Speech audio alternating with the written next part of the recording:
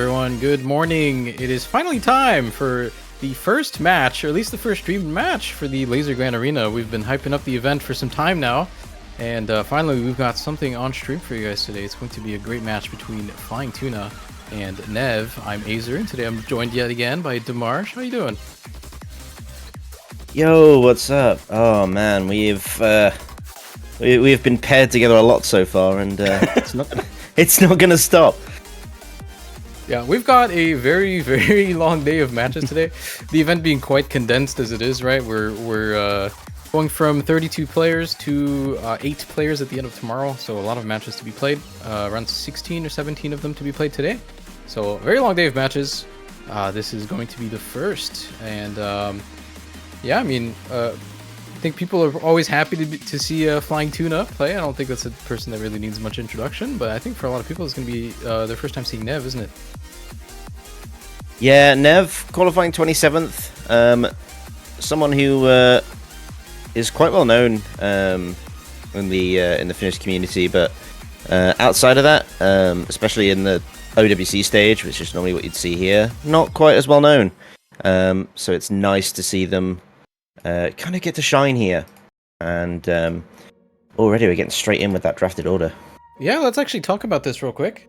For the draft order, there's a lot of changes that we're doing with that as we sort through a couple of issues here. But there's a lot that goes to it, right?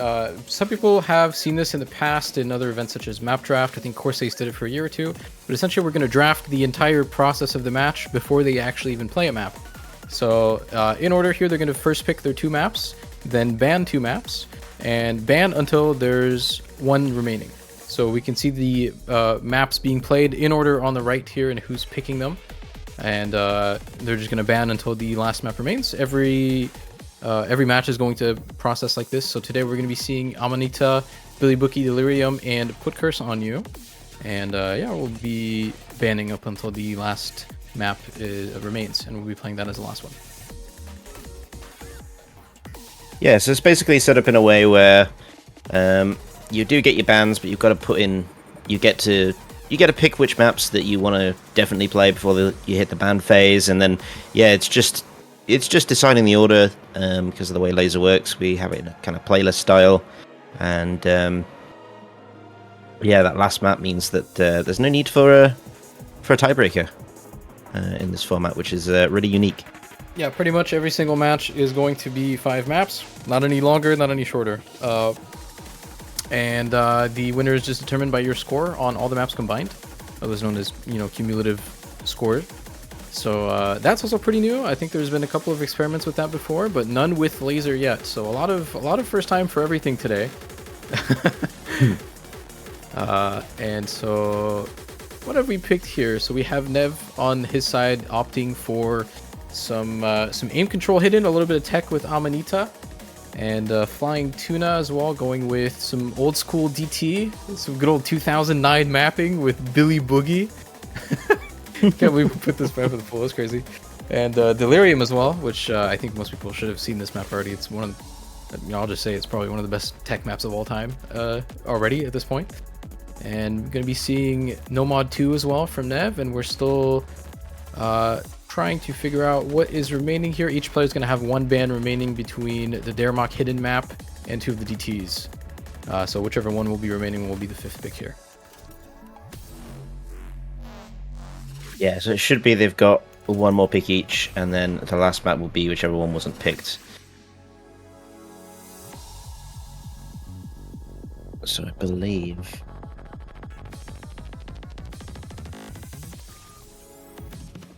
we'll just get that sorted real quick. But one thing we can... Oh, sorry, go ahead. We did see a couple matches earlier. There were some reschedules that were a little earlier on in the week. I think we had a Tuesday match, I think, which is kind of crazy. That's a first for World Cup team, anyways. We had 2 matches yesterday as well, so we did see a couple of them off stream. We did see MP beat Rudge by around 600k or so. A little bit surprising to me, but maybe I'm underestimating MP a little bit. I actually think Ampy will be playing against the winner of this match after this is done, so that'll be happening tomorrow. We've also seen Enry versus Penguinzy and Antonio versus Hunter. And for all of these matches here, it's single elimination. That's also quite new. We're trying to kind of speedrun the event here a little bit. It's only 2 weeks of matches, so for the majority of the event, it's only going to be single elimination. Yep. So there's no second chances. You've got to come out of the gate swinging, really. And I think we finally have that order decided for us. In Rogoku's strip, the last one is okay. I'm glad we're finally seeing this map played somewhere. If you missed the showcase, I've not been a great fan of this map. I've kind of declined it from OWC on a couple occasions, maybe like 3 or 4 years now. But now it's in LGA, so we're finally going to be seeing this map being played here. We did see Tuna practicing on that map earlier too. It was very, very impressive. But here we go as we get into it already. Straight into Amanita playing on Lazer here. Yeah, so Amanita, we have got that 7.3 star map, 194 BPM at 3 minutes 25 seconds. It's very much sure. Yeah, go ahead. This should also be a pretty familiar song to people, since this was a World Cup custom for. It's not an OS original or anything, but it was a custom map for the World Cup a couple years ago. This is the other diff though, so this is also quite new. But early on here, Flying Tuna, kind of as expected on this map, shining pretty well so far, almost with the SS. Yeah, Nev trying to hang in there a little bit, but is training quite a bit. 4% on the accuracy right now. Of course, this is Lazer, so accuracy plays a major factor in your score. Still need the combo though, as Tuna is demonstrating right here. Is that 400 PP already? That's right.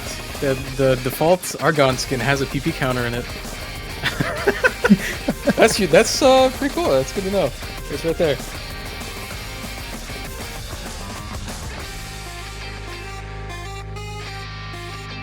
But yeah, early on, I mean, you can. I mean, it's Tuna.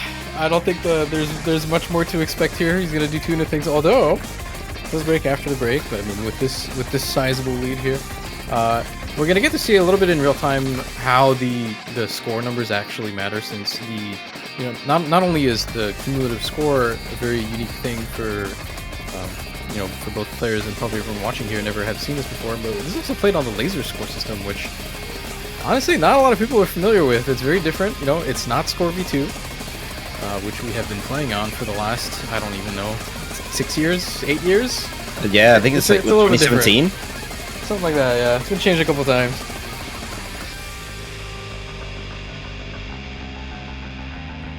Yeah, and the biggest difference being that it's not necessarily about combo. Accuracy plays that pinnacle role, as you can see. That 3 to 4% difference for Tuna is helping him maintain and constantly climb score, despite being at times further behind in combo. So combo not the definitive factor. It's all about how well you can actually play on the map, which I think certain players will appreciate the change, and others who like the combo game will absolutely detest. Yeah, from my experience, if you play a map more or less the same way, with more or less the same amount of accuracy, you're kind of going to get the same score. It's a lot more consistent compared to Score V2, which is pretty notoriously volatile depending on your max combo and all. But yeah, on here, not so much really. It's pretty easy to recreate the same score every single time, just because it's so much more act based. And we can already kind of see that here with a 3% lead for Tuna here, making up a pretty significant chunk of score here. And again, it's being cumulative scoring. Normally, this would just be 1-0, 1-0 here. But that score is going to carry over for the rest of it. So having a lead like that actually matters so much. It's 172,000 points of leeway here that Tuna has to play with. And we're going to be seeing both of his picks here as well. So we're going to go into DT1, which is very old school DT. A lot of grid patterning, a little bit uncommon. This is probably, well, it's not super present in this map, but one thing that's also going to play a lot of, make a big difference in the pools here is the actual gameplay differences between, stable and Lazer. Or a lot of people are not super familiar with those. A lot of people are going to know about no lock not really being a thing on Lazer, which is great. But a lot more than that, slider leniency, right? Things like slider streams, very significantly easier to hit. We're definitely gonna be seeing that in Delirium. So while these maps sometimes might look hard, the fact that they're being played on Lazer, they're definitely just more playable on Lazer, right? So we're gonna be seeing a lot of pretty crazy maps over the course of the tournament, and we're gonna get into Billy Boogie now. Absolute classic. That's something weird as well, which I've noticed as well. Well, not weird, but it's unusual, is that with the Lazer client, you load in so much quicker. There's not that big delay that we normally have at the start of each match.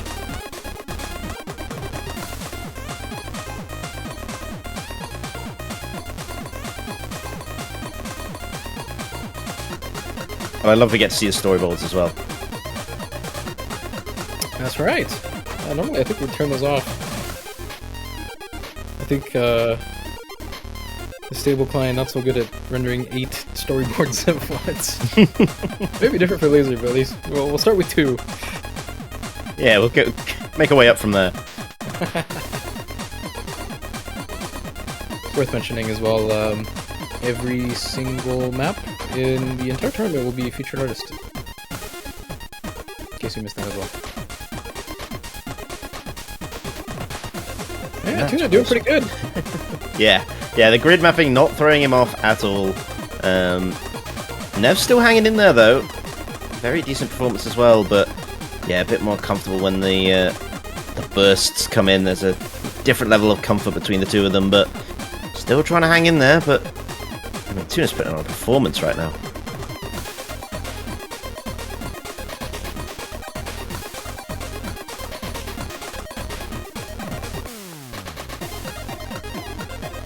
It's actually so nice to have that PP counter. Some extra layer of entertainment here. How high will it go? Yeah, we should keep track actually who gets the highest PB play throughout the tournament. I think we unofficially do in the World Cups, but with it being V2 and stuff, it's not always accurate.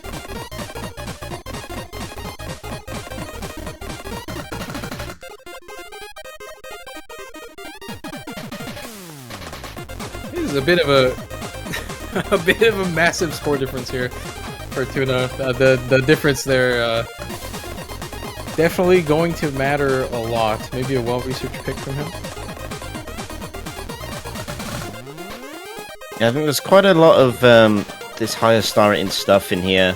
There seem to be we had the 7.3 and Tuna's picked up the 7.7 star map, which Nev might not be as potentially strong on, but it is a solid first pick from Tuna.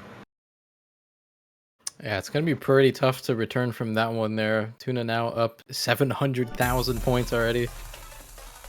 And we're about to see Delirium, which, I mean, definitely a Tuna map. If I'm ever thinking of people that can play this map well, he comes up, that's for sure.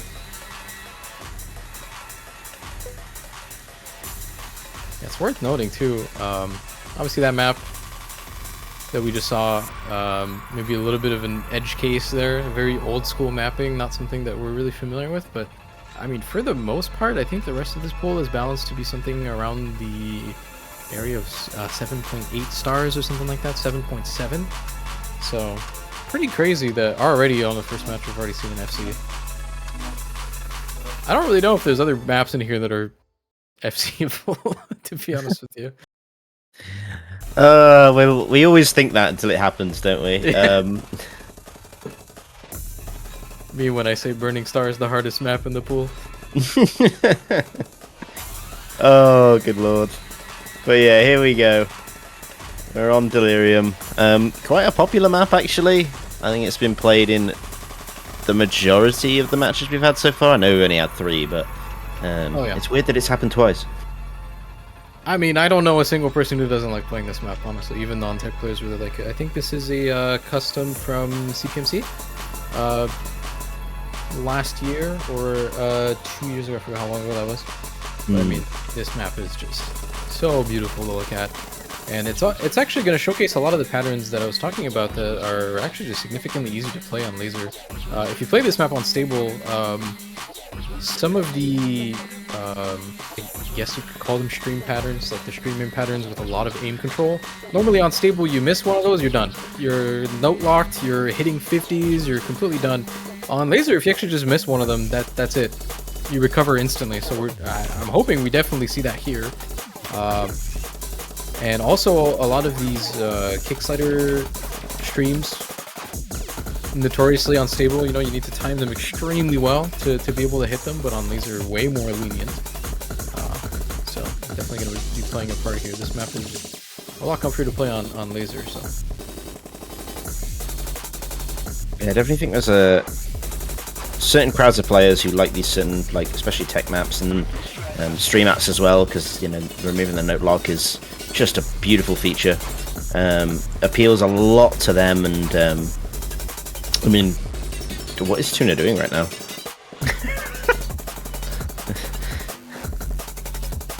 Like, he's FC'd 2 minutes of this map with 98 ag. He's kind of going nuts. This is a pretty long map that we're only halfway in. I'd be surprised. Well, actually, it has happened before. This has been FC'd in match before.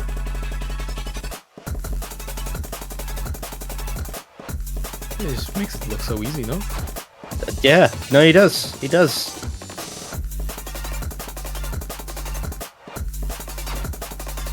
Pure consistency.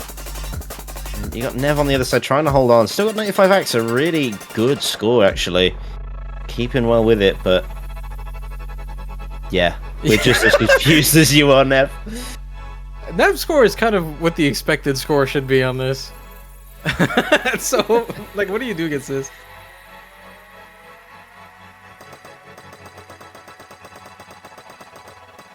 Also, spins aren't capped like they are in Osu Standard. As Nev managed to spin over 500. Yeah, that's always a funny thing to look at.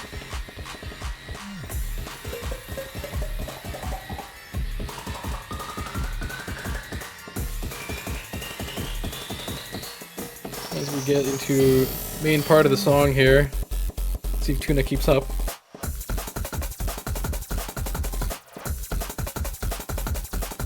Yeah, the fatigue might be starting to set in. Concentration wearing. These much easier on Lazer. Much easier on Lazer, these.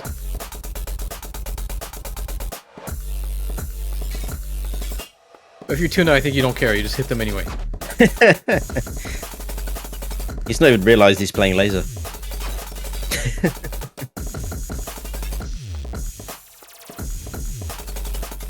He's actually going to FC a second map, isn't he?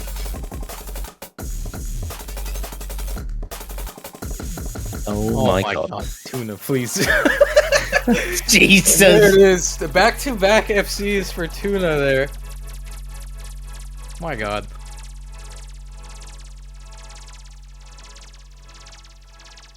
Wow. That is nuts. I mean, well played to Nev too. That's actually a very good score to the 500k. Pretty tough on this map, but I mean, there's nothing you can really do when when Tuna pulls that out of his pocket. Like, what the hell? Okay. Well, now for something completely different. We'll be going into a pretty pure streamy map here, pretty conventional Lamont 2 as you know them.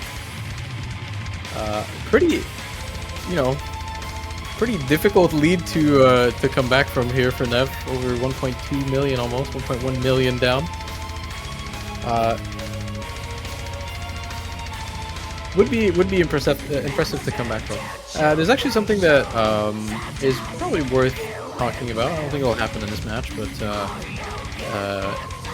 technically, because no fail on Lazer still reduces your score.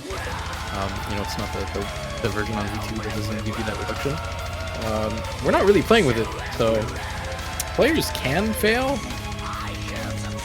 However, that would kind of invalidate like the entire format of that match, right? If you're just down a map, it's kind of not possible to win. So, just in case it does happen, if someone happens to be failing, their score still gets counted. So, just so people know. I say this because I would fail this map personally. We're not monsters. That's what we're trying to say.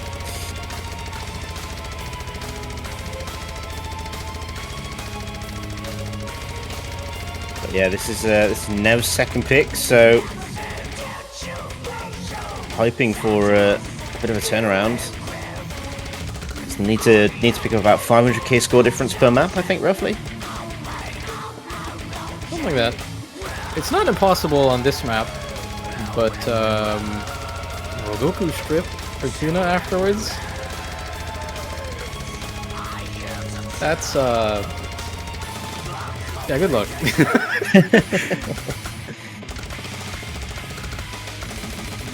Outside of the earlier break for Nev, he's had a good recovery here. He's applying a bit of pressure to Tuna here.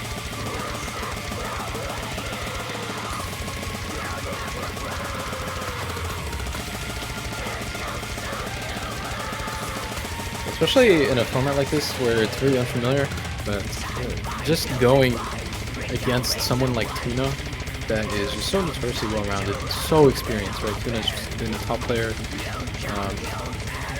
every tournament that he's ever played in, pretty much always within the top 3 or so, right? So, does finally find a miss though. He's not going to get 3 in a row, but damage is already kind of done. And Nev is keeping with the accuracy, but is still trailing a little bit at 1.5, or just, that's actually closer to 1%. It's made a 70k score difference here. Yeah, there was a little bit of max combo that went into that. As you've been saying earlier, it doesn't make as much of a difference as it used to. I'm sure we'll be seeing a lot of that. Like someone losing with a higher combo. There's definitely some of these matches, some specific gameplay elements I'm kind of looking forward to seeing how people adapt. You know, just on the topic of more Lazer differences, because might as well, right? This is the first time we're showcasing Lazer on the Life channel here, and first time probably a lot of people are watching a Lazer tournament, or maybe even Lazer gameplay at all. So, you know, regarding note lock, right? On stable, something that happens quite commonly is a bit of lag here, but hopefully it gets resolved. On stable, something that happens quite a lot actually is you know, whenever you're missing, you kind of subconsciously try to repair your miss so that you don't note lock, so you'll start like overstreaming and stuff like that. With the Lazer scoring system, that's actually going to tank your score a lot. Getting one miss compared to just getting like a bunch of 50s, very, very big difference there. So I think, you know, some people that have been playing Lazer a little bit and are used to playing on it might get a little bit of, you know, like a score advantage if they're used to recovering by just playing normally. It's definitely like a conscious thing that needs to happen if you've been playing the game for a long time. So I wonder who has learned that ability, I suppose. Yeah, it's more about not tanking your score, isn't it? Than it is about necessarily trying to combo your way through a map and 4-leaf clover at the end. It's just going to add to Tuna's score here.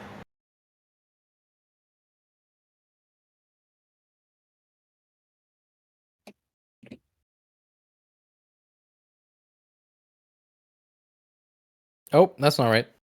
Still have a map to go, don't we? I hope so. Well, we do have Rogoku strip to go still. Pretty unique map. I'll let you experience it if you're not too familiar with it. Yeah, a lot of, you know, not only not only the format of the tournament itself, and even Lazer itself to an extent, being very experimental. A lot of the actual infrastructure that we're using with also is first time for us as well. So might be a couple hiccups.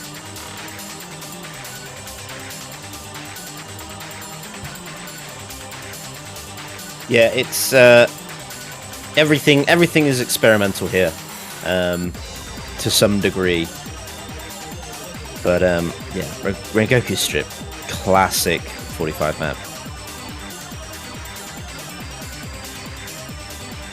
So I guess it's interesting to have a match like this to showcase this as the first time here.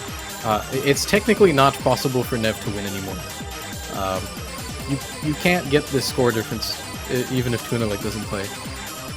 So I guess if a match is extremely one-sided like this, you might have some obsolete maps, but I mean Tuna's just been putting on a clinic, man. It's been crazy to watch. Yeah, I mean there's only so much you can do when he back-to-back FCs 2 maps in a map.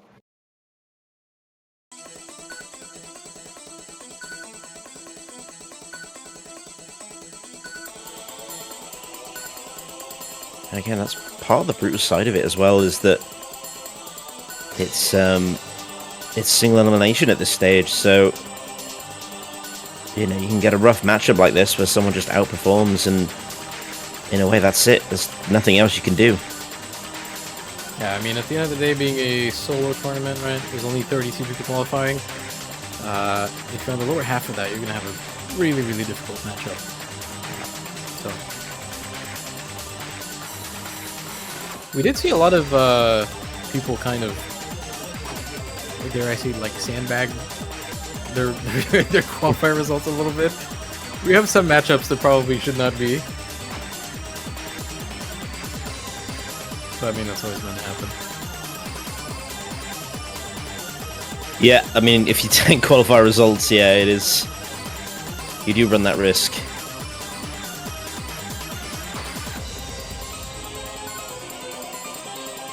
Both of them actually doing really well so far. Tuna just kind of gaming on the combo, but accuracy is actually in favor of Nev here. Yeah.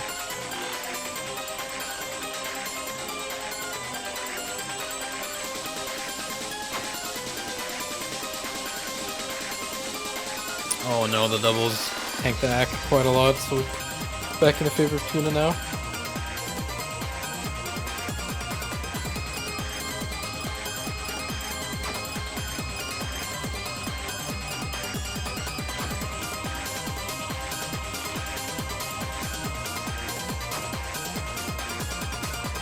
And CS2 as well is really just such a brain teaser. Density, it's AR9 as well, so you've got, it's really dense style, a lot of overlapping and a lot of information on screen all at one time.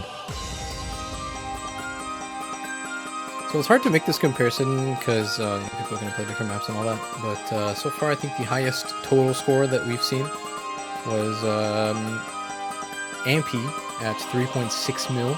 A little bit short of 3.6 mil. So Tuna kind of gonna smash that a little bit here. We've only played 3 matches. This is the 4th. But yeah, I mean, already over 4 million over the course of the whole match.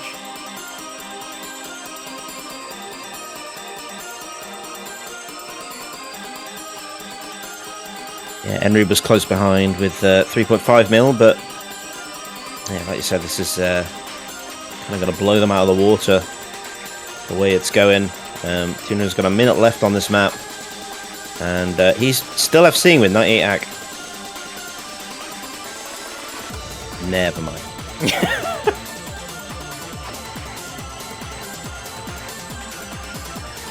Good timing. Good timing. Yeah, it's alright. Tuna's had enough, I think.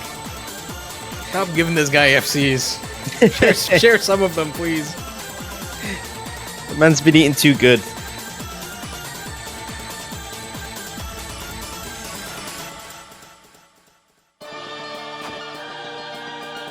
This BPM change at the end always gets people for some reason. Every single time I see someone play this map,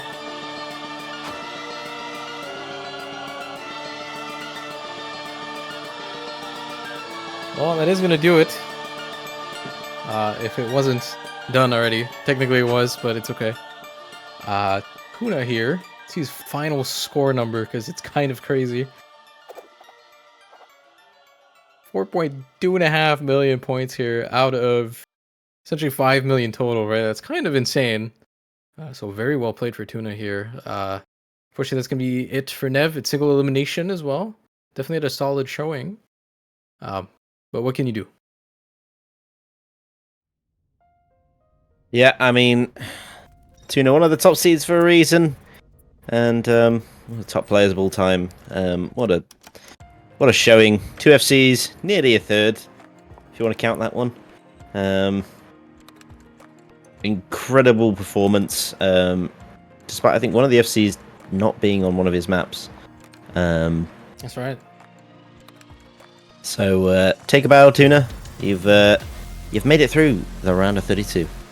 Yeah, so that means Tuna now will advance to play against Ampy tomorrow at 17 UTC.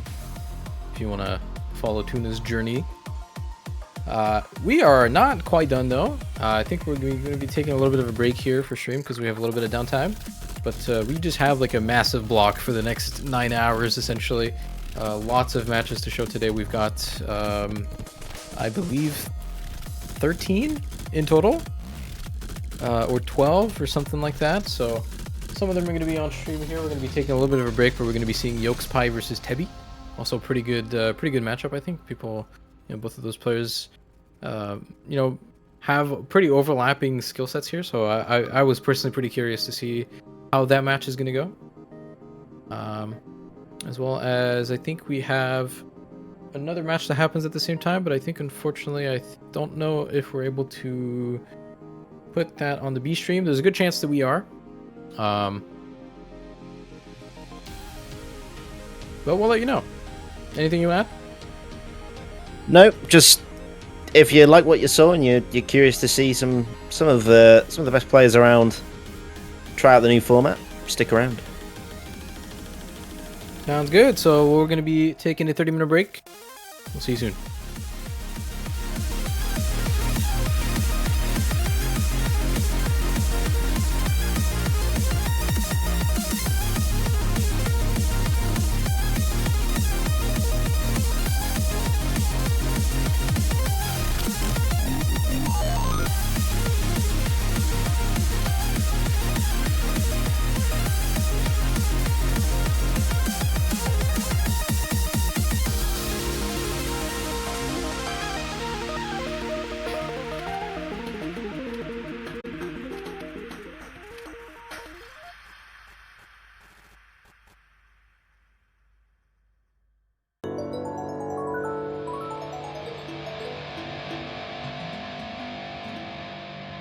Hello, everybody. Welcome back to the Lazer Grand Arena round of 32.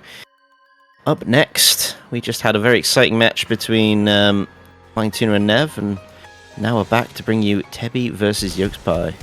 I'm Dimash, and I'm going to be joined on this cast by Mavs. How are you doing? Yo, what is going on, everyone? Yeah, welcome into Lazer Grand Arena. My first match here, casting for this Lazer tournament. And yeah, pretty nice banger match there between Tuna and Nev. Tuna putting on probably the best performance we've seen so far. Of course, it always comes down to the maps that end up getting played, but just overall on the score that he managed to accumulate there, over 4 mil, only player to hit that so far. Pretty impressive. But yeah, Tebi Yolkspie right now. And I would say a pretty polarizing matchup, as we were just discussing before. Definitely opposite sides of the coin here in terms of these players' skill sets, and also pretty close in standard rank as well. So probably going to be expecting, I would imagine some pretty polarizing scores here in terms of, I'm expecting Tebi to do really well on some of these hard rock, some of these more tapping oriented maps, and Yolkspie to do well on some of those the opposite types of maps, really. The more reading oriented, more hidden type maps and more gimmicky. So yeah.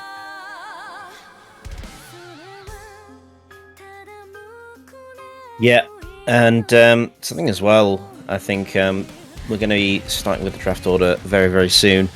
But Yeah, something else that the qualifiers don't necessarily tell us is when players had the playlist, they had up to 22 players on all of the 11 maps that were available, and they could split those however they wanted.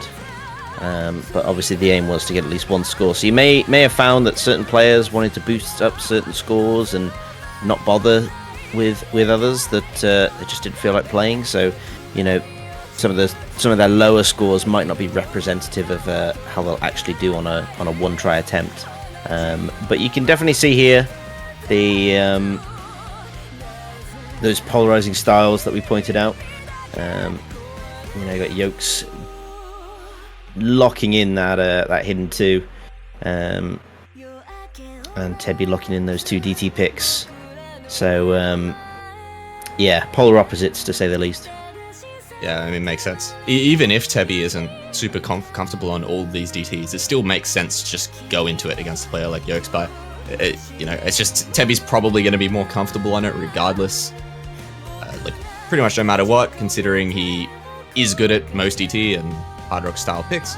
So it makes sense. And Yokespy actually taking out the hidden one, that's pretty interesting to take out, but possibly just not comfortable with the patterning on that map, or perhaps the BPM.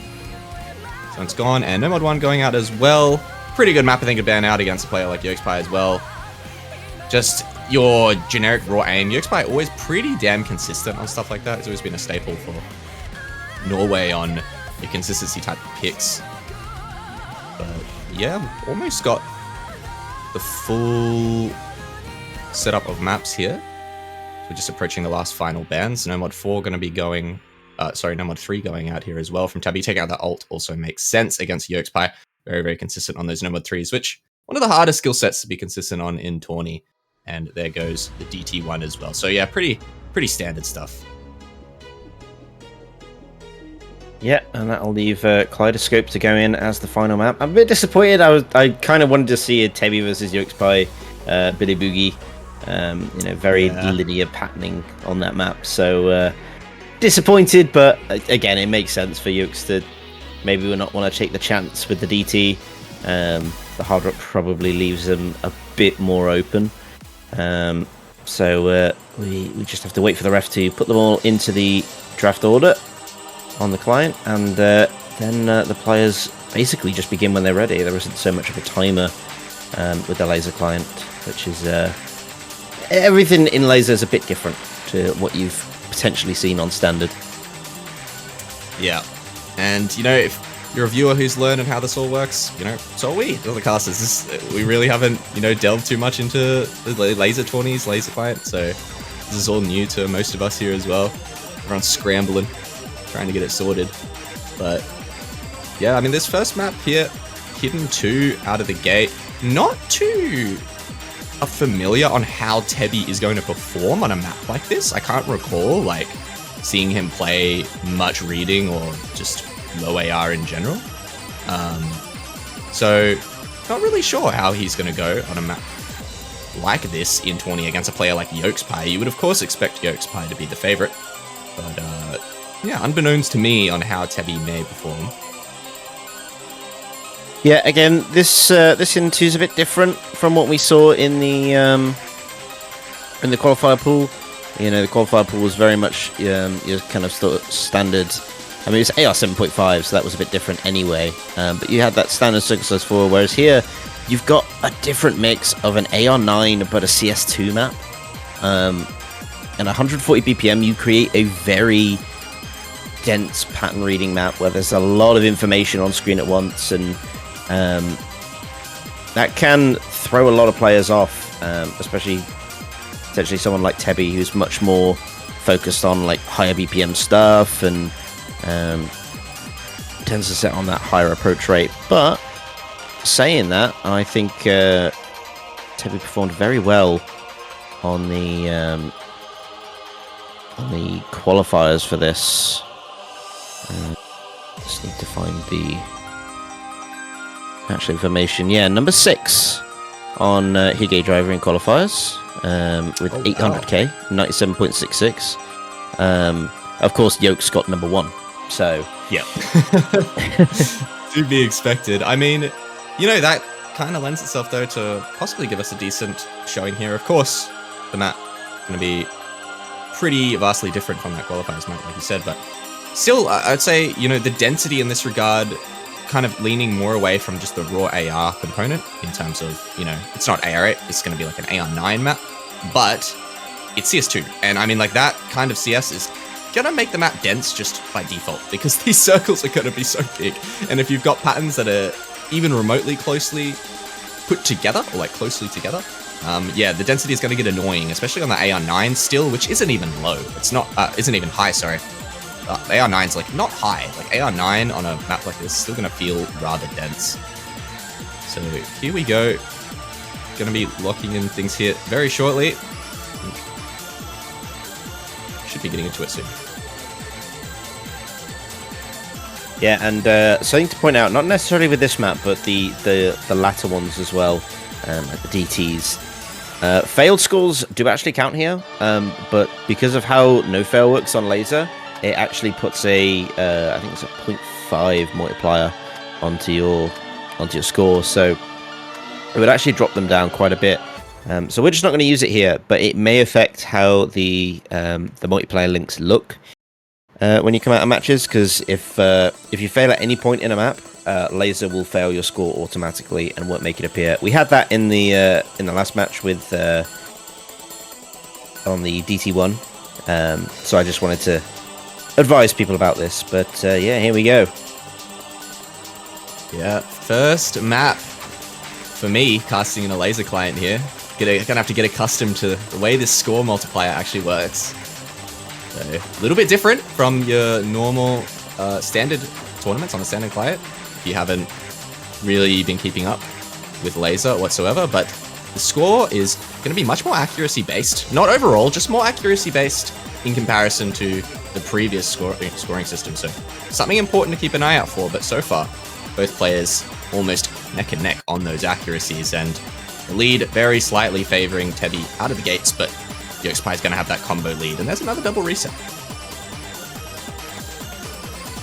Yeah, again with Yokes getting slightly higher max combo at the moment, it is going to favor him slightly because their accuracies are, like you said, neck and neck at the moment.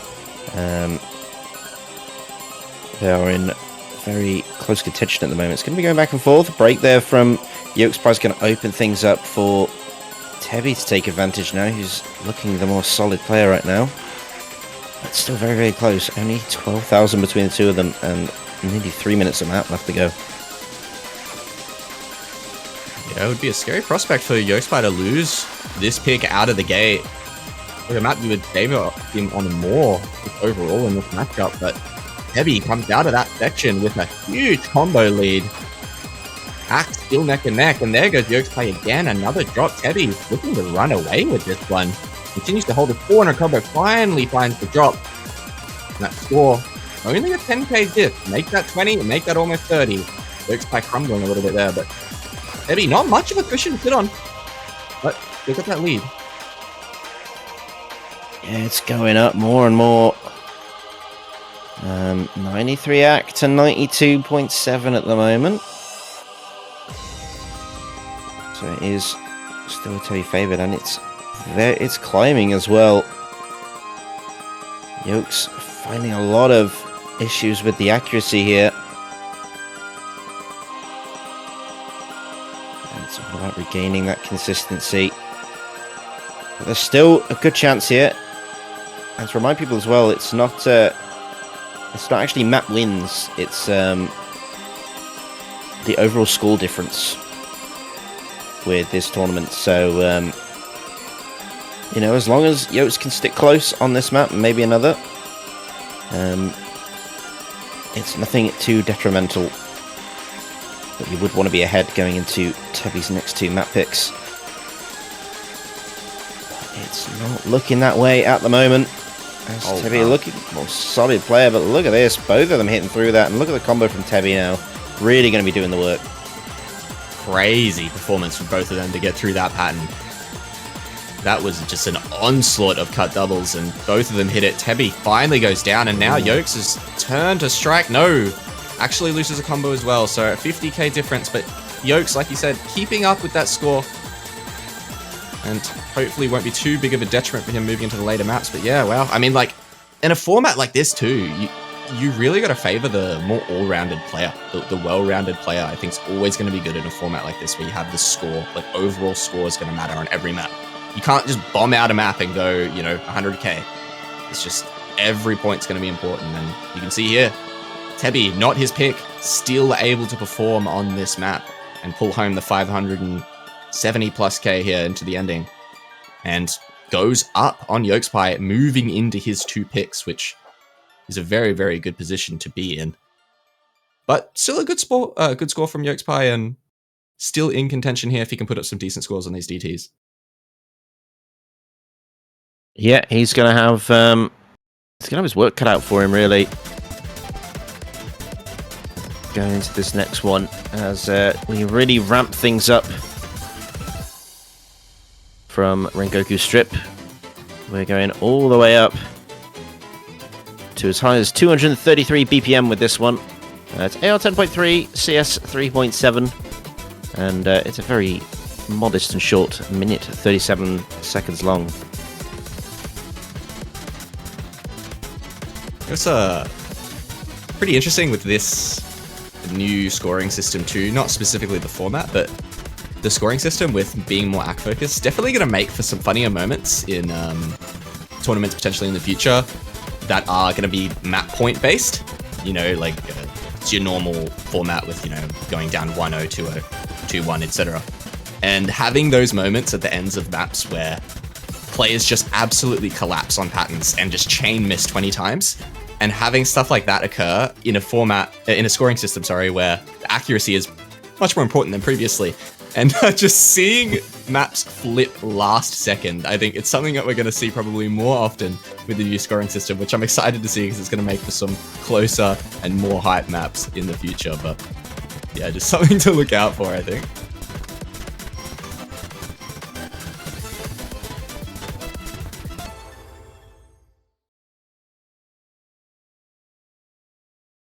Here we go.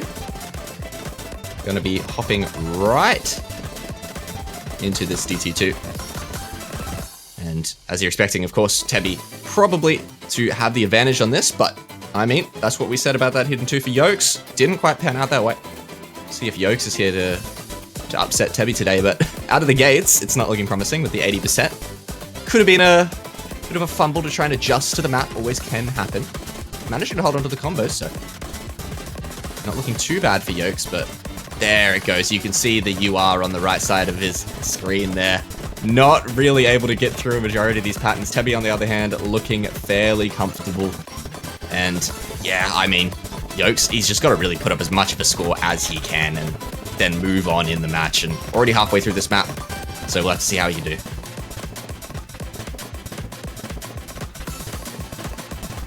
Yeah, again, that score difference, the higher that Tebby can take it, the more damage that Yokes will have to claw back later on into this matchup. But it'll be a great struggle. Still managing to put up decent score though, 300k from Yolkspie so far, despite the 82 AC.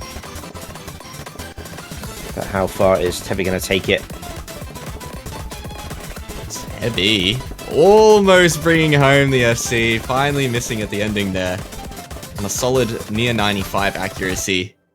Pulling in a big score. That's going to be a big boon moving forward in the match. 850k and you beat your opponent out by 500,000 points. That is going to net him a substantial lead, as you can see here on the top. About 550k of a cushion now Tebby has to work with, and it's still moving into another map that he picked in the draft. So here we go. It's going to be another DT. We're going to get DT3 this time. It's going to be Dragons.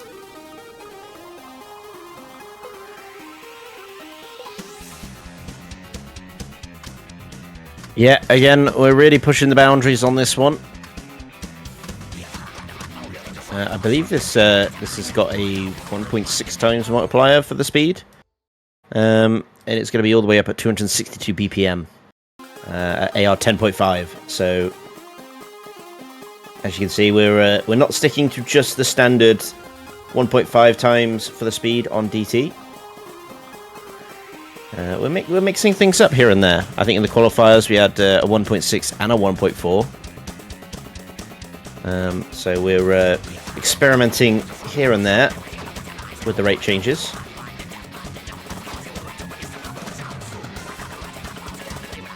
Yeah, and by the way, this is AR 10.5. This is no joke. AR 10.5 is usually the type of AR you only see in very, very prestigious high-level tournaments against some of the best players. It's not too common in tournament scene, really, in general. So 10.5 on a map like this, it's going to be very difficult to play. 10.5 really is only kind of comfortably played by most players on just your generic aim.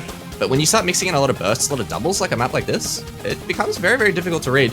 As you can see, Yoke's accuracy down there on the 88. Tebby holding up that a bit better, and that is going to maintain his lead, even with this combo advantage from Yoke's. This accuracy-based scoring, slightly more accuracy-based scoring than previously is going to keep Tebby pretty firmly in the lead. But there goes Yoke's combo, and now Tebby to run away with it. But Yoke's putting on a bit of a better performance than that previous DT.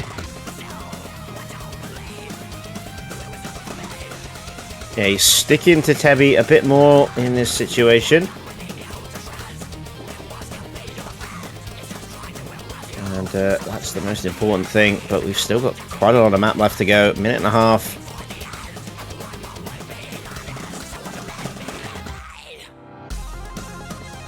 And so far, so good. I mean, if Yost can keep this to 200k, I mean, he's already got to make up 600k across 2 maps roughly to keep in this, so he needs to start finding those victories if he can, because another 200k would put it, what, 800k, and that is a massive score deficit to claw back in 2 maps. At that point, you're not just hoping to do really well on the following maps, you're also hoping for Tebby to do poorly. And I believe the next 2 maps are hard rock, so I don't think Tebby is going to do that poorly. So it's going to be very difficult for Yokes, I think, to mount any sort of a comeback in this match. But at the very least, only going down on this one by less than 300k, which was far better than the previous DT. But now Yokes, he's going to have to step up. He's practically going to have to FC, I think, these maps here, and hope that Tebby doesn't get near FCs himself. To bring back a near 900k score deficit so far. Yeah, he is currently 845,702 down off Tebby's score right now. So we are very much looking for around 420k score difference after the next 2 maps. That's what it's going to take for Yokes to win. Yeah. Or an insane performance in one of these maps. And he basically has to win both these maps by a good margin. Yeah, and I mean, knowing Tebby, he's probably not going to get less than, what, 300-400k on these hard rock picks. So, let's give him benefit of the doubt and say probably not going to get less than 400k in most scenarios on maps like these. Just hard rock in general, pretty comfortable hard rock player. So, Yokes, he's going to be looking for near FCs, I think, at the very least here.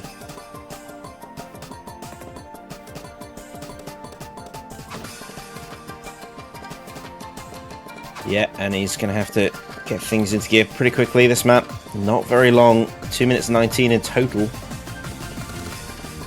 And that early miss, yeah, it's going to hurt. Miss for Tebby though. Good thing if you're Yokes Pie, who's starting to get things under control, but is trailing a lot on the accuracy, which is not going to help. There's another miss. Kind of a brutal map so far, not going to lie. This one definitely looks quite difficult with the CS. Some of these space patterns on this circle size, definitely brutal, especially anti-aim doubles like that. Not friendly to play whatsoever. As you can see so far for both players struggling to approach the halfway point, but yeah, looking like 500k scores are going to be what ends up coming out of this one, unless either of these players can build up a substantial combo in the second half. Tebby looking like he wants to do just that with that 100 combo as he moves into the second half of the map. Here we go, slight break. Yeah, I should also point out as well that the client doesn't actually apply the hard rock multiplier, so that's that's CS6 standard. That's 7.8 when you apply the multiplier. Yeah. Because this is not 6. I'm telling you now. It definitely does not look like 6. When the circles are pretty much smaller than the cursor on screen, yeah, that's probably not CS6. 7.8 is no joke, man. Definitely, again, something you're not used to seeing in a lot of tourneys. Very, very small circles. And a map like this doesn't lend itself to it in a friendly way either. Look at these patterns, man. On 7.8, this is brutal. I'm not gonna lie. Definitely the most brutal map we've seen so far. But both players managing to handle it quite well. Tebby, actually, putting up possibly a 600 plus K here in this ending. Doing very, very well on this hard rock. And the accuracy's well and truly up there on that 97 plus on a map like this. Very impressive. Not a bad score from Yokes, but at this point, it's pretty much going to seal Yokes out from winning this match. I don't think there's any realm of possibility to take this one back. And I mean, the winner screen popping up for Tebby there. I think may as well bring it up early. I don't think Yokes can win this. Unfortunately, I think Tebby would have to get a negative score on this next map for that to even happen. Yeah, it's something that the client just does. Which, you know, you love to see. But, yeah, it's...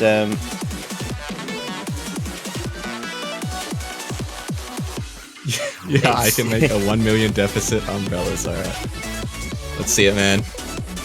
He's got this. He's got this. All he has to do is FC. And then...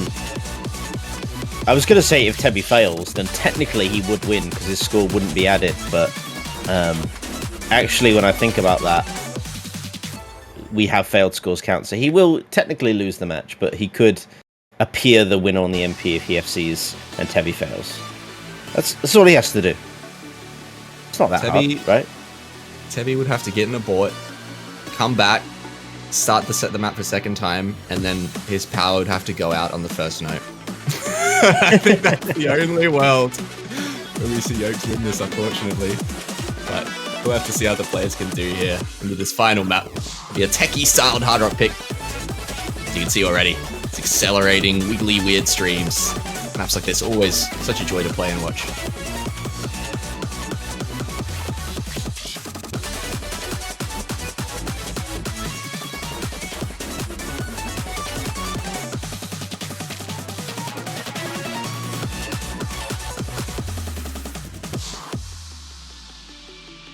Maybe the question is, can Yokes take one home in this match so far, being bested by Tebby on all 4 maps that have been played?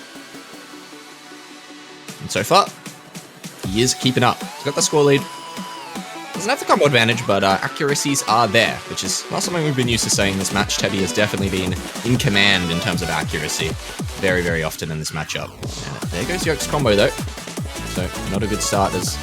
Well, we move into already the final third of the map. Very, very short. This one's only 2 minutes long. And there goes Tebby's combo. Yokes now going to take the lead and the accuracy advantage. He's just going to have to hold on for a bit longer. He manages to get through these patterns, man. Some very, very brutal patterns in here as well. But Yokes managing to do it, maybe? Dimash, let's see. To the re-ending of this map. 40k lead. Can he finally bring one home? Yeah, again, he's got the opportunity, he's got the accuracy and the combo in hand. Just needs to maintain it for that little bit longer. 10 seconds left. He's almost at the end, and I think he is going to do it quite soundly. He got his map win. He did. And that would have been the type of map where I would have expected to see a very just random chain miss on the end. And that would have been what I was talking about earlier. It would have been funny to see it there, just Yokes collapsing and losing 100k at the ending. But no, doesn't do it. Finally takes a win on a map at the very least. But Tebby, pretty dominant performance all round. And I mean, just the more well-rounded player, I think generally going to come out in top in this kind of format, really. And it's what you expect to see from a player like Tebby, you know? You got someone like Yokes where, yeah, he's really, really good at these reading-oriented, hidden, more gimmicky picks, but But a player like Tebi, even though he's good at the tapping, even though he's good at the hard rock, he can still play those other maps, and that's just going to be such a huge boon for you in a format like this. So you're not going to bottom out on your scores. You're not going to get 100 Ks on those reading picks. You're still going to put up a fight. And as you can see, point proven as Tebi takes that match pretty convincingly. Yeah, he's had solid 3 map wins, and that really helped the score deficit. Picking up that early overall score difference on Hidden 2 really helped. Again, this format can be pretty brutal on the maps you can't play. The all-rounders are the ones that are going to shine the brightest here, and that's pretty unique.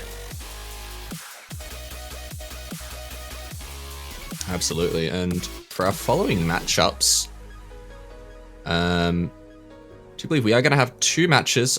Unknown if we are getting a B stream in 32 minutes from now, because there is 2 matches on, but the A stream match, at least unless the schedule gets changed, I'm assuming is going to be Nope JKK versus Zestash. It's going to be 32 minutes from now, and the other matchup at the same time is going to be AkensEX versus RQ. So yeah, unknown. It is supposedly going to be Note JKK versus Zestash on the A stream, but we will have to wait and see if that B stream is going to be coming around, and we may be getting both matches. But yeah, that's gonna we're gonna take that short break in about we will return in about 27 minutes time. So don't go anywhere. We'll be back shortly.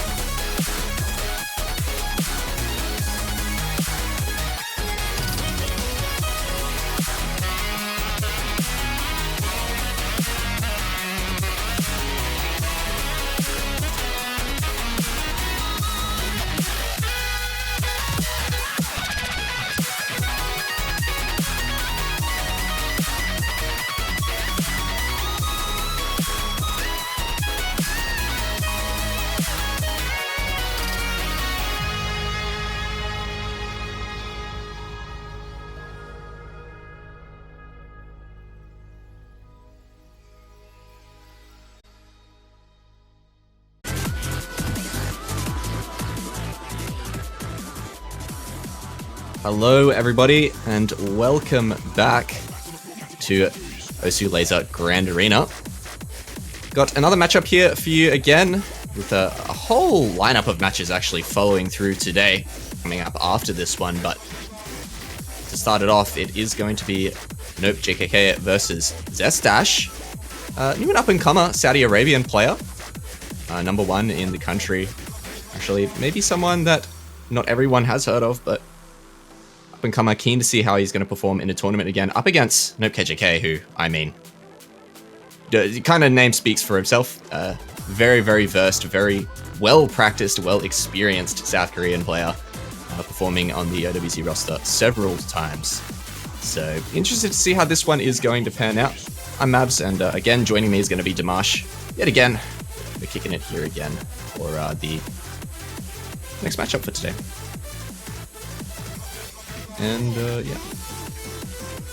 Yeah, we're looking like this could potentially be one of the closer matches that we've seen. We've got seeds 13 and seed 20 respectively. You know, players like Zestash performing particularly well on certain maps, but struggling a little bit more on the others. Whereas KJK kind of in a similar boat actually. A lot of good scores in the qualifiers, but also ones that definitely not playing to their strengths. Unfortunately, I think a lot of those skill sets potentially overlap quite a bit. So it might just be a case of the stronger player today may have the overwhelming advantage, but we'll see. Yo, and big shout outs to Tuna there for the big raid on the A stream. Thank you, Tuna. And just want to let everyone know we do have a B match, a match that was supposed to be being streamed on the B stream, which is AkenZX versus RQ. However, unfortunately, there is out of our control. Unfortunately, a service that we are using to broadcast these matches is currently down. So, unfortunately, out of our control, B stream is not going to be up right now, and hopefully, it'll come back. But there's nothing we can really do about it for now. So, unfortunately, it's just going to be the A stream. But yeah, we're going to be with this matchup regardless. And yeah, Zestash coming in here. Got some pretty decent scores in these qualifiers.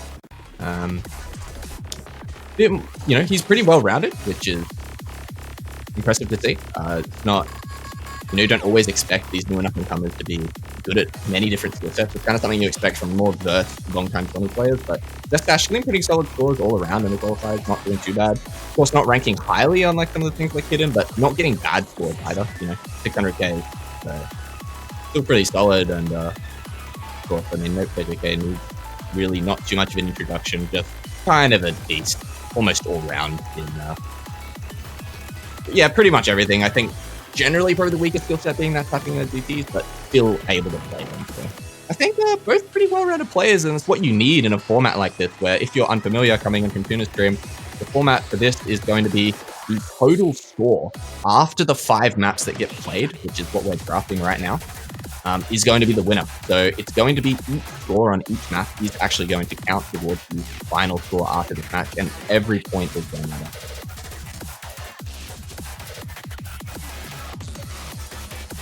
Yeah, so it's not so much about necessarily winning the most amount of maps. It's just ensuring that your score difference doesn't get too far out of reach in the early go-ins that you then can't recover. And from what we've seen, the higher seeded players tend to be in the strongest position, having those 2 maps in the middle there really do help out with keeping the players firmly in the lead. So this first map is incredibly crucial because you want to give yourself a good score margin going into those next 2, knowing that you could potentially end up quite far behind if you're not careful. Yeah, absolutely. Definitely got to try and kick things off well, and that's where you can falter if you're not well-versed, you're not well-rounded, you don't make the right bans. Definitely banning strategy as well, something to take into consideration in this kind of format, where your ban strategy kind of changes a bit. Whereas, previously maybe in a matchup you would you would ban something where maybe you still get a decent score, but you feel like your opponent is just going to get a better score than you in general, and they're just going to beat you on it. Whereas now, it's like, okay, well, I want to ban maps where I'm going to get the lowest score. And you're not necessarily taking into account as much your opponent. You still are, obviously. But you don't want those maps left in where you're going to get lower scores in general, even if your opponent might also not be great on it. I don't know if that makes a whole lot of sense, but it's definitely a little bit of a shift in strategy. You want to keep things in where you're going to get high scores, even if you feel like your opponent might beat you on it. As long as you can get that high score, it's going to be a boon for you moving forward in that push. So, finally we have our order decided. This is the draft, so we're going to be starting off with Zestash's DT1 Billy Boogie, going into Let's Court and Beryllium for Nope KJK, and then we're back over to Keelhold for Zestash, and then Kaleidoscope will be the deciding map that was not picked or banned, you know, the last person to be picked on for football. Yep. I'm not surprised to see Nope KJK taking out these tapping maps, taking out these DPs, taking out this high AR 10.5. Definitely seems to be leading a little bit more in the favor of Zestash.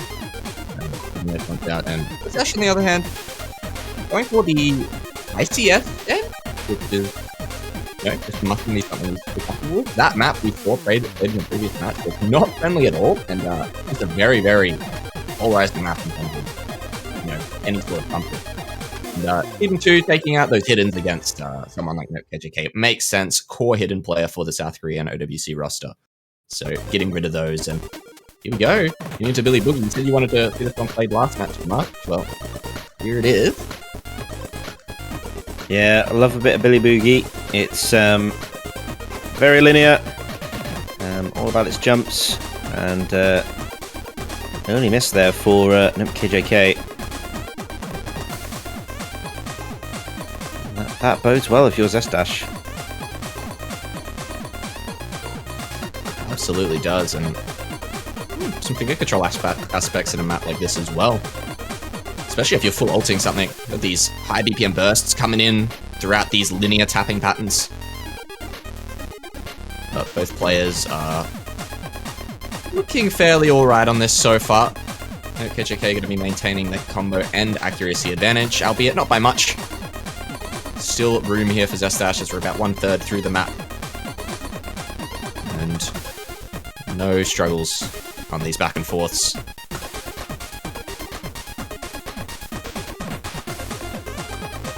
Yeah. Reset for Zestash there, and KJK's there, and to pick up the pieces. Bursts tend to catch out a lot of players. Oh, wow.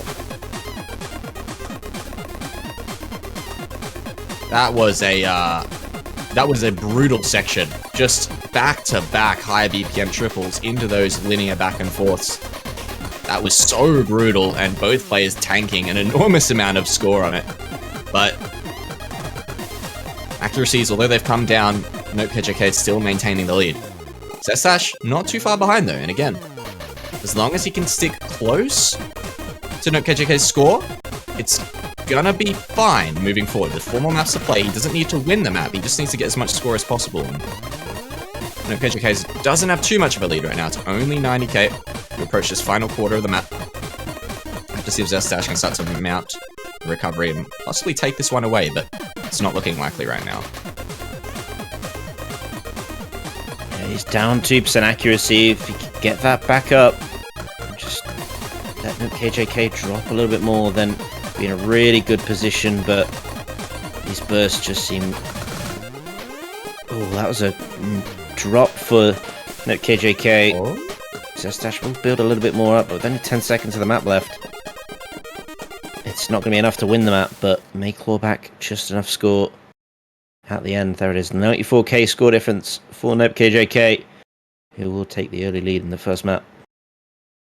Unfortunately for Zestash, finally got a window there to start building a bit of a recovery against Nope KJK, but map does end. All things do come to an end eventually, and wasn't able to really take advantage of that lead he managed to get there at the end in terms of the combo, but nonetheless, only about a 95k difference here, so promising for Zestash moving forward into NopeKJK's pick. It's going to be the No Mod 4 Let's Quartz. Oh, that's interesting. Yeah, NopeKJK actually failed during that map, so the MP doesn't show his scores at all yet. Okay. So, yeah, Lazer MP's not showing the failed scores, so you know, but for the tourney, the score still counts, so it's no difference for the actual overall score of the match. So yeah. Yep, the failed scores count, so it makes no change at all.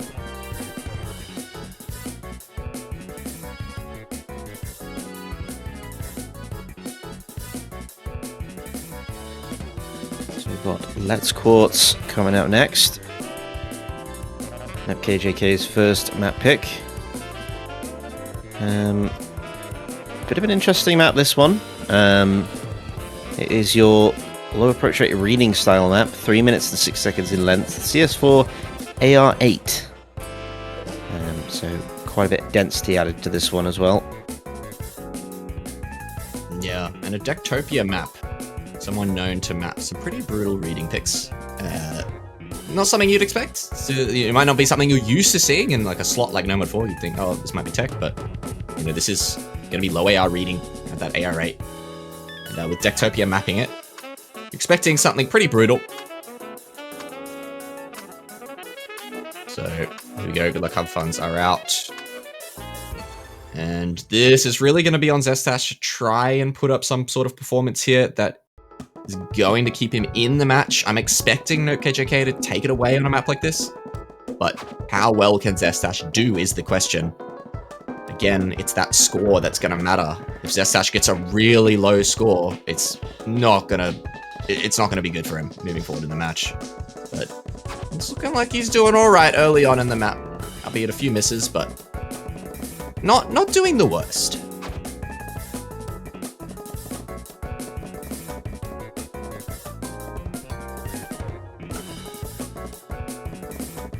Yeah. Not the ideal start, but again, if KJK doesn't manage to secure a big amount of combo, he will keep fairly close to him. It's 68k so far. Like I said, 3 minutes in that. Still got 2 minutes left on this map. And KJK gonna want a big score margin here. 200 to 300k would be lovely, but at the moment it's just sitting and rising slowly to 100k, as that AC really not working to Zestash's favor right now. This map is just, I mean, this is so brutal to play on AR8. This is the type of map where with hidden this would just be near unplayable. This just plays sort of like it's just like if you're familiar with, you know, hidden threes in general and what is usually put in those slots, it just plays sort of like a map like that. But it's AR8. This is just kind of brutal. A lot of these cut patterns and these overlaps and these weird space accelerating patterns on this AR8 is so brutal to play. You can see Zestash not having a great time with it. These 1/3 mixed in. NopeKJK though, doing fairly well for himself in that 93.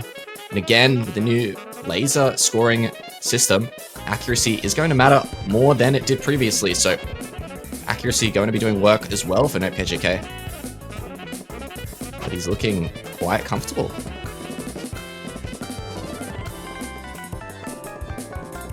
Yeah, score is continuing to climb here, but not necessarily as much as I think we've seen in previous matchups. Again, like I said, the accuracy, it works to your favor, but also holds you back in other areas. And Zestash just trying to focus on hanging on there. You know, a good 300-400k score out of this. 30 seconds left of the map, so maybe not 400k, but 300k would still keep things relatively close after a map like this. You can definitely tell, I think Zestash has done a decent amount of preparation for this map. It's just probably not something that he's super comfortable playing in general, but he's done pretty alright on it. All things considered, a 320k score on something like this, up against NopeKJK, who's only pulled home the 460. is a pretty good performance from Zestash. So only a bit behind on both the maps so far, and I mean, I think his performance will only go up from here when we move into the next no mod pick. Probably not going to be as polarizing as that no mod 4. And it kind of leans into that map we just watched, kind of relates a little bit to that strategy I was talking about earlier, right? It's like, obviously NopeKJK did win it, and I think he did enough to warrant picking it, but, you know, it's a kind of map where, even though he's favored on it, he's still got a decently low score. And yeah, I think it was enough in this scenario, but if we kind of spin that on its head and we say, well, what if you get 300k and you win the map and your opponent gets 200k? Well, then it's like, you know, picking that map wasn't really too much of an advantage at the end of things. It only warranted you a 100k score lead at the end of all of it. And was there something else you could have picked where you possibly could have gotten closer to an FC? Where you possibly your opponent could have vaulted earlier, gotten a 400 or 500k, and maybe you near FC'd, and then in that instance, you know, you build a way bigger score lead. So definitely differences in strategy when it comes to this type of format. But here we go. It's going to be the No Mod 3. Another pick from NopeKJK here. As we get into the things that I'm expecting this one to be closer. Yeah, I think if Zestash can keep very, very tight to NopeKJK, maybe even take a bit of score off him, would be very optimal going into that last pick. As even the small score deficit is still a lot to regain.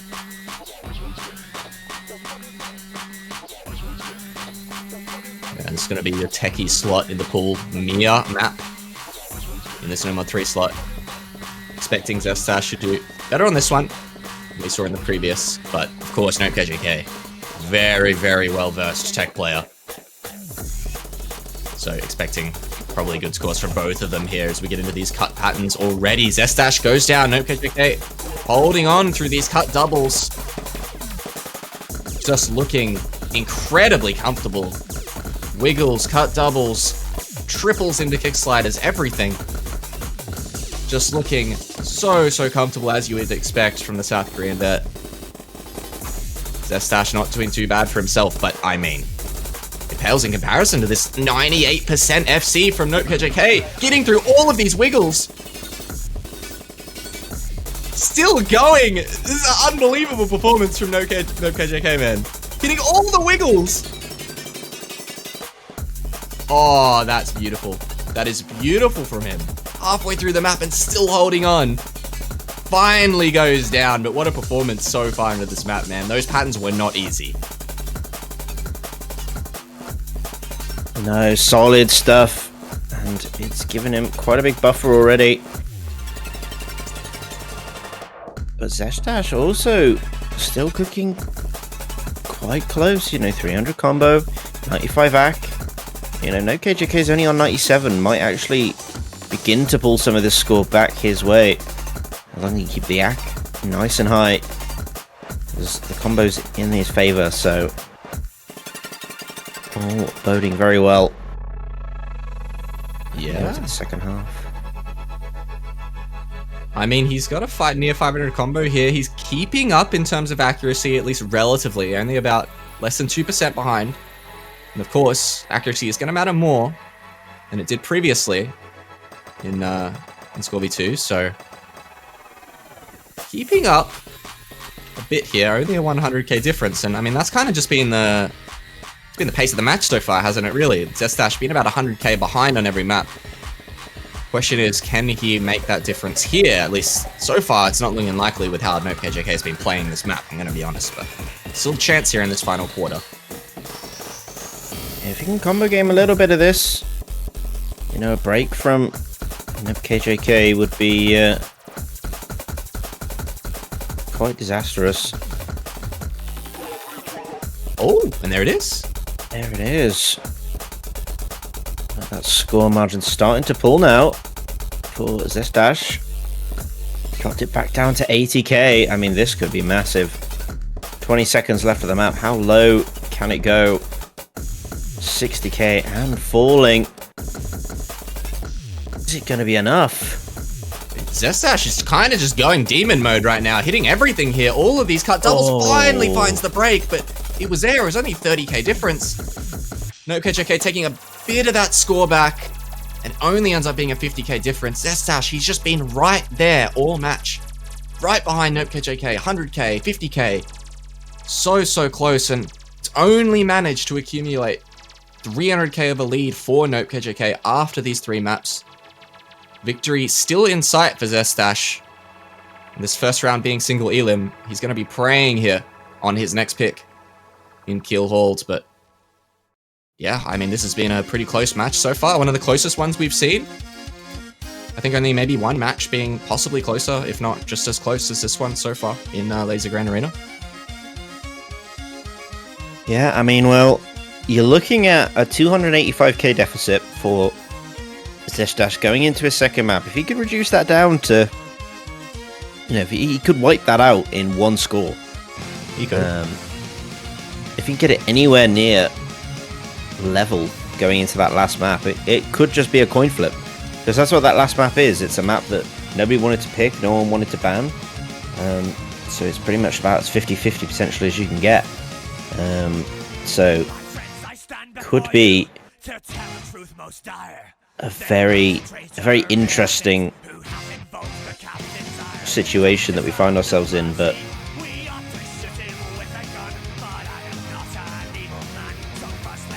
let's see how the high seas treat our players with Keelhauled. How rocky are the high seas today on Keelhauled? How shaky are we feeling? I'm going to find out very quickly into this No Mod 1. And interestingly, 2 players neck and neck on the No Mod 1 out of the qualifiers was Zestash and NoteKJK. Number 8 and number 9, respectively. Only a 30k difference on their scores, both near FCing that No Mod 1. So, possibly in for a close one here, and as nerves tend to go in match, No Mod 1 always going to be kind of the pinnacle of nerves, really, on almost any pick in a match. The only thing really contesting with a pick like this when it comes to nerves is maybe something like your high CS style maps. Yeah, No Mod 1's always see the funniest misses in maps like this. There we go, Zestash to drop early. Yeah, not one you want to see early on, but there's still a lot of time. He has dropped a lot of accuracy as well. Combo game won't save you on something like this. It's accuracy that's the clinical decider. And KJK still holding a full combo. It's not going to bode well for Zestash unless we see a big change. Yeah, and here we go into the first Ki. Both players holding onto combo, but yeah, as you mentioned, that accuracy is going to be very important with this Lazer scoring system. The accuracy being quite important, and you can't really be sitting with a 95 on a No Mod 1 map that's generally very easy to hack in these pools. A bit of a tough start for Zestash, but he is building it back up very slowly, and both players, they do find a reset there in that first Ki, so going to bode well for Zestash with the chance of making a comeback, but yeah, he's going to need to chain together some 300s, pull that accuracy back up to at least a 97 to try and get anywhere close to NoteKJK. Yeah, the scores are pretty much going back and forth at the moment. Slightly in favor of Zestash right now, who has got a combo lead on top of what I can only assume is very consistent accuracy. And it is very slowly going his way. Some very difficult jump patterns there, and both players getting through it. Zestash, though, finds a break in the second Ki, but so does NoteKJK. Trading so far, apart from that early miss Zestash got, it's been pretty even trades. The accuracy still almost 2% in the lead of NoteKJK, though. Not going to bode well for Zestash, but there's still a little bit of time, about a minute of the map remaining. Zestash really needs to get something going here. Needs to pull the accuracy up, needs to hold on combo, and no, he's not going to do that. Gets a couple fumbles there, missing multiple times, and NoteKJK just looking more composed, more consistent so far in this match, albeit barely It's always so close on the score. He finally drops score going back towards Zestash, but it's just not enough to equalize the score difference. It's a 300k difference overall in this match so far, Dimash. I just don't think it's enough. I don't think there's enough time. Ooh. Wow. To make this up. But again, still keeping close together. But no, KJK is starting to etch things up. Map by map is making up the differences. And that's another 107k added to his repertoire there. And man, the jump patterns in that map looked absolutely brutal, especially towards the ending. That was impressive to see both those players get through them mostly. Both players putting on a clinic on the Nomad 1, honestly. Good scores all round. 580k, about 680k-ish. And yeah, that lead just slowly building over all these maps. About 100k each time, as you can see. And that's managed to grant Nope KJK about a 400k lead. And now it's dire for Zestash. It doesn't mean it's impossible. There's absolutely a world here where Zestash can FC this map and possibly Nope KJK gets something like a 400k. And in that instance, Zestash wouldn't even have to FC. Just, maybe like an 800k. But he definitely needs to pop off here on this Hard Rock 1. And I mean, we saw this one last match. Pretty brutal, sort of Perky styled Hard Rock. This map was no joke. Definitely a hard map to FC and match, and an even harder map to get good accuracy on.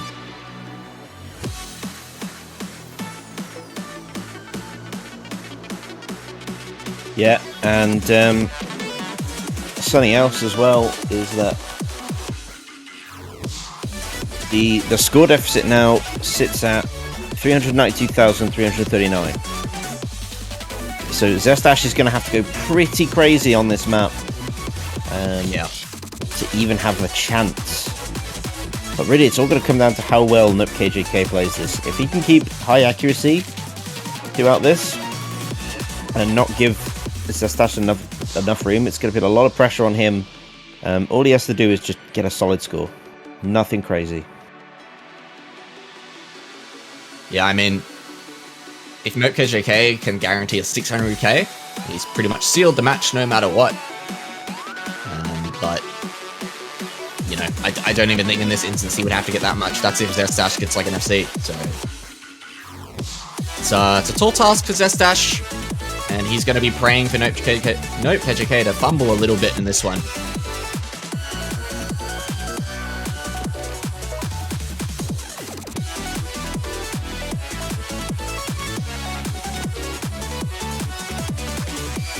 And of course, in the early stage of this tourney, this is single elim in the early stage. We are going to be moving into double elim in later rounds, but single elim here in the round of 32, so Zestash. Tournament life on the line here on this final map, and he's going to have to go ballistic, I think, to stay in this one with a 400k score deficit to make up. It's going to have to be the absolute pinnacle of Osu from Zestash. I just want to point out as well that the other match that's going on alongside this one is also very, very close. AKNZX is sitting at 2.19 million, and ARQX is sitting at 2.56 million. Yeah, well. So they are going into a decider just like this one, where the final match could decide our winner and loser, but at the moment, 50 seconds into this very short 2-minute 5-second map, and Zestash is just falling behind, unfortunately. And it might already be out of reach, but can't afford another miss and needs to get the accuracy under control. Look, with this 90% from Zestash, it's already looking like it's too much for him to make up this score deficit. It's just such a tall task, especially when Nope KJK is already at 340k. I think it's probably going to be done and dusted, but how good can Nope KJK do on this one? We saw him go ballistic on the Mia No Mod 3. Similar type of style here. Yeah, I mean, just the South Korean tech monster putting on a clinic yet again on the tech map. Unfortunately, Zestash not able to take him down today, as NokeJK has already secured that victory with the 600,000, and he's going to continue to go ballistic in this final 10 seconds. A one miss or a one side break, I think, from him as he closes out the match with a gorgeous 765k. Very well done from NokeJK. And the most convincing map we saw in the entire match was on that final one, ironically. The one that he didn't pick. But I do think still was a very good map for him. I mean, any sort of tech map like that's going to bode well for a tech player, so... Yeah, he very much managed to shut down Zestash there. Very clinical performance, I think, from NokeJK. Don't think his troubles are over, though, because there are some scary people in this tournament. And he may find himself on that receiving end. I don't think his opponent has decided. No, it will be between the result of Intercamming versus Araki, but only one of those 3 remaining players is going to be going through. That's pretty crazy. Pretty crazy little grouping there. Yeah, I mean, at least my prediction would be Intercamming to probably win that matchup, and I mean, a NokeJK Intercamming round of 16, that's brutal, man. That's brutal for NokeJK, not gonna lie. I think Intercamming probably one of the most consistent tourney players, one of the most well-rounded tourney players we've seen. So, tall task for both Araki and NokeJK to potentially have to get through Intercamming, but it is going to close out this matchup. I do believe we are going to have an hour gap in between here. So I think it's an hour and a half until our next matchup, if I'm not mistaken, which will be at 14 UTC and will be Sobu versus Trumpetino 69 at 14 Nice. UTC. What a name. But yeah, do you actually have the result of the other matchup? Curious if that one ended up ending there. I believe I do, yeah. I believe it is going to be a AKNZX victory by around 120k. Wait, wasn't he losing by like 400k? No, he was slightly in the lead. Oh, okay.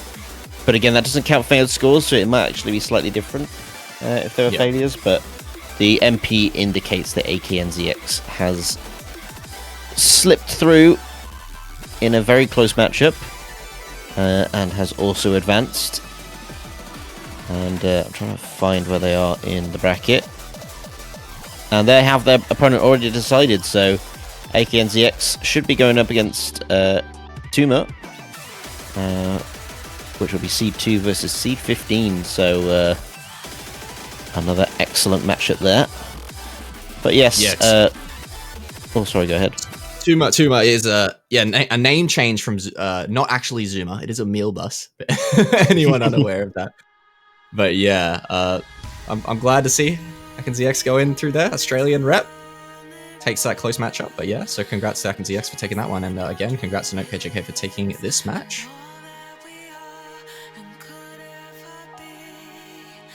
Yes, well, we shall see you guys in just over an hour for Sobu versus Trumpentino. And one last thing as well. Hopefully we'll have that B stream up for you guys, but it is still to be decided and out of our control. So hopefully that will come back up for you guys at 14 UTC. But yeah, thanks again, Rush. Yeah.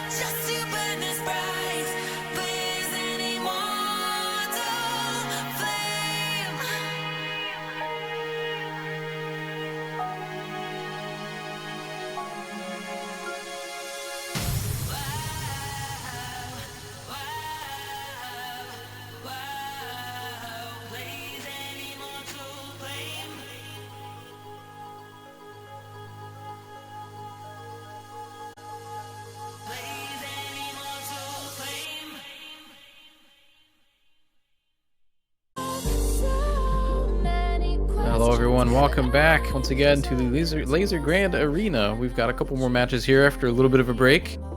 We've had already, I believe, 8 matches been played. But today we have, in theory, probably the closest one here. Seed 16 versus Seed 17. Should be a really good one. Of course, I'm Lazer, and today I'm joined by Voidy with this cast. How's it going? Going good, thank you, Lazer. Yeah, and as you mentioned, Seed 16 versus 17, always in theory, should be super hype, super close. I think both of these players have there's some similarities in their skill sets, some differences as well. So obviously with this format, we're gonna get each player banning a map out the gate. Sobu banning out the No Mod 5, banning out the reading map. I do think that is going to be Trumpetino's biggest advantage against Sobu. Is going to be reading. Both of them can play tapping decently well, and various aim and mechanics are a lot closer. But Trumpetino has that large advantage in reading, so might see a early hidden 2 picked. Delirium. I was just talking about this 2 minutes ago. I think Delirium has been played in every single match so far, so I think this might be the first time we actually see it not played. I think it's because Sobu is just really good at tech, so Trumpetino is probably respecting that. I'm pretty sure both of the tech-heavy maps Sobu kind of popped off on in qualies. So fair to see that get banned. Now we're gonna get to see the next 4 maps all picked in a row before they get played. That's right here. So we're gonna be seeing the first 4 out of 5 maps being played. Let's see what they have in store for us. Trumpetino going DT2. I think Trumpetino, pretty proficient stamina player, doing pretty well in all of the tapping heavy maps and qualities with some pretty big competition. I do think in this format where you're trying to essentially score race, it's just cumulative score, tapping maps are a pretty good way to make up a pretty good margin. Might see DT3 or Hidden 2 picked from them, but Sobu going for the hidden route. I mean, Sobu on Namani kind of makes here very tech adjacent map. Definitely more than capable to play it. But yeah, I mean, we have been seeing quite a lot of the more extreme skill sets that are being played. We've somehow been seeing a lot of Hidden 2. Most notably, I think, a pretty binary map. So we'll see if they actually want to play into that, considering we did ban Let's Quartz, which is also quite a similar type of map. Lots of stack reading. Yeah, for sure. I agree. I think the pick here is either Hidden 2 if you want to lean into that reading advantage, or maybe something like DT3 if he just wants to stick to that speed affinity.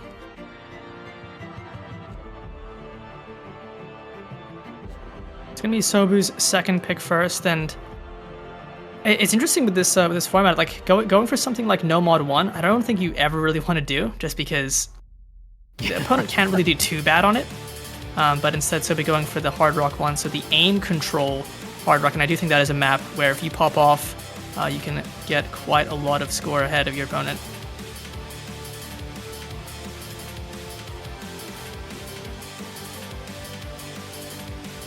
Yeah, the pick strategy here is definitely a lot different from what you'd normally be seeing in a normal tournament. This is all very new territory, but I feel like, as the tournament progresses, I think people are gonna catch on and adapt a little bit. Like you said, I think some type of maps are offering a greater reward, right? The range of scores that you can get on those definitely a little bit larger than something like No Mod 1. It is going to be DT3 though, Dragons at 1.6, and now we're just going to be banning up until there's 1 map left. Yeah, it's interesting. That's obviously the advantage of Lazer is DT is now variable, so Dragons is the only map in this pool that is not 1.5, but I assume as we get deeper into the tournament, we're going to see pretty big varieties. I'm keen to see some like Diryu 1.8, something like that. I don't know. Just a really classic map that's too easy for top players, just juiced up to the gills. Wait, is Diryu Air 9? That would be crazy. Oh, maybe you can go variable speed and a pro trading. You have to do some cooking with that. I think an Air 9 map at that speed would actually be above Air 11 or something. It's kind of crazy. Yeah. I mean, Dragons is like 10.5, which actually 10.5 pro trading in a round of 32 is really high. Yeah, I mean, it does feel very natural though, because it's not really like doesn't feel that much higher, right? It's still the same map, just sped up a little bit. So even then, it's only slightly higher than the normal DT rate on that one. Yeah. I mean, you can already tell you we're gonna be seeing some different rates next week for sure. Yeah, for sure. And it's interesting. So it's Sobu for the next ban. Looks like we might end up having Hidden 2 or No Mod 2 open as the effective tiebreaker for this match, and I think Trumpetino might be pretty happy with that. Yeah, this is always the pretty interesting part of drafting for me, because at this point, you're not really picking any of your strong maps. Like, they're all gone already, right? They're all either picked or banned, so this choice is always, pretty hard to make. Which one, as the decider of the match of all things too, right? Like, it's a pretty important map, and I think neither player is going to be comfortable in any of these, right? It's not any of their picks in particular, so. I mean, yeah, I would agree if, so I assume Trampetino just bans Hard Rock 2 here, right? I mean, your opponent picked at Hard Rock. I don't think Trampetino did that well on the 6.5 in qualies, and then you get to last pick No Mod 2, which is a skill set they're actually both super close in. In qualies, it's Sobu 16th on No Mod 2 and Trampetino 17th, so it might actually be a pretty effective tiebreaker.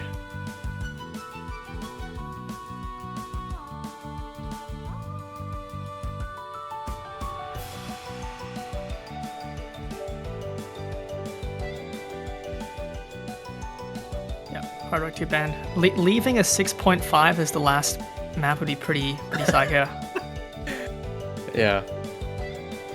Well, you'll be seeing some No Mod 2, then very traditional No Mod 2 this one. From the era of slot pooling, we can say. I think definitely on the higher BPM side. I think it's like 210, which is, pretty high BPM. Well, this should be a pretty interesting lineup of maps here that we have. We got a lot of mechanics overall, right? Like, other than maybe Hard Rock 1, which maybe has a little bit of more control, right? Just a lot of speed right out of the gate and a lot of stamina with them on 2. So maybe, perhaps favoring Trumpetino, you'd say? I think probably. It pretty much just depends on how Sobu's speed is feeling today and their stamina is feeling today, because if Sobu can not necessarily win these picks but just put up a good score, obviously every ounce of score counts when it's cumulative score being the win condition, and then if you pop off on the Hidden 1, pop off on the Hard Rock 2, make up that difference and then do pretty well in the No Mod 2, yeah, definitely. I mean, both players have a shot here. It's both of them get to play the maps they want, and the last map is about as close as you can get looking at last quality, so you can see what happens. Alright, we should be getting ready to take a look at this first map here. Arsene's Bazaar. We've seen it a couple times on stream already. Extremely fast-paced map. Not too much in terms of speed here for DT2, I would say. Mostly a lot of finger control with a lot of doubles and things like that. But we are getting into it here, and we've been saying this a lot here, but on laser scoring, accuracy is kind of everything, right? So something to get used to on a pick like this, right? It's going to make a lot of difference. Usually a map like this, you can kind of get by and tank your ACK a little bit. That's not going to fly on laser scoring. It's going to matter so much more. Yeah, for sure. Especially if you miss at any point, it's only going to be more damaging. And another thing about laser scoring is the baseline scores are going to be a lot higher. So I feel like as a general rule, you can kind of double the score gap when converting between this and Score V2 to kind of have a reference point. So 60k in advantage of Trumpetino, but be pretty big. So far, other than a early break from Sobu, both players keeping up. It's just that 2% active making all the score.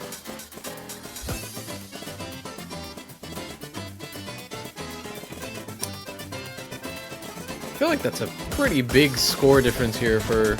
It's pretty much just a 2%, right? 100 combo, but we do see a break from Trumpetino that's slowly gonna head back over to Sobu's side here, catching up in accuracy as well here. This is massive for Sobu on Trumpetino's first pick, taking the score lead now. Not much map to go. Despite that early break in, I mean, yeah, there it is. Huge first map for Sobu. Recovering the accuracy pretty heavily as well. By the end, the act difference, in favor of Trumpetino wasn't that significant, and obviously holding on that combo, really, really good start for Sobu going into their next two maps. Yeah, we went from a 2% gap to a 0.6% gap near the end there, so really good for Sobu to recover there. Trumpetino with a one unfortunate miss, but a lot of act tanking afterwards there. And that's going to wrap it up for that map here. Slightly over 70k difference, and we're going to be heading to Amanita as well. Very different style of map. A completely different style. Not super dense for hidden. I think it's something like, beat 194 AR 9.6, so not super dense, but just the patterns in this map make it very, very easy to miss on, especially all the streams, all the flow aim on hidden, the various slider aim.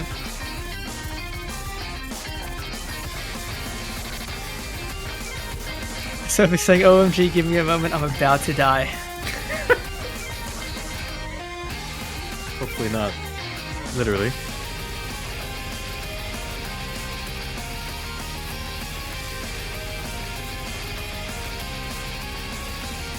Yeah, especially when there's only 5 maps to be played, having a strong start on your opponent's first pick is puts you in a good position.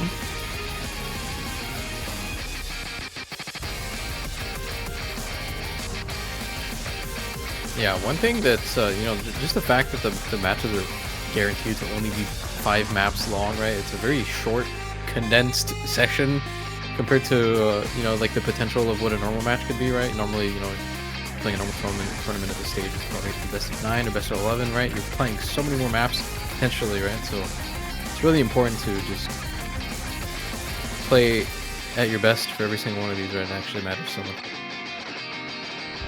Oh yeah, absolutely. And it's also interesting, let's say you're playing a map and a break happens and you're losing by like a double score margin, there's no chance of you winning. In normal tourneys, you might kind of just not give up, but lose focus, not really pay attention anymore. But here, it's like, even if you're not doing that great, you might get a 100k score more by just locking in, and that might end up being the difference by the end. I think one of the ANZT iterations had this format, and I did really like it. I saw a lot of potential, so keen to see it's being used more. But Trumpetino out the gate, several misses.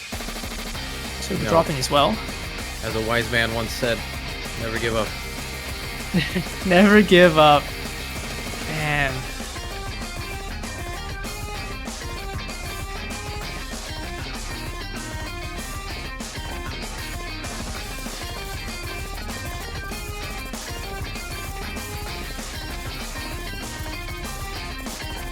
Still looking a little bit more comfortable here.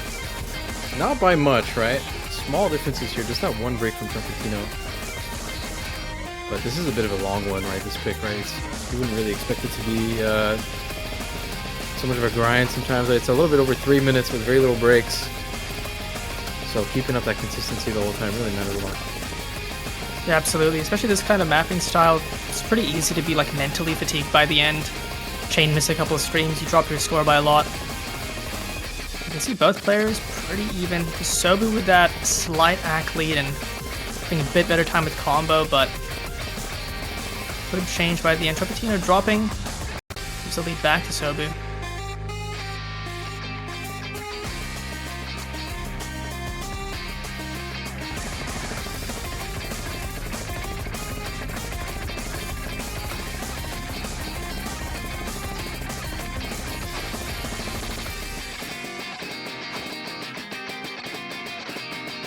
I think it's going to be pretty important for Sobu here to try to take a little bit of a lead, or a little bit of a stronger lead, right? We're playing on their first pick now, and it's going to be their second one right after this, right? So you definitely want to have your strong performances on your own picks here.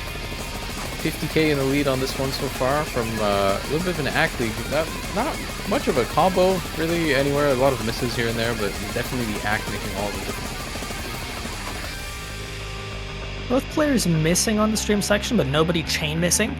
And now Sobu up to 98% AC, over 2% ahead of Trumpetino.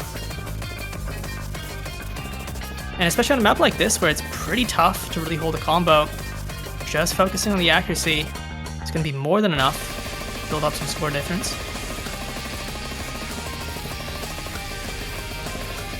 You know what I find really interesting about it? This is, I can't get over this because we have the PP counter on this, like, default skin now, right? Like, you look at these scores, they're really not that different, you know? It's less than 100k apart and stuff, and maybe 2% act, but it's double the PP. Isn't that funny?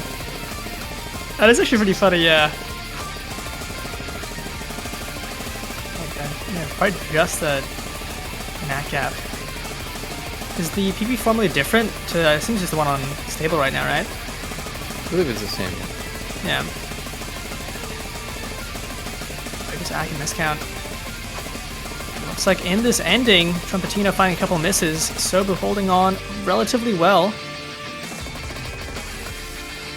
And will be solidifying that score lead from the first map.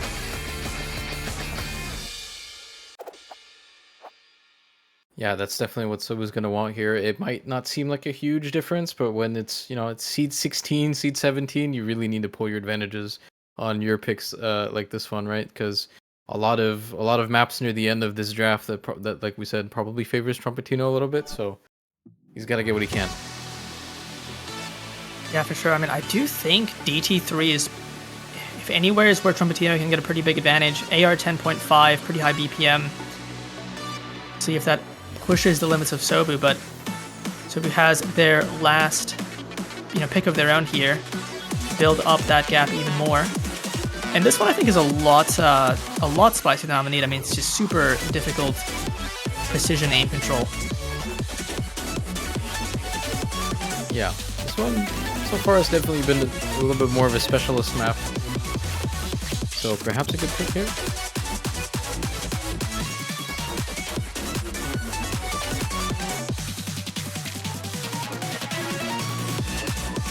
Well, I think in Lazer, when you see a score difference of like 100k, and that's a pretty big difference, especially when the baseline of most scores is going to be something like 500k. Might almost double it. So Sobu getting a 100k gap on the hidden one is bigger than it might seem.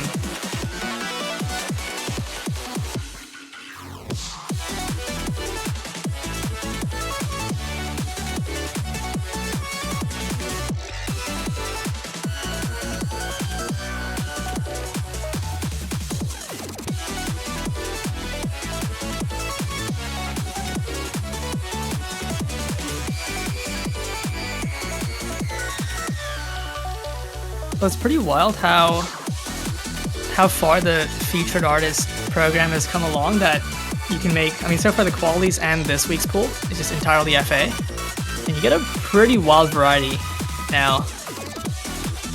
Yeah, a lot of investment being put toward that, but also quite challenging for us to do. We aren't like intentionally doing 100% FA, and I mean, there's a lot of songs to choose from, but with no custom mapping, choices are pretty limited, so it's been a bit of a challenge.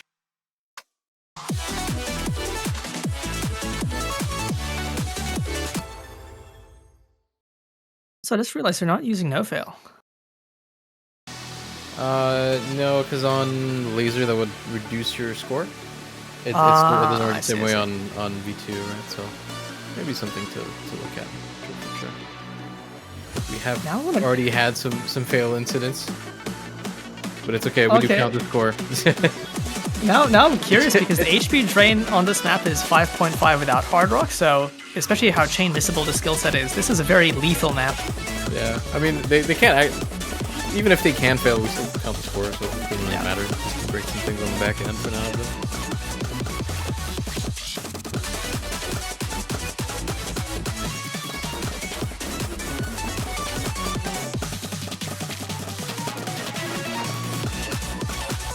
So far, very, very strong lead for Sobu. Getting through that first difficult section should have a little bit of free combo to play around with. Build up that score lead even more.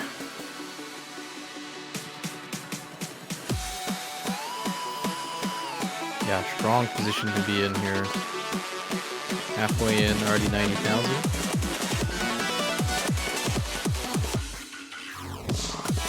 does drop the combo, but just needs to hold on to that accuracy. Another situation, like you mentioned before, not a huge score gap, but like double the PP value.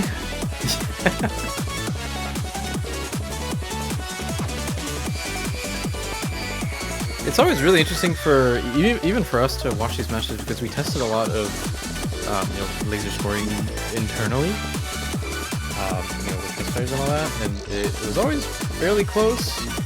But it's pretty different to see it in actual matches and see exactly when drops happen, when misses happen, how it affects the score. I think this is very fresh territory. It's kind of interesting to look at, considering I've had Score V2 for I don't even know 7 years now, 8 years, right? It's very well studied and documented, and I think we're all familiar with it. But this is very interesting. Yeah, well, it'll take a bit of brain rewiring to get used to the new values. But 150k score lead for Sobu there. That is going to once again widen the margin, and now Sobu is chilling at a pretty big lead. But it is going into Trumpetino's last pick into the effective tiebreaker, so pressure is on Trumpetino here to perform. So far, Sobu has outscored Trumpetino on every map, but not by such a large margin that it's hopeless. But here on the DT3, Trumpetino, you really want to claw back on that lead. Yeah, around 300k to make up here. I think the closest match so far that we've seen was around 200k of difference at the end, so potentially a closer one here. I mean, even we've said on paper, right? Two seeds right next to each other in a round like this where matchups are so lopsided usually, right? You'd expect this match to be extremely close, and so far it has been. Yeah, I think right here it's just you kind of expect Sobu to outscore on their picks, but starting out the match by outscoring on Trumpetino's first pick was quite a good start. Can Sobu hold it together on the DT3 as well? Yeah, this one just really tests mechanic in a pretty traditional way, right? At 1.6, this is 262 BPM.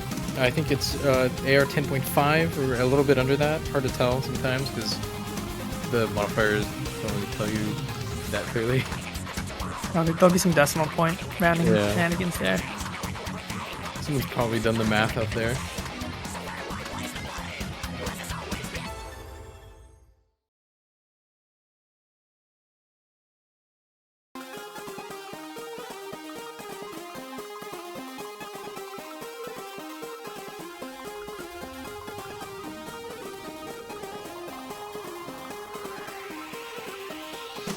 Dude, seeing the 1.6 really does feel like we're in the future.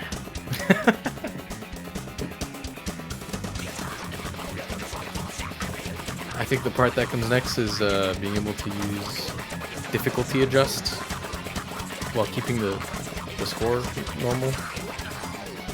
Maybe one day.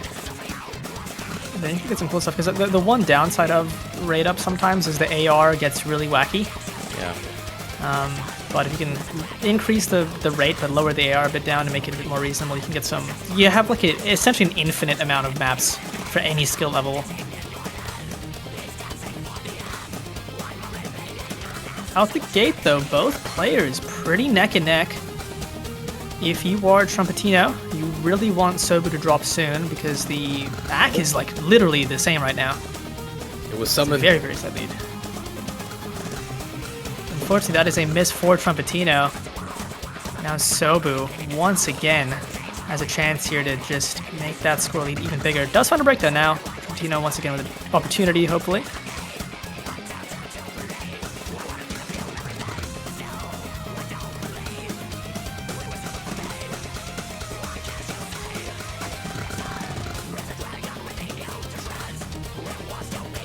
Yeah, really close map here that we're seeing. But again, I mean, Trumpetino's 300k down from the previous maps, right? Definitely has to come up with that somewhere. Only has 2 maps left to do it. And Sobu now with a 30k lead with this combo going up to the ending, right? So maybe a little bit of a dire situation here at the end for Trumpetino. Yeah, I mean, even if you're Trumpetino and you manage to somehow win this pick by the end, it probably won't be by too huge of a margin. And right now Sobu with all of the combo accuracy pretty much neck and neck here.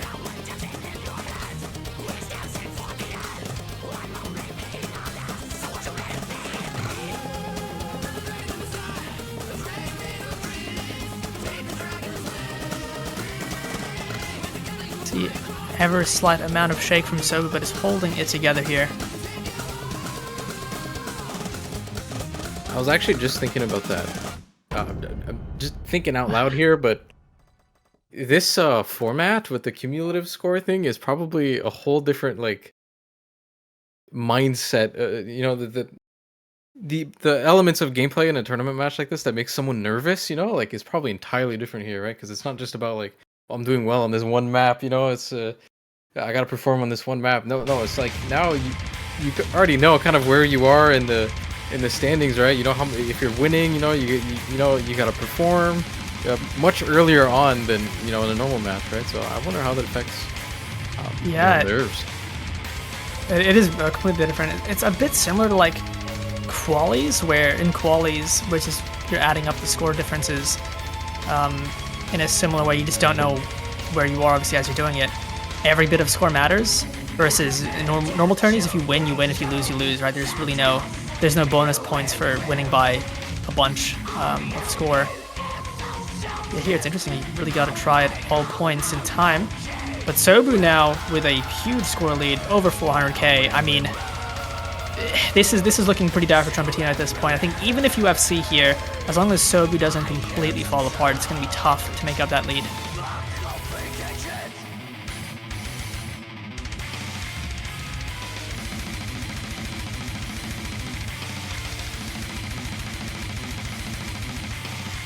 Last map on the line here for these two players.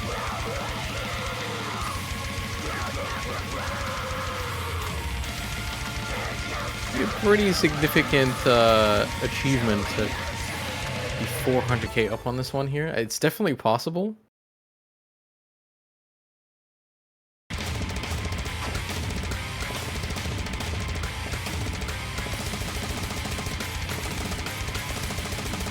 Certainly possible, but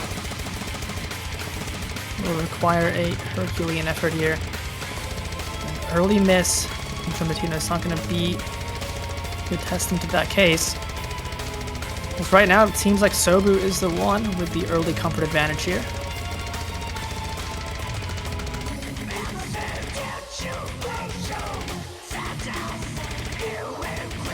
Something interesting to mention on this map, because we didn't really get to talk about it too much on this map. It's been mentioned a few times earlier today. But yeah, these types of maps here with sometimes kind of precise circle changes here, right? Some of these transitions between some of these streams. Normally on stable, if you miss one of those, you're done. You go lock, you gotta recover, you gotta overstream. It's not a thing on Lazer at all here, right? Like, you can just keep on playing. It's fine. You just got one miss and you're good. So a little bit of an adjustment to make here to get used to if you want to perform well on these types of maps. Because essentially, if you learn how to do that, these maps actually become so much easier. Oh yeah, for sure. I didn't even think about that. The fact that Lazer doesn't have note lock.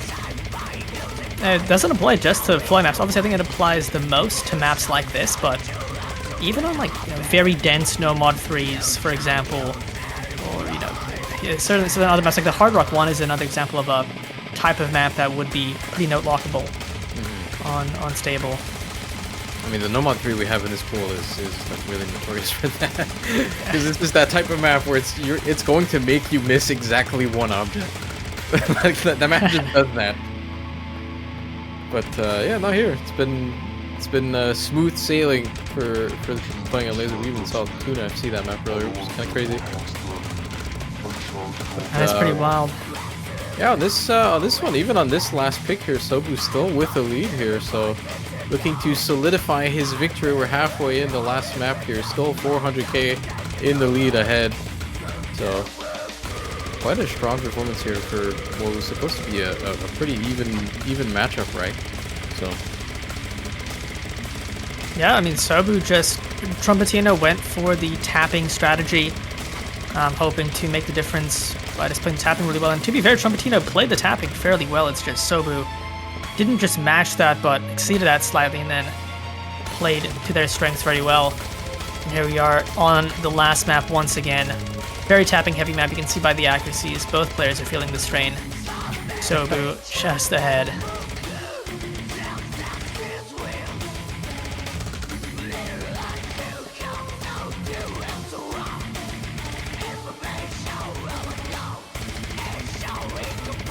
Yeah, at this rate, pretty much just a victory lap here at the end.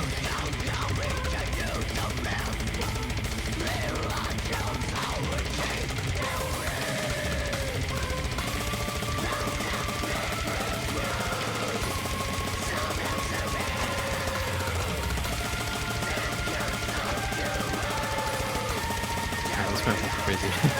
This map is hard, dude. This is a really high BPM for how spaced and long these streams are. Yeah, some of these patterns, I don't know how these people do this, but here they are. And there it is. There we go. So we're here with a pretty comfortable victory here over Trumpetino. That's gonna add up to, I think, a little bit close to 500k difference at the end, right? Yeah, just a tiny bit under. Almost 100k average score difference on every map. All right, well done to them. It's worth mentioning the first, well, pretty much the entire tournament, other than the very, very end, is all single elimination. So that's going to be it for Trumpetino for the tournament. Thank you for playing. And for Sobu, that means that in, I believe, 2 hours even, we're going to be seeing, I guess, the first, we could call it round of 16, I suppose. The first match of round of 16 here. We're doing 2 rounds in 1 weekend, so Sobu's going to be facing against seed number 1, Amamiya Kokoro, in not very long here. It's a Saturday match, whereas all the other ones are Sunday matches, so that should be pretty interesting. That's actually just going to happen right after Amamiya's round of 32 match as well, which we'll be seeing in a little while here. I think in an hour and a half or so. So there's the first matchup we're going to be seeing on the next round. It's still the same pool, but yeah, that should be interesting to watch. Yeah, see you there, and I believe see you as well in about 27 minutes. Yeah, we're going to be seeing Amasetic against Kurumi. Kurumi, most notably getting the seed placement because I think they failed the map, or they did not play one of their maps. So a little bit of a seed sandbag here. Might be, in theory, on paper, maybe the highest quality match we're gonna get. 2 very, very good players here, with Kurumi being, realistically a little bit better than that seed might indicate. So make sure not to miss that. We'll be back in 27 minutes.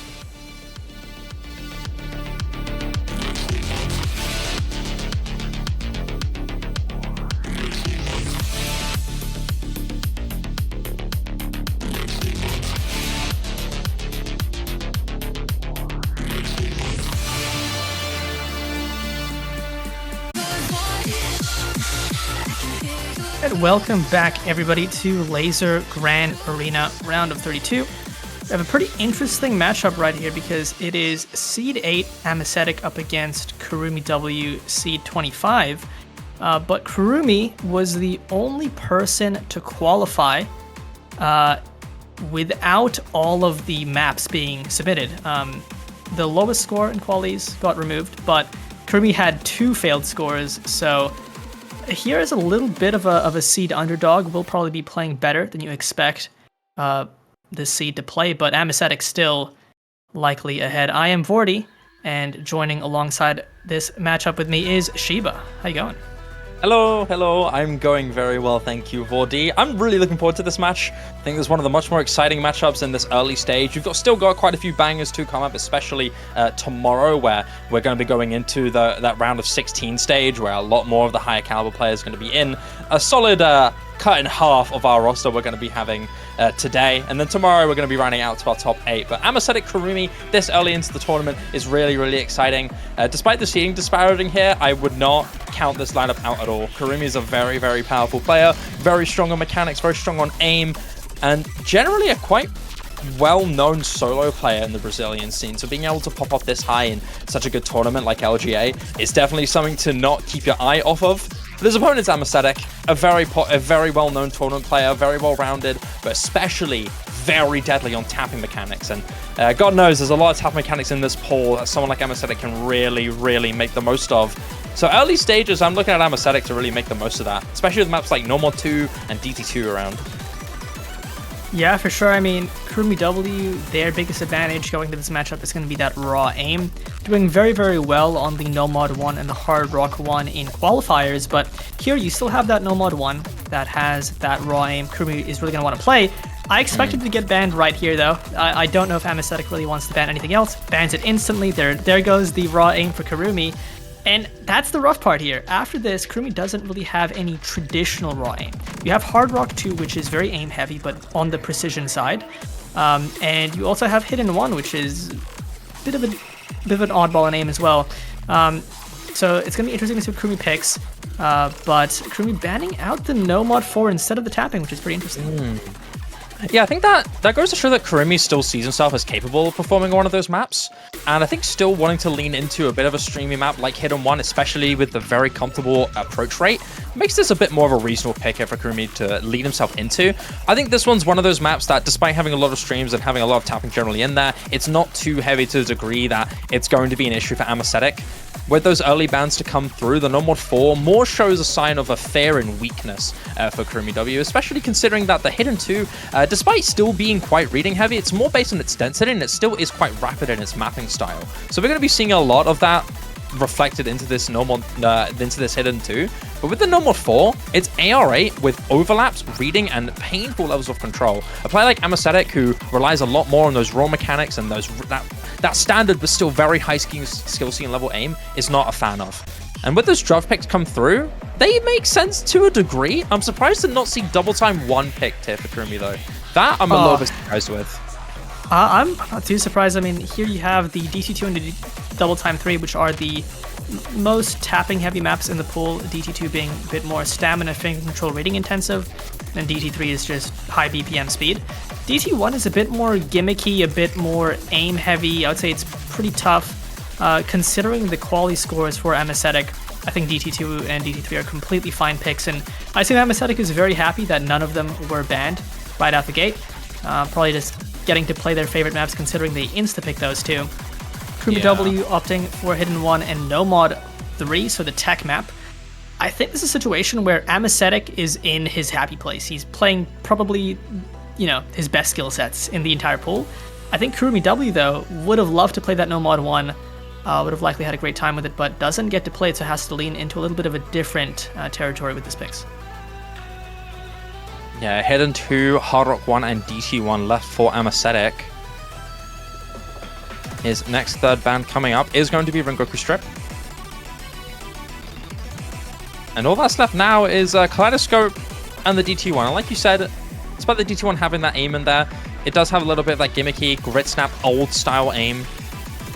Which, depending on who it is a little bit of an uncertainty here. Kurumi has a choice here. He's going to either go for that Hard Rock comfort into the control. A lot more control tech ult hybrid on this Hard Rock 1. But considering that Amacetic banned that Hard Rock 2, does raise a little bit of a flag for Kurumi to say maybe that Hard Rock option is a good choice to go into. And it will be the case. He is going to get rid of that DT1 as their final ban. So there is your drafted order, ladies and gentlemen. Armadillo Hidden 1 as the entry pick here for Kurumi, with those two really well-called maps that we saw earlier on here with DT2 and DT3 for Amacetic. With Put a Cost on You removed, no doubt those next maps were going to be the next choices. And it's Delirium, the No Mod 3, as the final pick here for Kurumi. And then Hard Rock 1 being the effective tiebreaker as well. It's interesting because in qualies you had Kurumi W popping off on the Hard Rock 1, getting 6th overall on the Hard Rock aim map. Here the skill sets are a bit swapped. Hard Rock 2, the precision map, is the aim-focused map. Which makes sense why Amacetic banned it. And then Hard Rock 1 is the aim control map. Still CS6, but Amacetic seemed to do pretty well on the precision flow aim map. That being the Hard Rock 2 in the qualifiers over Kurumi. So maybe is favored on the tiebreaker, but it's going to be up to Kurumi really to see how well they fare on the tapping maps that Amasthetic goes into, because if the score differential is simply too high, Amasthetic FCs both, Kurumi has a tough time. It's going to be very difficult to make up that ground on the Hidden 1 and the No 1-3. In all honesty, I'm looking at these picks, and I think there's a lot of leeway here for Kurumi to potentially make a pop-up for one of Amasthetic's picks, particularly in TT3, yeah. Having that second pick there for Amasthetic, effectively, from what I've seen of it, it's literally just DT1 with 262 BPM burst, AR 10.5. Kurumi's a very comfortable player on that DT lineup, being very popular on the solo leaderboards for those kinds of skills. The only thing that I am worried about is, of course, that control. Is the roll speed applied with the occasional burst and doubles going to be too much for him? And let alone, is Amasthetic actually able to score highly enough for Kurumi's strengths in that field to be negligible? I think that's one thing that I'm looking at the most here. Amanita, I'm unsure of as well, but I feel like it more will lean in favor of Kurumi. Amasthetic is not a fan of hidden maps, generally.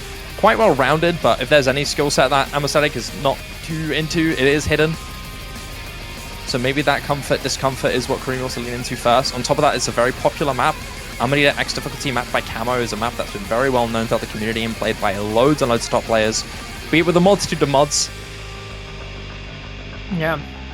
And also, a quick shout out to Osalive 2 if you want to go watch Alier D versus Sigi. That second stream is now finally up, so you can go for that. But here we are into the Hidden 1.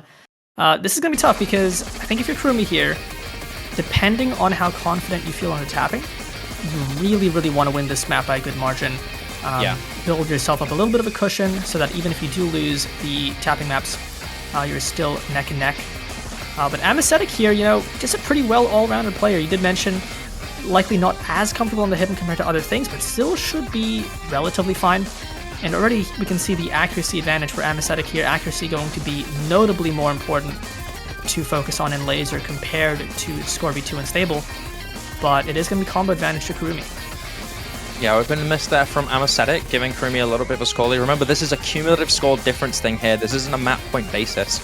So any steamrolls on any map is seriously detrimental to your odds of winning in your next future maps. Even if you win the next maps come through, if that score lead from the map that you lost was that detrimental, it's going to be really difficult for you to climb back. And thankfully for Amasthetic, that miss there alongside the act drop there from Kurumi is going to keep his lead in check past this first little Ki section here. Still got a little bit to go with these awkward 1-2 jump sections here, but the stream seems to be hit cleanly here from Amasthetic past the Ki. 98.5 accuracy as well, cleanly still supplied in his favor. And like you mentioned before, Vody, this is a Lazer scoring system, not like your traditional Score V2 applied. Accuracy is weighed much higher in this. Combo game still there, still valuable, but this act from Amasthetic, just 1% over Kurumi, is gonna help boost that advantage more than it already is. 200 combo in his favor into the verse. Yeah, and this is a map that, obviously this has been pulled in quite a good amount of tournaments. Traditionally very note lock heavy, especially on the stream section that should be coming up relatively soon. On Lazer though, you shouldn't be expecting to see as big note locks just because you don't have note lock, right? That isn't a thing in Lazer, so you shouldn't see any big chain misses here. But Kurumi the cuts losing some act. As Amasthetic does find the break on the combo. Not only that, as we get into that big spike there, Kurumi with the misses on the cut streams, so that combo is once again mitigated entirely. It's only about 100 combo in his favor, 110 combo.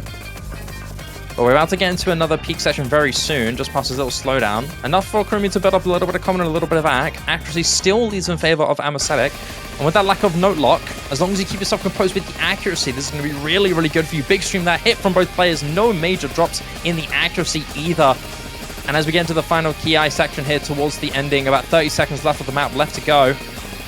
And all that's left here is a little bit of those aim sections and a little bit of the streams that are going to be appearing with the flow hit to a maximum here.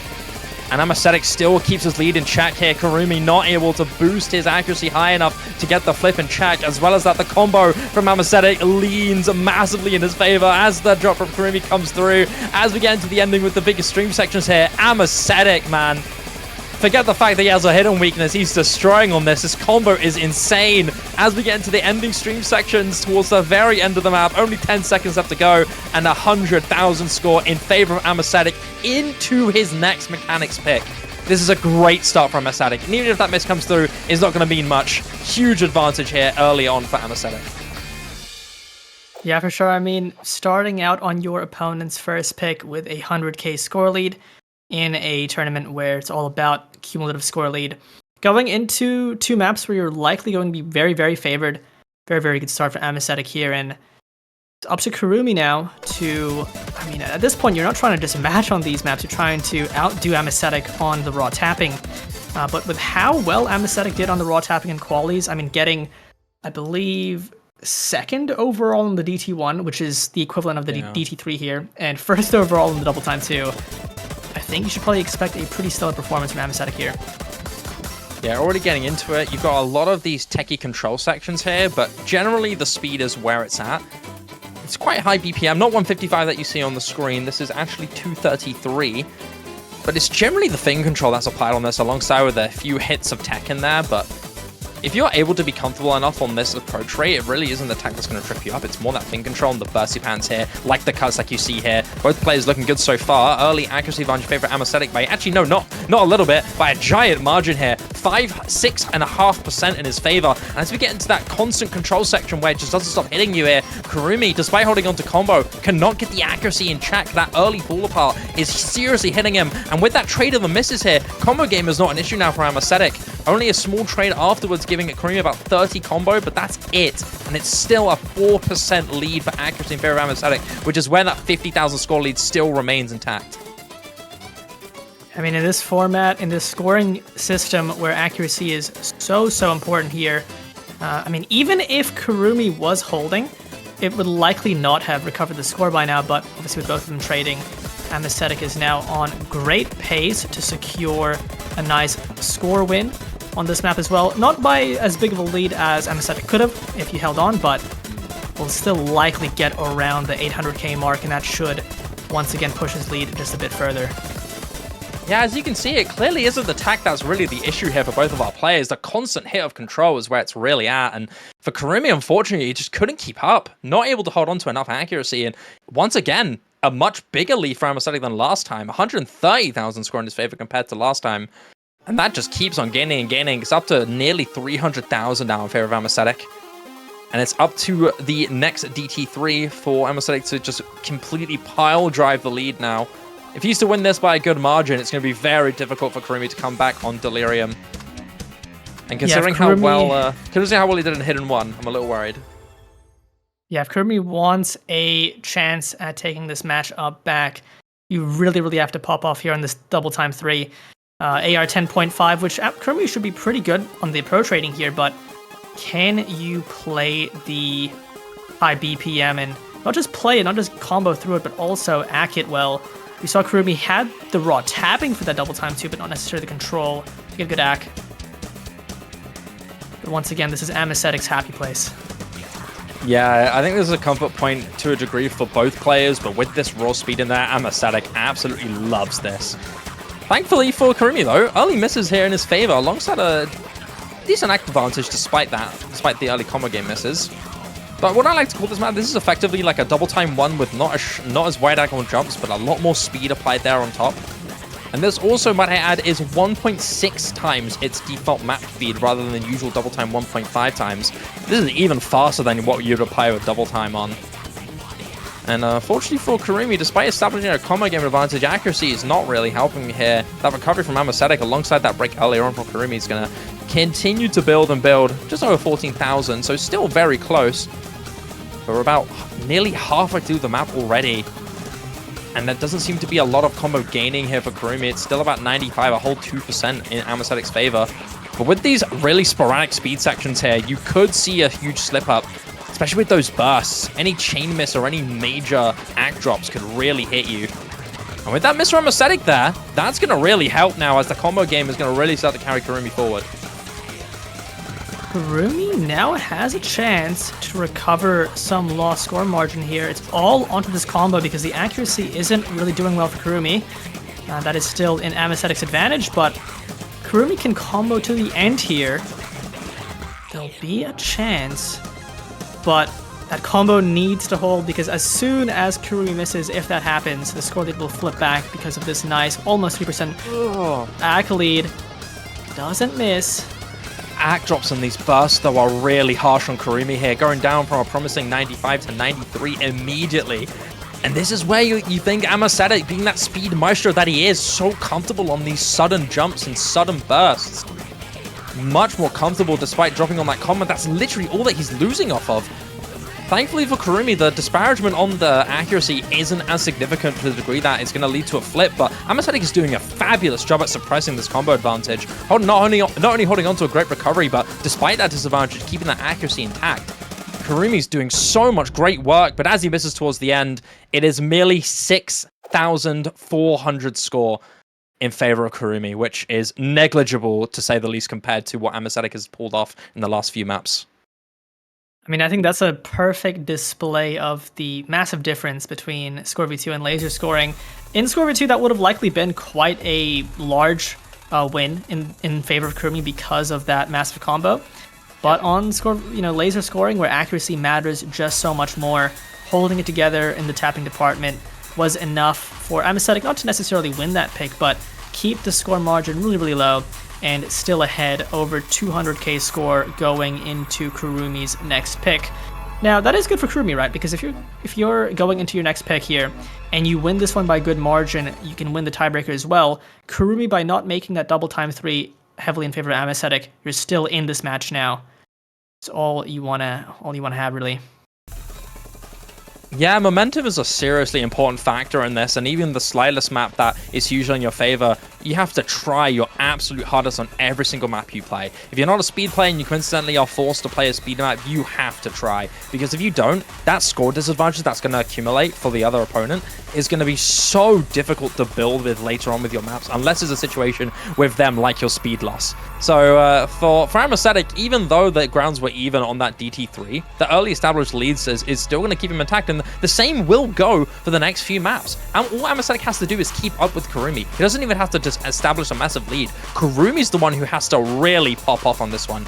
And pray for Amacetic to fall apart, because he is in a huge driver's seat situation. Those early 2-map wins are really dangerous now and really tough to really build with, unless we see something here. Yeah, all the pressure is on Kurumi to pop off on not just this map, but the next map as well. Amacetic could lose the next 2 picks by 100k score and still win. So lots of room for Amacetic here. But considering this is Kurumi's pick, you have to hope Kurumi is ready. Amacetic losing a little bit of that early score lead, early accuracy lead, I mean. Pretty even here. Nobody finding a break just yet on these crazy aim control patterns. Look at these cuts. First miss finally goes to Kurumi here. He gives combo game advantage a little bit in favor of Amacetic. And with that comes a small lag drop as well there from Kurumi, missing on those cuts here. Chain misses are very capable on this. I know there's a lot of note lock that isn't available there, but this control's a different deal. Look at these up and down, back and forth sections. You need tons of aim control and discipline to really get those right consistently for such a long time on this map's runtime. 4 minutes long is this map's runtime, and that's just difficult to maintain, especially if you're not a stable control player. Despite this player struggling here, if it's even for Amacetic, it's still perfect. This is exactly what he wants. Combo game advantage is in favor of Kurumi, but accuracy not by much, and the combo disparaging is not that high, especially after that double miss here. Yeah, I think on a map like this, once again, where holding combo is likely going to be pretty hard with all of these doubles that vary in spacing and in patterning, I think you really just want to focus on the accuracy once again, and Amacetic seems to be doing a better job of that. Means if they both keep dropping, Amacetic will gradually build up that score lead. As we mentioned, with Amacetic in the driver's seat already, Kurumi needs to make some magic happen here. Yeah, Kurumi needs to try and build something spectacular here and hope that Amacetic just falls apart. It's so out of your control for the Brazilian player. There's just really nothing you can do except just keep trying, keep pushing. Amacetic is in such a comfy spot right now. 37,000 in his favor. And he has to lose by 200,000 score. He has to be on that deficit. So if he can just keep up and keep this tight, then that's all he needs to worry about, really. Again, like we've said, like cumulative score is still there. Like the max score you can get on this is like a million and a bit. So there's still capability here. It's only 200,000, but this doesn't give me too good promise of what is going to go down in the next map afterwards, considering the similar skill sets that are in this. So far, so good here for still both guys, but that's not really what you want for Kurumi. You really want something one-sided to come through there, and with the trades of Mr. to come through alongside the act drops joining each other, again, it just remains a tug of war that, regardless of what the result is in favor of Amocetic here. Yeah, I mean, in this ending section, I do not think Kurumi has enough time to reclaim the score lead, and the only chance Kurumi will have left is probably just FCing the Hard Rock 1 after this to even have a remote chance of winning this matchup. Amocetic just, once again, on all of these skill sets, super consistent, super well-rounded. And on Kurumi's last pick again, taking the score lead by 60k, not a huge margin, but with already 200k in the bank, pushing it almost to 300k, the only chance Kurumi has is that Hard Rock 1, and it's going to be tough. Yeah, Kaleidoscope up next. Kurumi needs more than a 320,000 score difference in this next map in order to win, which is a possibility. It is always there, and I think that's what makes this quite exciting, is that as long as it's not like 1,800,000 score difference, like anything is possible. If Amocetic is to completely and utterly fall apart, then Kurumi can hugely punish, which I think it makes this quite exciting. It is possible, but this is, I would say, one of the harder maps in the pool to full combo. I don't expect either player to really get too close to full combo, but if anything, that's good for Amocetic, because even if you have a tough time here, you're still not likely going to lose by too big of a margin, but Amocetic is likely the more comfy control player, and both of these players are proficient enough in Hard Rock that I don't think the Hard Rock is going to be a big boon for Kurumi, so it really comes out to control here, and we'll see who has it today. Yeah, going to the first KI here, you kind of see it. Really difficult control patterns that kind of flux in and out with its spacing. Leads to a little bit of cuts and a lot of aim control. And for both players, they're both mutually struggling here. Accuracy almost dead even, only slightly in favor of Amocetic, but able to flip at any moment. Accuracy still good. Combo very, very close. Only a tiny disadvantage, I believe, in favor of Kurumi with an early miss from Amocetic at the very start of the map, but not by a lot. But we're already halfway through the map here, Vordi. And it's 2.5% difference for Amocetic. And Kurumi knows that he's just got to hope. He's just got to pray. And it's always accuracy that's going to be the more consistent driver of score. Even if both of these players break, which they likely will, Amocetic being the first to drop, so now it's in Kurumi. All of these patterns, all these being so missable, hitting the back and forth doubles though. So far doing a valiant effort, but with that break, it's already now, I don't know, I just don't think you can get that massive score lead back. No, you need 320,000 score and a little bit more on top of that. And with that combo missed alongside the continuous accuracy disadvantage and continuous act drops here into the last 20 seconds of the map, there's simply nothing that Kurumi can do, unfortunately. Amocetic has got his number, keeping him on his toes and really not able to continue holding anything. Despite that miss from Amocetic, it's only 14, 13, 15,000. And as we get into the last seconds of the map here, Kurumi unfortunately is not able to get anything built up. To a degree, that's enough to take the advantage that Amocetic has established from the first two maps. And that in turn leads to Amocetic winning the match and advancing. Yeah, GG's. I mean, Kurumi playing that last pick pretty well, winning on the effective tiebreaker, but Amocetic just too consistent, too strong on the maps before. Will be moving on through the bracket. Let's see, who's Amocetic up against? It's a big bracket. I'm not too sure yet. I think there's still potential.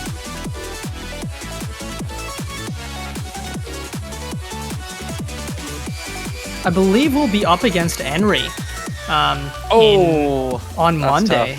That's going to be a tough matchup, but Amocetic played pretty well today. There is a chance here. I mean, if it remains to be that tapping abuse, the problem is that Henry is such a powerful speed player. I'm a little worried about that, but regardless, best of luck to Amocetic later on Monday.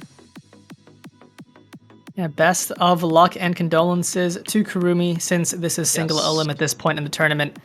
That will be all you see from them. Regardless, though, with those 2 fails still managing to qualify shows that there was a lot of potential with this player. A lot of potential. Sadly not shown in this tournament, but I can imagine in other tournaments in the future we'll see that more. That'll be it from us, it seems. Sure. Yeah, I believe we'll have a match out pretty soon. I think one matchup is still going on Osu Live 2 if you want to check that out. Otherwise, we have, I think, Mamiya Kokoro up against This Is God happening in 34 minutes. Yeah. So until then, ladies and gentlemen, I've been Shiba, joined by Vordi. Please go and check out Osu Live 2 if you want to continue watching Alad and Sigi battle it out. But until then, guys, we'll see you next time. Take care, everyone.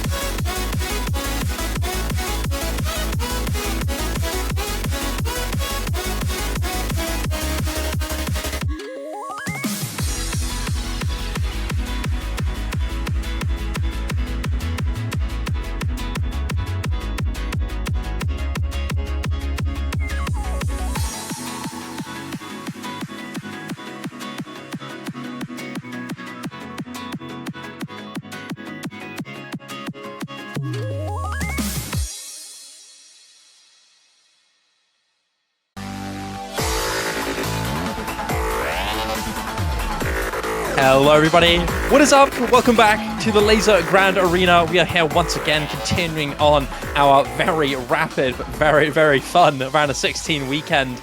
We just had a very nice couple matches here. We had Alad and Sigi win, duke it out with a 10,000 score difference for Sigi, and I'm Aesthetic taking down Kurumi by a solid 300,000 score. But way up next is a match that I think a lot of people are predicting to be quite one-sided, but you never know.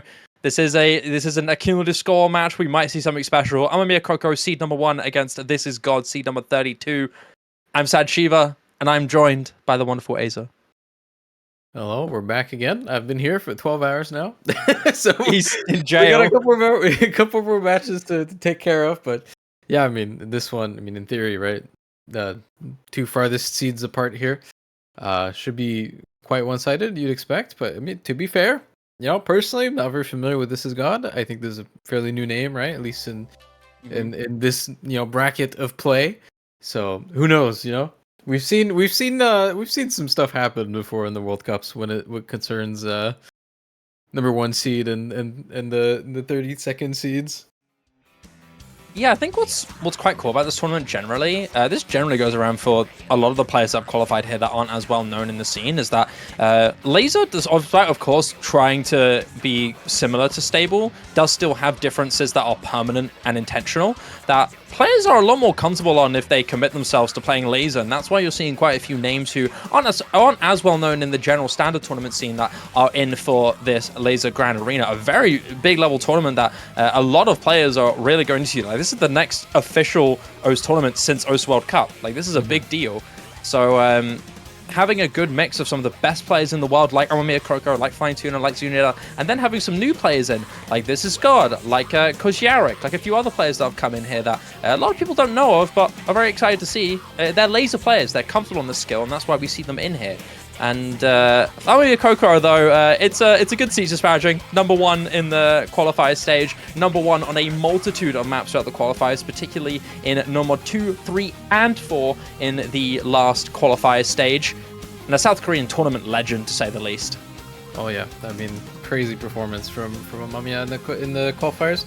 But I mean, I think this is probably the one player. This is God. I think this is the one player that I noticed, at least pretty clearly on the profile, that they actually do play Lazer quite actively. So I was always hoping when we were doing a Lazer tournament that we'd see some new faces that specifically just shine on Lazer. So it's nice to see, and it's nice to see that we're going to get to see them play here, right? We weren't able to stream all the matches, so it's cool that we're actually able to see this one and see what they can do. Yeah, of course. Opening bans here from both players are honestly very, very predictable. You're looking at Amamiya Coco to be, first off, straight up very well-rounded, able to play everything at a decent level. But if you're looking at core strengths and weaknesses here, This Is God really wants to avoid the alt, hidden, and reading maps. Those are particularly one of his weaknesses here. Speed is really what you're looking at to be your biggest strength, speed and hard mechanics, which is what you're seeing here. You're seeing the DT3 banned here from Amamiya Coco, and the Non-Mod 4 ban here from This Is God, both reading control and speed, with Hard Rock 2 being the opening pick here. For This Is God, with Amanita and Rokoku Strip for Amamiya Coco. Just instant double hidden pick. Yeah, I'm cooked. don't blame him. Some good dialogue. Wallahi, I'm cooked. Amamiya Coco pick double hidden. I mean, the guy has a multitude of maps that he could really use on this. Hard Rock 1, No Mod 4, even No Mod 1 when you think about it. The guy's also very powerful on aim. And at this level, just early enough, despite the star rating being quite high, he can still very much be potent on this. So yeah, I mean, solid picks on Amamiya Coco, good picks from This Is God. Surprised not to see the DT3 picked here for This Is God, nor the No Mod 2. But regardless, these are still solid maps. Going for that raw aim comfort with Hard Rock 2 being, despite heavily precision-based, does have very comfortable aim sections that, as long as you're comfortable with the CS, you can hit very easily. And of course, Keel Horde, classic L-Stone No Mod 1 matched by Camo. Not surprised by that one. Yeah, this is just going to tend to happen with the pools. There's going to be a lot of, we can call them tournament classics, I suppose. It's from the nature of the pool being like full featured artists. There's a lot of maps that were done specifically to have a high-level map that had a song by a featured artist. So it's nice to see that they, we can just reuse them and have a little bit more representation here. And yeah, there are some amazing artists on here. A lot of classics on here, like you said. Some really old classics as well, like Billy Bougie. Haven't seen something like that in forever. I mean, yeah, a little bit old, that one. Such a unique style map. Yeah, I mean, I don't know what kind of tournaments they were playing in 2009, but I don't think that. No idea. Don't think that one's a tournament map. Maybe not tournament, map classic, just straight up a classic. Yeah. Well, we won't be seeing it this time. Well, it is banned, yeah.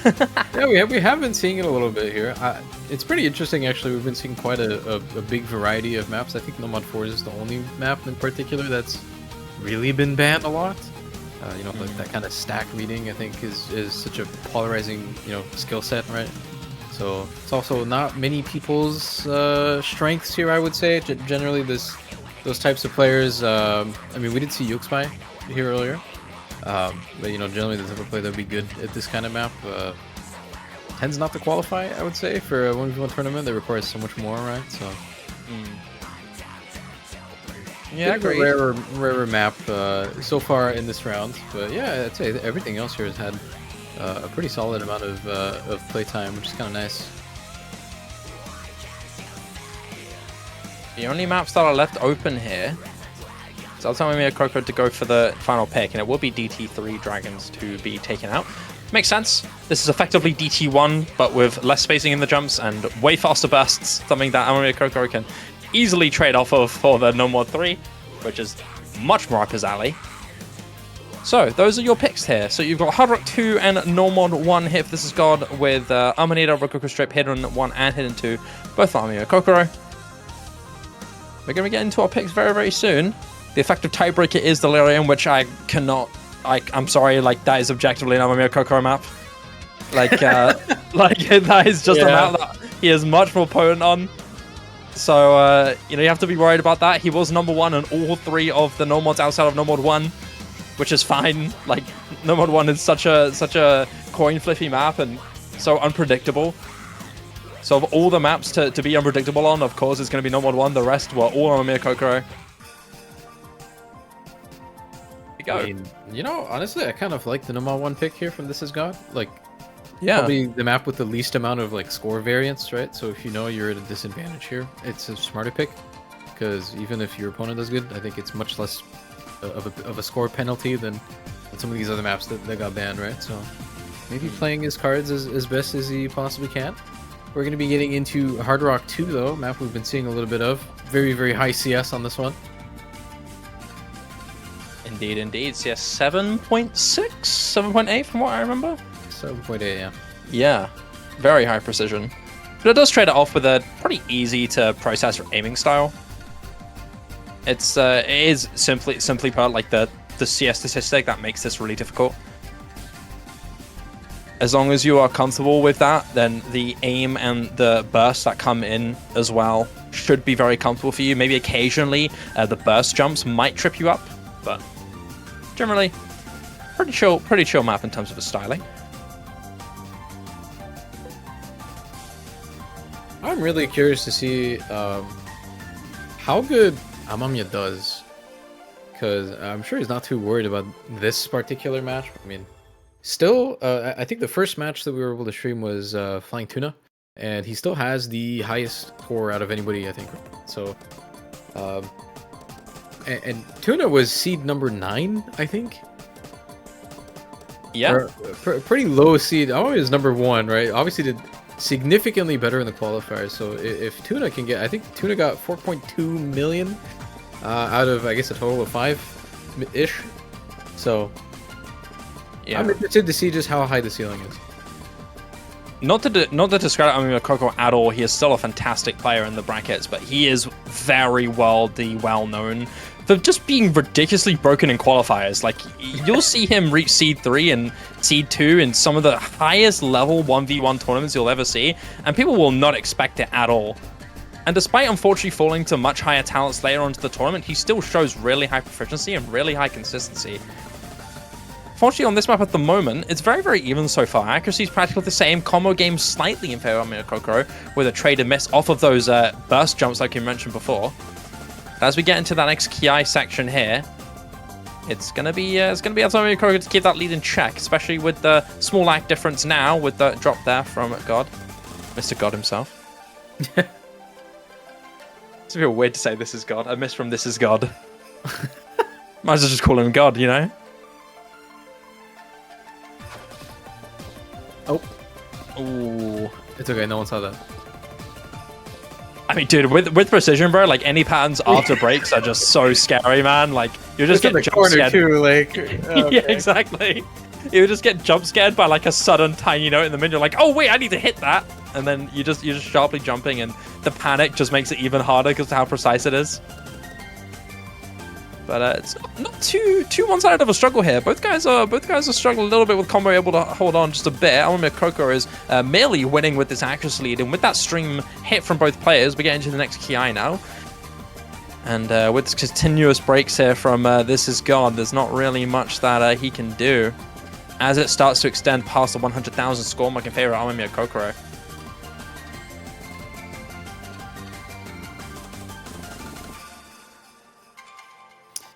A solid 2.5% accuracy lead on there. Not really any major combos on either side here for this one, but you can see just how much of a difference just that amount of accuracy actually makes for the scoring, right? Over 100k difference just for that you know, just being slightly more accurate in a short map like that. It really adds up.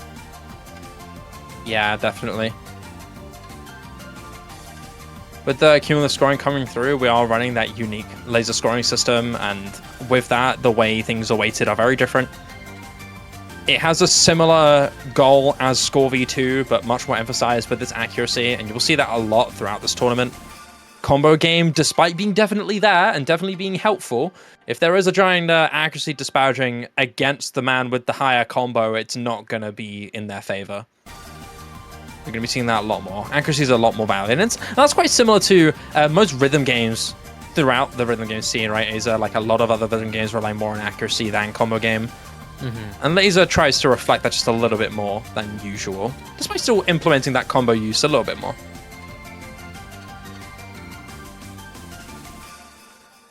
But the next pick here, coming in here, unfortunately for This Is God, he is not able to get a massive advantage on that Hard Rock 2. However, it's Alamir Koko's turn to now massively climb this advantage with the next two hidden mix to come through. Marmalade Butcher, Amanita, mapped by Camo. Very difficult hidden stream map. Quite notorious generally throughout the tournament scene and generally throughout the leaderboard scene, with some very popular scores from a multitude of players with different mods, be it hidden, be it hard rock, be it hidden hard rock mixed together. A lot of really good scores with those multiplied. And a very cool map just straight up. I think one of my personal favorite featured artists in OS, Marmalade Butcher. They make some incredible music. I strongly suggest you check them out. But this one has a lot of streams in it. Generally a little bit of aim, a little bit of awkward aim applied there on top, but its main feature is its flow aim and its streams.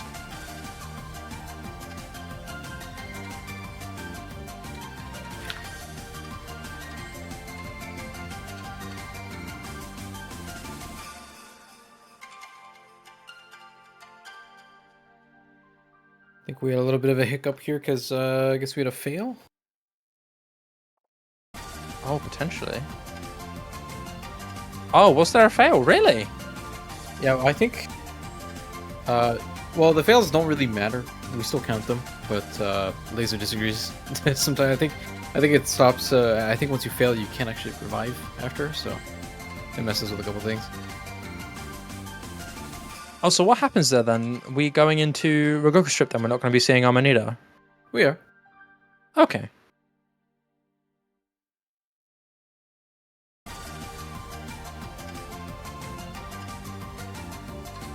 Wait, I'm seeing next map in chat. Is that?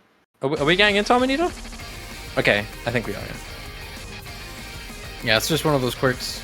Kind of have to get around the client a little bit sometimes. But Yeah. yeah, I mean, hopefully, you know, fails aren't too common. I think, you know, it might just be that map because it's hard rock, and I'm pretty sure the HP on that map is like 7 or something. So, Yeah. If I may ask you, Asia, what made you decide with the format to have no fail taken off of the mod set? Was there a specific reason? it takes away score on Lazer. Like V1. And that's what you want. Okay, I see. So you want failing to be sort of like a punishment there. No, like with, like, I mean, if people could play with no fail, we would, but yeah, like it still has their score, right? It has that. It has the cut. I see. Yeah. And with Score V2, it doesn't do that on stable, but on this one it does. Okay, I see. Got you. I was confused there for a second. Alrighty, well, as we get into the intro section of Amanita here, Alamir Kokoro hitting that big intro section very, very easily with a lot of finesse there. Still on SS in his favor, holding on to a full combo. But unfortunately, on the side of this is God, clearly hidden, not majorly in his favor in terms of the skill set differences. 90 accuracy, just bordering, but not able to home this any major combo as we get into that first Ki. An opening misstep from Amamiya Kokoro with no act drops still to this day. Just Practically one SSing with the break, miss. really? Yeah. But doesn't really matter, seems, for Amamiya Kokoro. Not really going to matter much for him, as that 150,000 score lead still remains in his favor. Accuracy is still absolutely immaculate here. 99.84 going into the break. It's still on the SS with one slider break. Keep in mind, accuracy on Lazer is technically a little bit harder on a map like this too, because if you actually like mistime sliders or even lose a slider tick or drop a slider in or something, it actually affects your accuracy. So it's not just the tapping. Yeah, I guess that trades off as well with the lack of note lock in this as well. Kind of accommodates for that, right? Makes you more focused on keeping that aim in check during those tapping sections in between. With the cuts down, I mean, Kokoro is still just slaying on this entirely. Unfortunately for God himself, he can't do anything. He's not able to hit this entire section at all. Multitude of misses there on those streams, and Amamiya Kokoro, despite a couple act drops here and there, still keeps his 99 accuracy there. I think I counted 300s. 300s? 3 or 4, yeah. Man. I mean, this is what you should expect from your #1 seed, but I didn't expect something this good. Final stream to come, big stream section to come through now into the final Ki. Amamiya Kokoro hits everything. And this Scots also did the same thing, hitting quite a good amount, ends up missing just afterwards, so a small strand of brilliance there from him. So the best hidden act on this map is 600s on the leaderboards. Wait, solo leader? No way. Oh, no. Okay. Okay. you had to ruin it, didn't you, Lazer? You just had to, didn't you? Man. He made the call and then he chain misses just on the end with a lot of act drops and a couple misses here and there. But regardless, as we get into that giant ending stream section, the score difference has expanded to very, very deadly degrees here. Nearly 500,000 score in favor of Amamiya Kokoro approaching the standing section. And clearly not this is God's map, which makes sense. 300,000 score still there, but nothing compared to Amamiya Kokoro's near 500,000 score lead. Yeah, I mean, it doesn't really matter who's on the right side of the screen here. I mean, if you're up against Amamiya and you get 800k on that, that's a tall order. Absolutely, and it doesn't really help that Roku Strip is next, Oh, which arguably is an even harder hidden map to come through here. Not only with hidden generally applied, which is a common weak set for this player, but also very dense and quite uncomfortable if you're not used to, AR9 hidden with this CS and this amount of patterns in there constantly hitting you. Yeah, this was not a fun time if you don't like these kind of maps. So. Sadly for this is God, there's only so many maps he can ban into Amamiya Kokoro. It was either this quartz or Roku Strip. I mean, pick your poison, right? Like, yeah. This map's Amamiya Kokoro's chance to just expand that lead to degrees that might make it impossible. If there's one thing, I know this is literally the first day. But if there's one thing that this tournament has made me scared of, it's Koreans this year. Oh my god, all the Koreans are crazy. Yeah. I mean, there are so many really powerful Korean players in this tournament in particular. It's Flying crazy. Tuna, Amamiya Kokoro, Nope They did KJK. really well too. Yeah, having him come back is great. Isn't Nongso also in this, or? I Oh don't no. believe so, no. Oh no, okay. My memory fails me then. Perhaps a different tournament. Yeah. The Korean squads we have at the Lazer Grand Arena are forces to be reckoned with, to say the least. And we're getting into Red Goku Strip now. Like you said before, a map that, if this is God's struggle with Amanita, this is going to be even harder for him, unfortunately. Pretty tame intro section going into this, but there's still a lot more difficult sections to come through with those cuts and aim control sections. And it's just a rough map if you're not used to this style.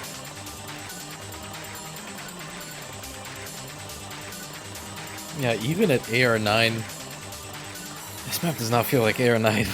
It feels so much lower at times. Yeah, I mean the high CS accompanied with Yeah. the style of the mapping and the BPM of the aim sections just make this so dense and so CS2 is just so weird. painful. Yeah. Like now you don't have to. You not only have to worry about like having so many notes just on your screen, but in your face as well. Like you're gonna have to just actively be looking around everywhere, being like, "Oh my god, have I missed something?" Like. That's the kind of thing that CS2 does to you. Alright, Coco is just shredding this map so far. I believe still holding on to a full combo. 98.5 accuracy as well.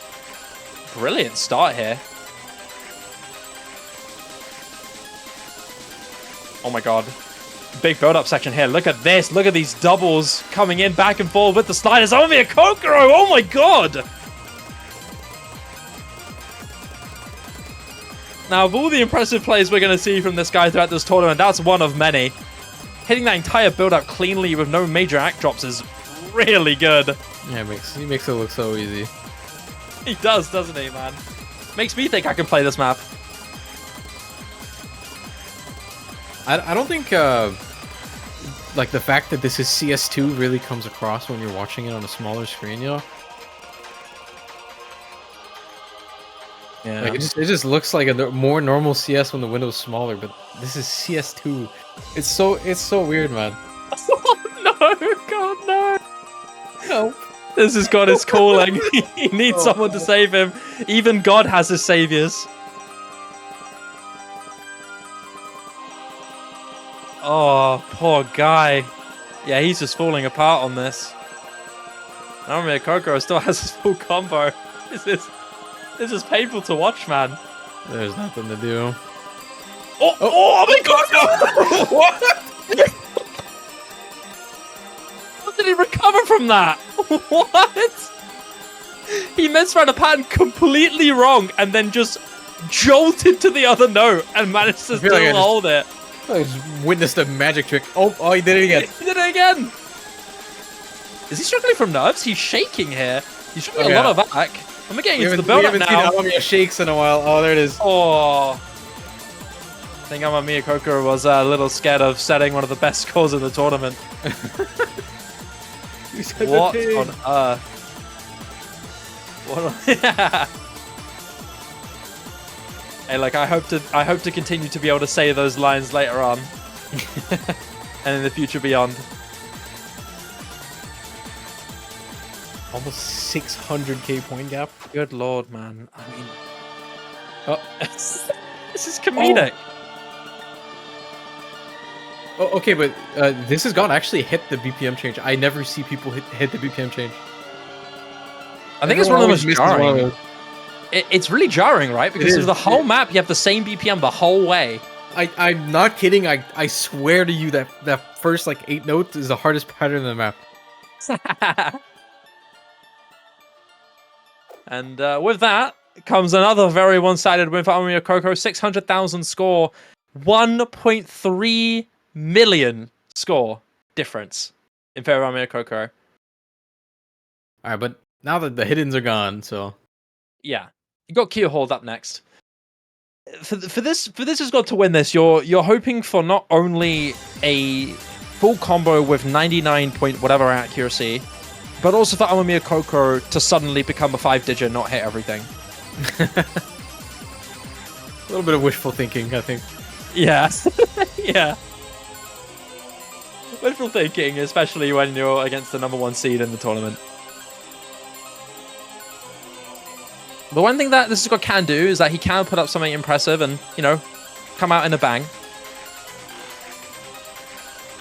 Maybe make this kill or hold map an impressive showing and a potential omen for what he could do in the future.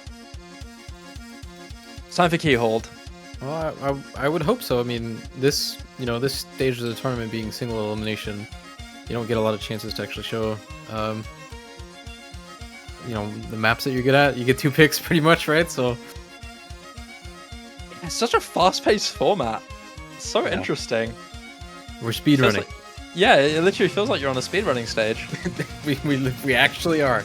Like, you know, usually with the tradition of these maps, like you and I have a lot of time to, you know, analyze and talk about the maps and talk about player comparisons and talk about scores and potential upsets. But with this one, you know, we're like, yes, Elstone Keyhold, no model. Oh, we're playing the map. Okay, aim, guys. There's a lot of aim. Anyway, you know, we just get straight into it, and that's lovely for the viewers. You know, the guys want to see the maps played first and foremost. You know, they don't want to hear us yapping all day. Here we go. Into Keyhold. If you wanted a little bit of explanation on this, this is your no mod 1, this is your raw aim style, but slightly unique in its aspect. You've got a lot more bigger sliders, the jumps are very sharp and sporadic. You have a few patterns here that go from short note jumps into giant jumps and super high wide angles, just like this one here as we get into the first ramp up of the map in its intro.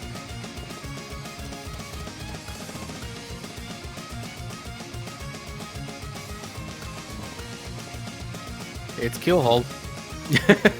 I love We've been seeing Elstone. this map a couple years now. Yes, indeed. We've seen this in a couple big tournaments as well. I don't remember which tournament it was in, but I remember seeing this in a 1v1 tournament. It was pretty good. It was pretty fun to watch. Yeah, this and Shipwrecked are so good. So good. Love these songs. Getting into the scoreline though, amongst these both players so far, Kokoro is destroying this intro so far. Holding on to a full combo into the Ki with the 99.8 accuracy. Pretty easy to hold on to accuracy on this map, but you got to remember the sliders in this map have to, plus that rule that we had with the Lazer where you have to really pay a lot more attention to the sliders with the Lazer client. Holding on to those sliders are much more important. And unfortunately for this is God, he's not able to hold on to any major combo past the Ki, and on top of that, he's struggling quite a bit on accuracy there, dropping a lot of back on those streams in particular. Seeming to be the struggle point here for this player on the aim map.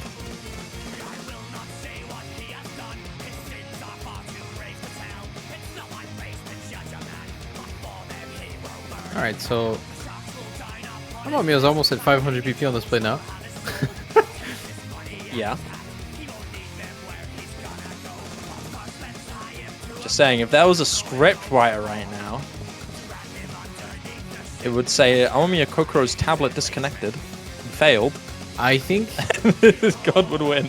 like I think even if that were to happen, the score difference is just so big at this point. It's too big, it's too much. Yeah. A biased scriptwriter couldn't do anything. But still, the fact that full combo is still being kept from Kokoro is really impressive. 99.5, hitting the spikes at the end of the Ki's, both of them at this point as well. Really, really good, and able to maintain a really high accuracy, despite the stream patterns and the large sliders that come through. Some of these are close to cross screen in its size, so you gotta be ready for them. And I mean, Kokoro is slaying on them so far as we get into the guitar solo section before the final Ki.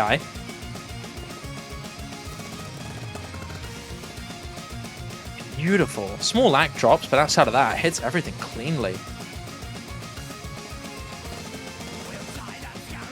Oh, that little cut section there. The stream into the single into a second stream just afterwards so quickly. That's such a scary single pattern. And once again, still hit. Oh man, the control here. Oh! Good lord, Aomiya Kokoro, what are you doing, man? Nearly approaching 600 PP. No! Slider break. I was about to say he almost eclipsed 600 PP. With the biggest jump spike to come through, Aomiya Kokoro hits it. How many people here just got their top layer destroyed in live in match? Well, there you have it. I mean, I'm close. We did see I think Tuna's FC on DT1 earlier was like in the 600s, I think. Damn. Go Tuna. We still have a map left. We do. We have Delirium. Man, this score gap is this is tragic, man. Like, Yeah. what do you do against Aomiya Kokoro, dude? Yeah, I mean, you can't even. I feel bad for this as God. Like, you're literally up against one of the best tournament players in the world, and you're aspiring, you're promising, you got to qualify into this tournament. up-and-coming strong Laser tournament player, and you just go up against one of the best players in the world. I mean, you do. This guy gets like top 5, top 3 seeding in global open rank, highly clouded tournaments. Yeah, I mean, it's an honor but a curse at the same time, you know.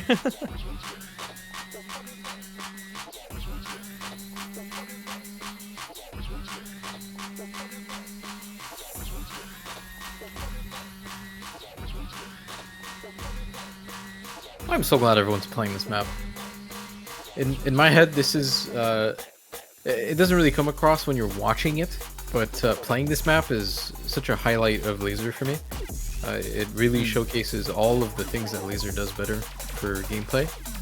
Like speaking of note lock and just the way sliders are more hittable, the introduction of slider accuracy and all that. This map just has kind of everything that. I don't know, just showcases Lazer really well, so I'm glad that we're seeing it a lot. I mean, I can imagine Lazer makes these types of maps so much more fun because you know only the best players in the world can hit those patterns so consistently and so much. But with Lazer's changes, not only does it make you not have to cheese the sliders anymore, but it also makes those really cool and clip-worthy control patterns a lot easier to hit and just generally a lot more fun.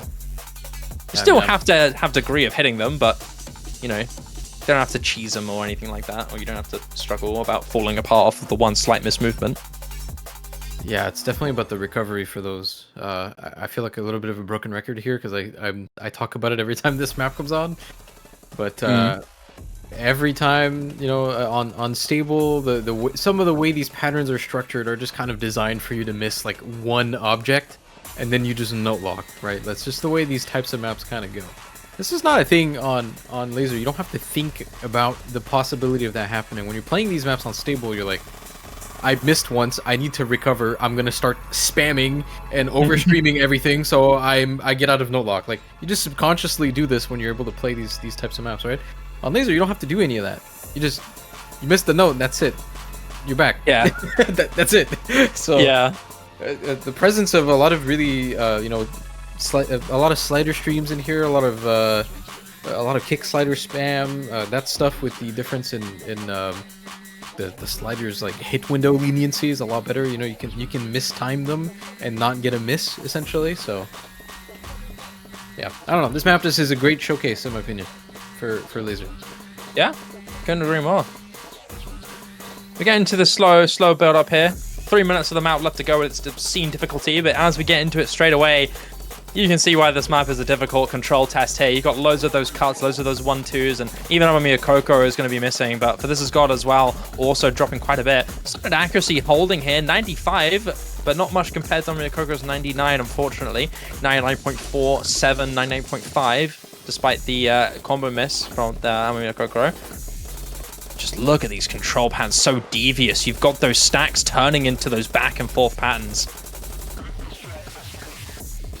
So fun if you're good enough to hit them. With Lazer, that makes it easier. It's the best tech map in the game. I will die on this hill. Valid. I'm not good enough on mapping to really make those statements, but I would definitely say it is a very good map. It's really, really fun. I definitely agree with you on that. It's a good map. It's a banger. Yeah, like you've got these pattern signature to really famous maps that are distinct for that style. You've got those triples into outstanding singles back into those triples, and even more so continuing on with just varying in style. So satisfying to watch someone hit this in style, and I mean Koko is just showing it all, showcasing. Yeah, about to get back up to 99 here. Kind of insane. Yeah, really, really close. Hits that space stream pretty cleanly. 98.98 accuracy into the break. We only got a minute and a half left to go off the map. There's 99 on this. Is just it's crazy, right? It's so I don't even know how to describe it. Like that's I'm speechless. It remains to be just one miss here for Amamiya Kokoro. It remains to just be one. We could see a reverse choke on this map, which could be really, really impressive. As we start getting to that build up, some of that control will start oozing in for you just a little bit until we get into that final Ki. Buzz Slider, cleanly hit from both players. Here we go, final Ki to come through now. Can Coco complete the reverse choke? Unfortunately, a miss there from This Is God, but unfortunately, a debate on whether or not he can win or not has been out of the question for a while. And to the 1/3 now. Oh my god. No problem for this guy. Oh, no problem, correct. What the heck? Back and forth, 1, 2, 3 doubles also hit. Once again, coming up. Oh, Mamiya Kokoro! Oh my god! He's not dropping a single bout of ack on this, not even on those giant sliders that are such high velocity. Oh. He finally misses. Man, So some of the these first choke- plays are so tragic. Barely missing. I mean, I know he missed at the start too, but Yeah. like, insane performance here. I mean, definitely worthy of #1 seed for Mamiya Kokoro there, just showing Yep. why he's there. I agree. An emphatic first victory for Mamiya Kokoro. Absolutely zero signs of a slip up here. Guy's been sharp the whole game. What more can you expect? That's going to be the victory for Mamiya Kokoro. Your seed #1 taking down the seed number 32. This has gone, unfortunately, showing a couple moments of brilliance, like you mentioned, Lazer. Couple moments of brilliance, but unfortunately not able to keep up with Mamiya the Kokoro. reality is, you know, you don't really get a moment to shine when this is what your opponent is doing, right? It's just, Yeah. that's just the way things are. There's only so much credit you can give, right? Yeah. So, up next, we will be taking a 20-ish minute break. We do have a little bit of an odd schedule going on here. Technically, Mamiya Kokoro is going to play their round of 16 match right away. I think it's going to be on the B stream, though. We're going to be showing Nick and Soisti here in just a short while. So, if you want to keep watching Mamiya Kokoro, just stay tuned. It might be on the B stream. But for now, I think we're good to take a 20-minute break. You want to add anything to that? No, that's it. I haven't got any other words. It's been a good tournament so far. Been a lot of fun, a lot of cool flips and sudden sharp wins. But there's still more to go in the Lazer Grand Arena. So until then, we'll see you guys in 22 minutes for Nick against Soichi. I've been Sad Shiba, joined by the incredible Aza. And until then, we'll see you next time.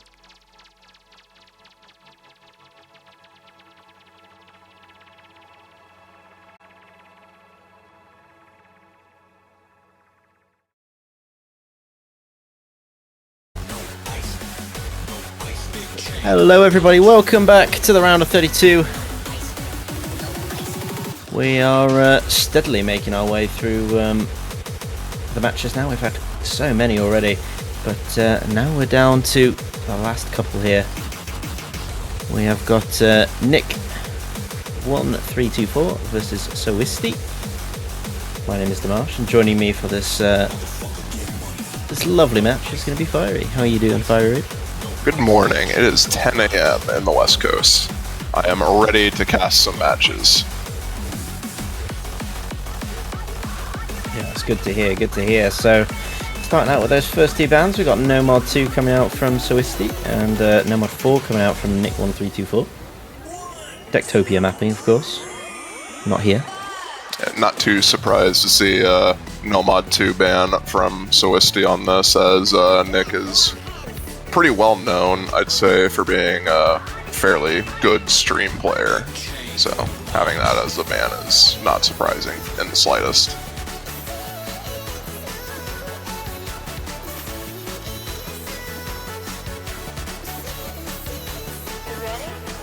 Delirium first pick, interesting. From Soisti here.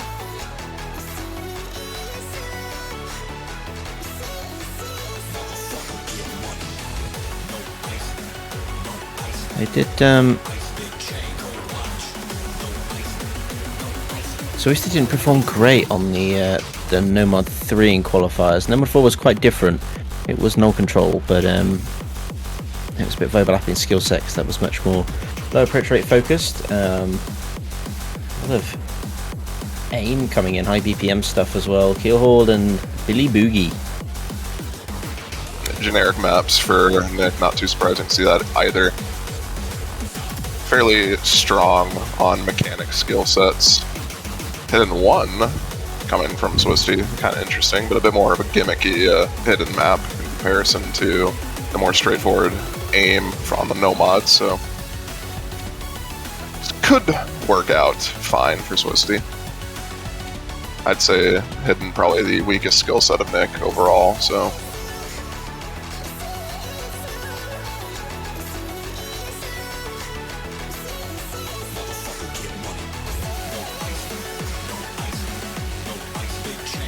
So there we are. So now we just have to ban out those last 4 maps to see what we're left with. Hard Rock 1 ban, not too surprising to see after seeing the Nomad 1 and DT 1 picks.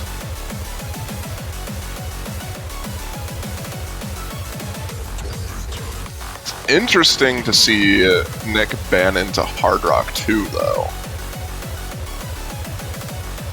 This is not what I was expecting.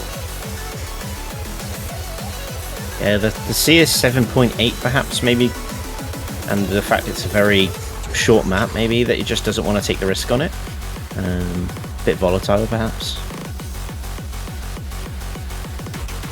So is he not going to go into the Hidden 2? Going to go into the DT2 instead. So both hidden maps are going to be played if we get down to the wire.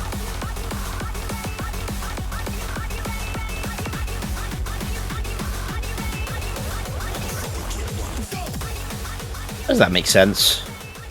Having that second hidden up is ideal. It's AR9 CS2, so it's a bit of a. It's even with the AR9 though. It's a bit of a reading map. All things considered, it's very overlap heavy. So even if it's not your traditional hidden 2 with the AR8. Still very much a reading map.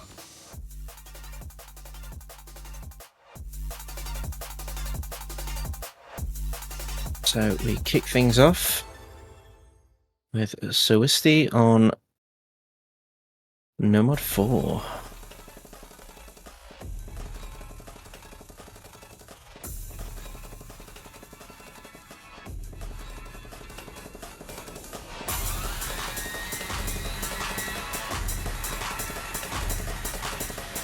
So, of course, for those that are unfamiliar with this format, we are playing on Lazer, not OC Stable or Score V2. This is all done with the Lazer scoring system, so accuracy plays a very key role in your overall score. Combo does play an advantage, but compared to what you would see on Score V2 or regular scoring, it's nowhere near as vital. It's all about keeping good accuracy on these maps.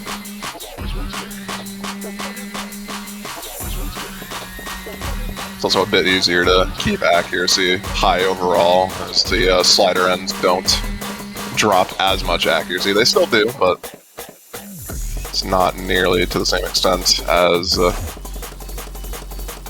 stable client. Some early struggles from both these players in the first web section here. A lot of misses, chain misses as a matter of fact, coming from both sides. Nick having the slightly better time. Yeah, slightly overall higher accuracy. And a couple more drops from Swisty here. Not what you want to see. If you want to see Swisty take an early score lead here, as once we hit Nick's maps, it's going to be very hard to kind of gain any score back. So you want to be ahead at the end of your first map. Pretty even, all things considered, though, with these breaks coming from Nick during this little transition section. So Swisty, if everything goes to plan, should be taking the lead here relatively shortly. That miss is not going to really be helping things, but still within the realm of a potential comeback after Nick leading for most of the pick here.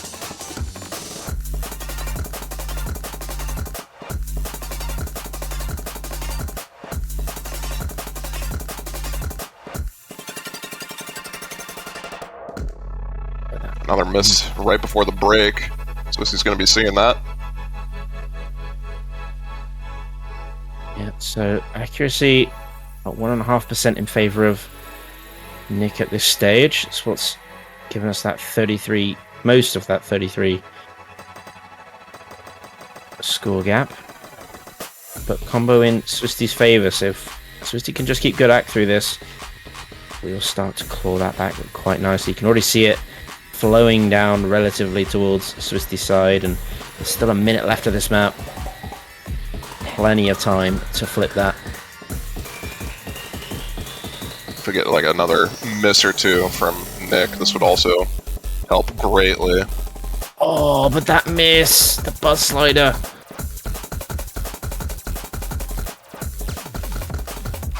I think that's just about going to do it.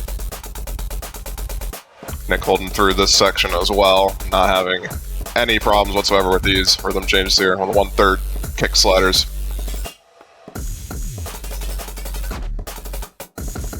Finally going to be breaking at the tail end of the double section here, but Swisty does as well, and I think that's going to just about seal it. Nick taking the break point on the first map here.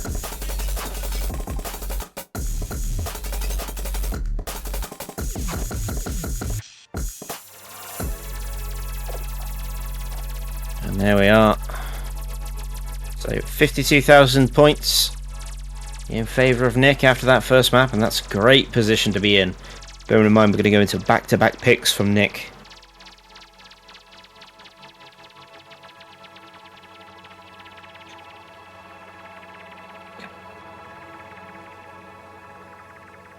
The generic side of the maps. Starting off with Nomad 1. Your straightforward aim map. It's always been your straightforward aim map ever since tournament slotting has pretty much ever been a thing. So around 2018, it's always been Nomad 1. If you want an aim map, it'll reliably be there.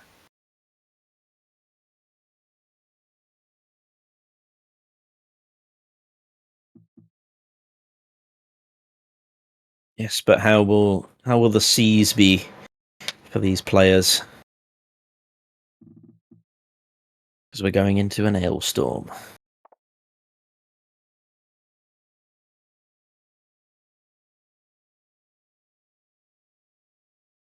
Again, like you said, very kind of generic maps, which leans into Nick's strengths a lot. Of course, in the Nomad one of the qualifiers, he got top 7, so not too shabby.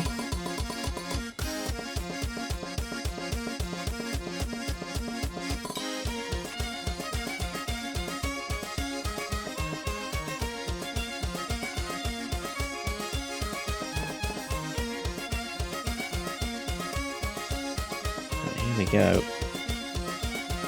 Already a nice advantage for Nick here.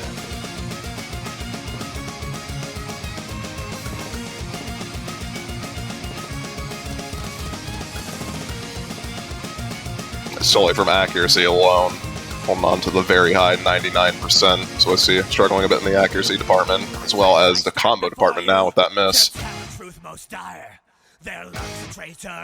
Yeah, not happy about that either.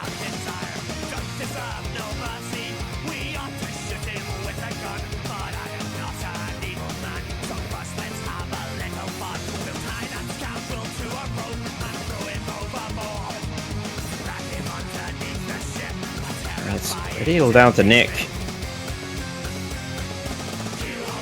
How much can he gain off this?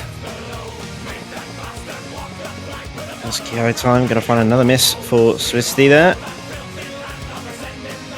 50k in favour of Nick so far. And increasing slowly but steadily.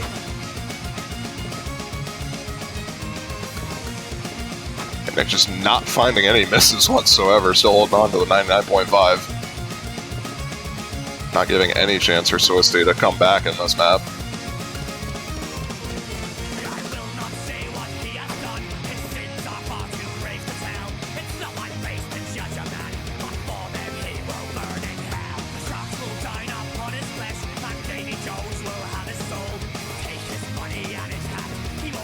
Yeah.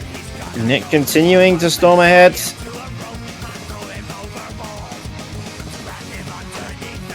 Hailstorm.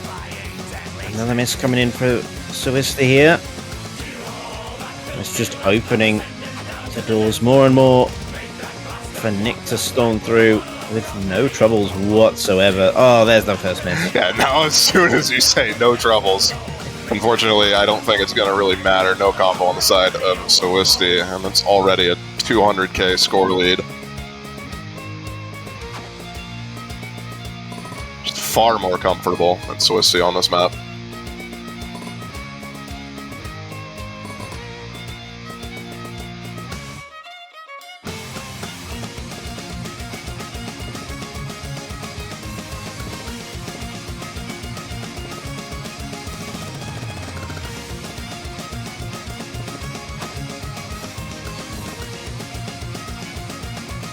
And yeah, with that, 2% accuracy lead for Nick. There's still 30 seconds left, so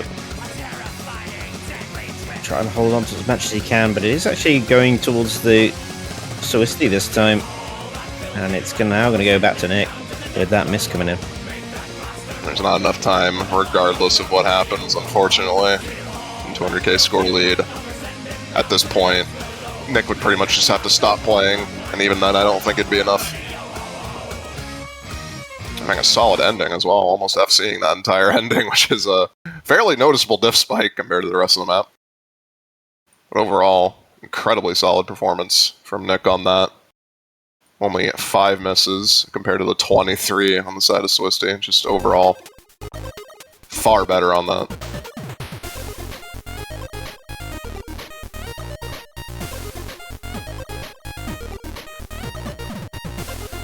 As we get right into DT1 here. Bit of a different type of aim map, but still following general aim consistency.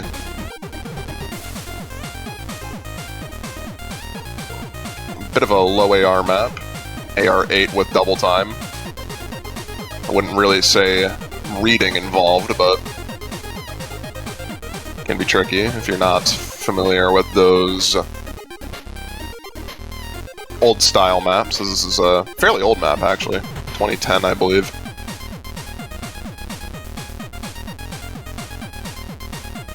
Oh yeah, it's a classic 16 bytes.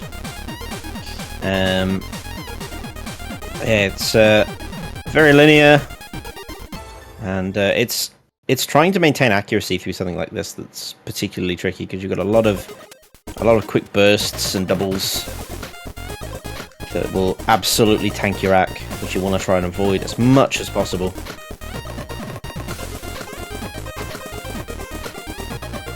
You can see some of that old style aim coming in immediately with those squares.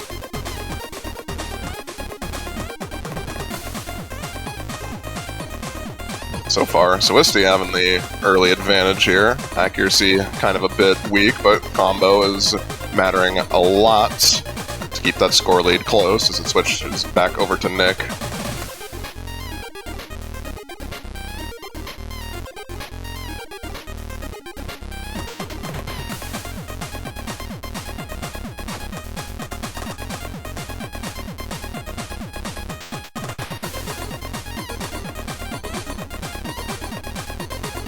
So far, so good. And Nick looking to... That's another miss coming in. So he will trade it up, so... Only 30k in between them here. 1 minute 50 into the map. A lot closer than I was expecting it to be. Get into a bit of a triple spam section here. This is where finger control matters a bit more. Both players not having a fun time with that. Nick especially dropping accuracy below almost 5% from where he was prior, and that gives Twisty the lead for now. It's not really a stable lead, but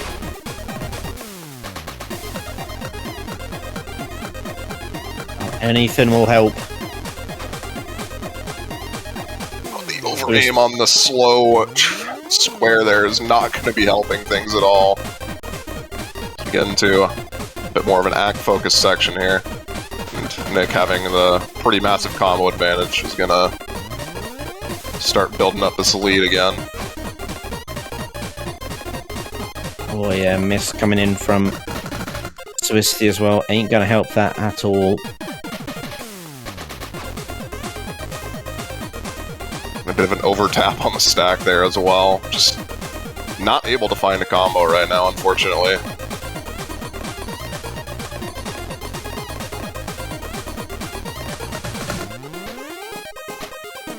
I think it's gonna just about do it.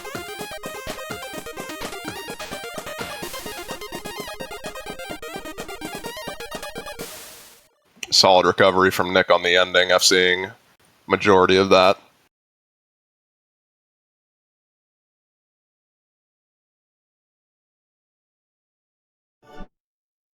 Yeah, so with that, we find ourselves in a situation where, as of right now, Nick has a 359k lead going into Swisty's second map pick. So you'd hope that you could try and get as much of that back as you can, so that Rengoku's strip is at least an even matchup for these two.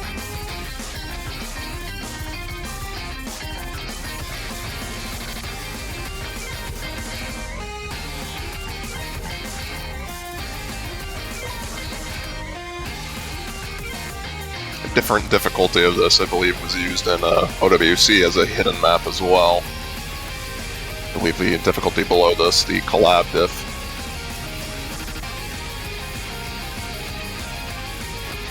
So if the song sounds familiar, that's probably why it does.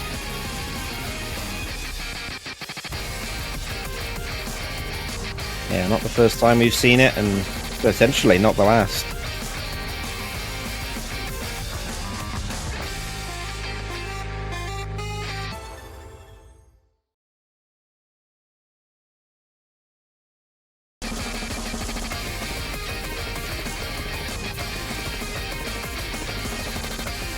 Fairly stream heavy pick on this one. 194 BPM, a lot of cut streams, and just general aim consistency involved in this.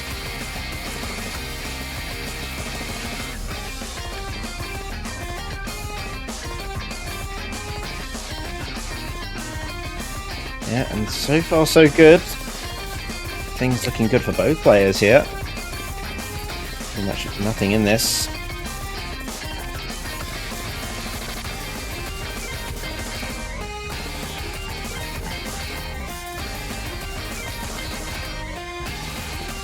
It is neck and neck right now. Into the first Ki time.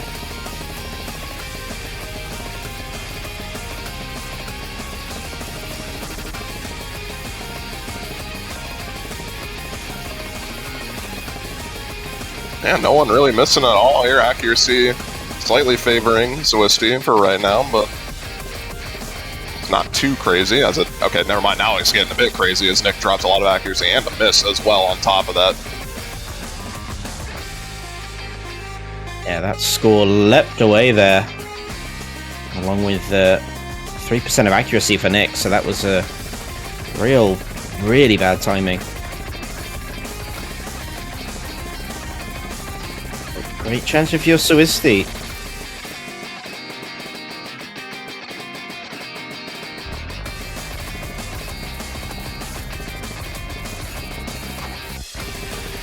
Oh, the over tap on the stack. That is so tragic, actually. It's not going to be the end of the world, thankfully, as Nick finds a break as well. The accuracy lead is still a full percent in favor of Swisty as we enter a streamy section here. A couple of misses coming in is going to drop that quite a bit as Nick gets through it. So Nick on the recovery at this stage.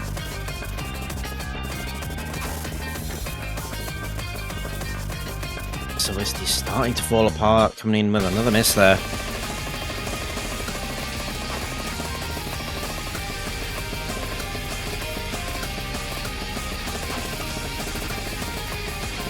A lot of misses coming in from Swisty. It's not going to be quite enough yet. It's shifting over very slowly to Nick. Going to be halted now as he finds a miss there. Yep, another miss for Swisti though, so it's still going to be falling in favor of Nick.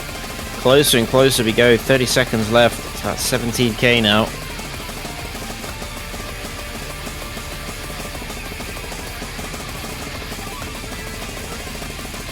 Score seems to have stabilized with a miss coming off from Nick and another one there.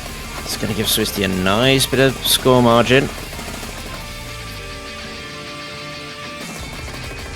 Entering the last stage. I think he has, at the very least, this map with a positive score differential, 50k. Still going to need a bit more than that, though. 300k down overall.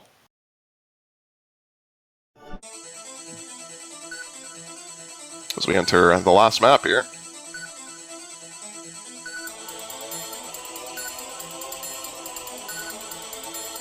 Yep, like you said, 310k separates Nick and Swisti, so pressure is on Swisti. If Nick can just hold out strong with these scores, he will survive the first elimination stage. It's all to play for. Do or die on the strip.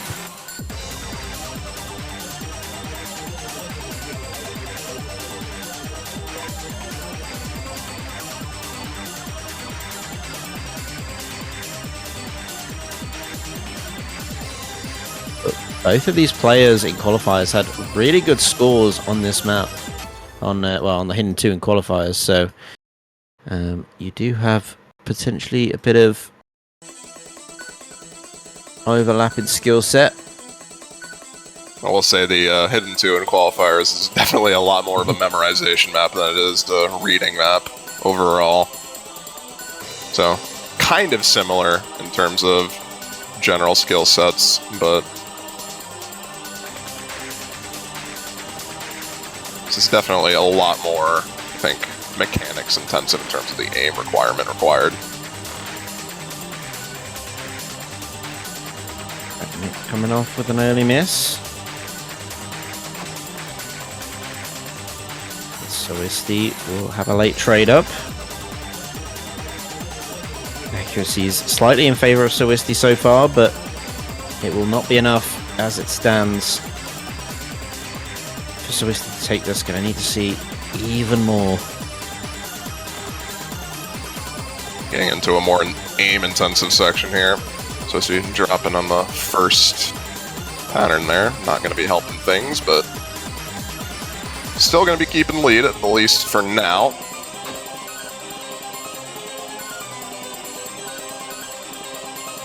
Both of them trading misses back and forth, but the lead staying with Swisti so far, but with a minute and a half down of this map. Swisti gonna have to try and find so much more in terms of score. Pretty notable drop there from Nick. I think misreading a couple of doubles there. That's going to be pretty massive, all things considered, in terms of the accuracy. It drops him down 2%. Both players having a bit of a struggle with the opening of this section here. We'll be favoring Swisti for now. As I say, that drops massively on that pattern. Now the accuracy is almost dead even now. Yeah, and that will not help the scoreline one bit. Just managing to keep it at 5k, but sorry, 25k, but again, needed almost 300k, just over 300 to win this, and there's not a lot of time left for that to happen. Cannot afford a miss, I would say, at this stage.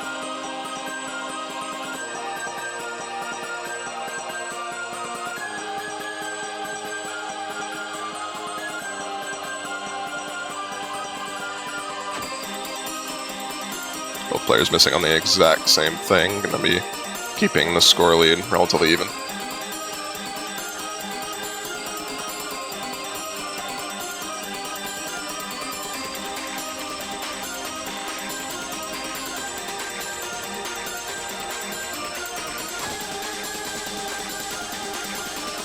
The miss for Sawisti, and with just a minute left, here we go, the final section. A lot section. of misses there. Accuracy drops.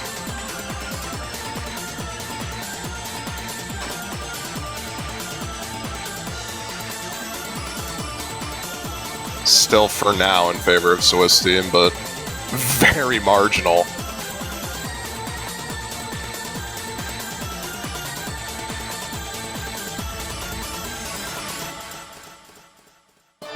Gonna manage to keep it unless something tragic happens at the very end here, but both players are kind of struggling with the BPM shift here. But will be Sawisti at the very least coming out on top on this pick, but it's not gonna be enough to win the match.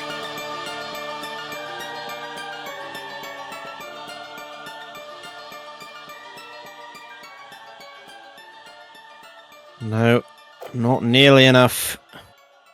Unfortunately for Sawisti, so Nick is going to come out victorious on this one. 3,174,000 score. We'll see him through to the round of 16.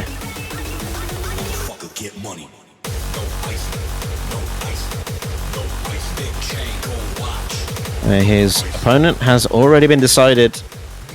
He will face Tebi, seed number 12, to advance to the double elimination bracket.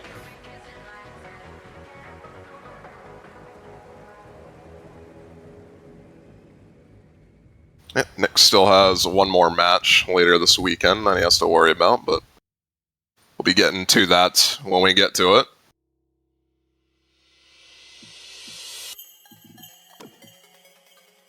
So, where does that leave us with matches? Well, we have still got one more match to go. Well, actually, I tell a lie, 3 more matches to go. We have got Walter versus Peter up in just 30 minutes time. You'll be back for that, won't you, Fiery? Yeah. And then, of course, our last 2 matches of the week, the Saturday, not the weekend, God, is the 20 UTC matches, Zootnative versus Tricky Pugster, and Intercamming versus Araki. So, still quite a bit of action left for the rest of the day. So, definitely stick around for it. But we are going to take a short break, and then we shall return with Walter versus Peter. Thank you very much for joining us, and we shall see you very, very shortly. Let's see you guys then.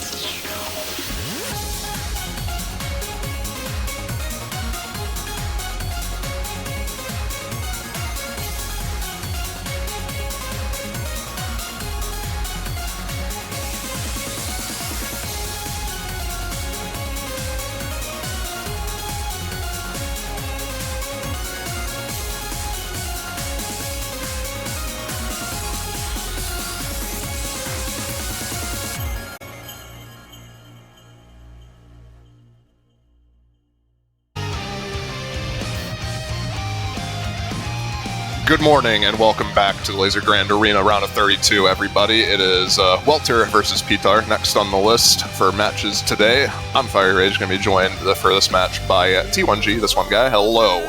How is it going? Good afternoon. It is fantastic. It is a lovely day. It is an exciting new tournament, and we get to see our number 3 seed through qualifiers in action. So very excited to see if he can live up to his incredible performance in the qualifier stage. Just immediately getting underway with the picks and bans here. Welter had, I believe, another tournament, so he was a bit delayed from there, so had a bit of a 10-minute delay, so both players, I think, eager to just get into it. So immediately, right off the bat, Welter banning out Hidden 2, not too surprising to see. Welter's weakest skill set by far is the heavy overlap Hiddens. No Mod 2 ban from Pitar, also not too surprising. Welter is very good at streams. not too surprising to see that. First pick, Delirium, followed by Irazine's Bazaar and Nanatsu Momijikari coming out from Pitar. And then Keelhauled as the last pick for both these players, and we'll see what they ban from now on to see what our last map is going to be. That was probably one of the fastest drafts of all time. That was some blink and you'll miss it stuff there. Holy Unfortunately, there is no Nomad 6 or Hidden 3. Yeah, I'm not... What did he actually ban? I don't know what he's saying. Neither of those maps exist in the pool.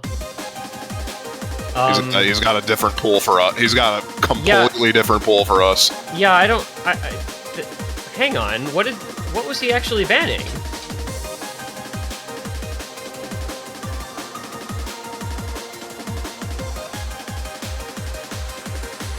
I believe the DT3 ban is at the very least correct.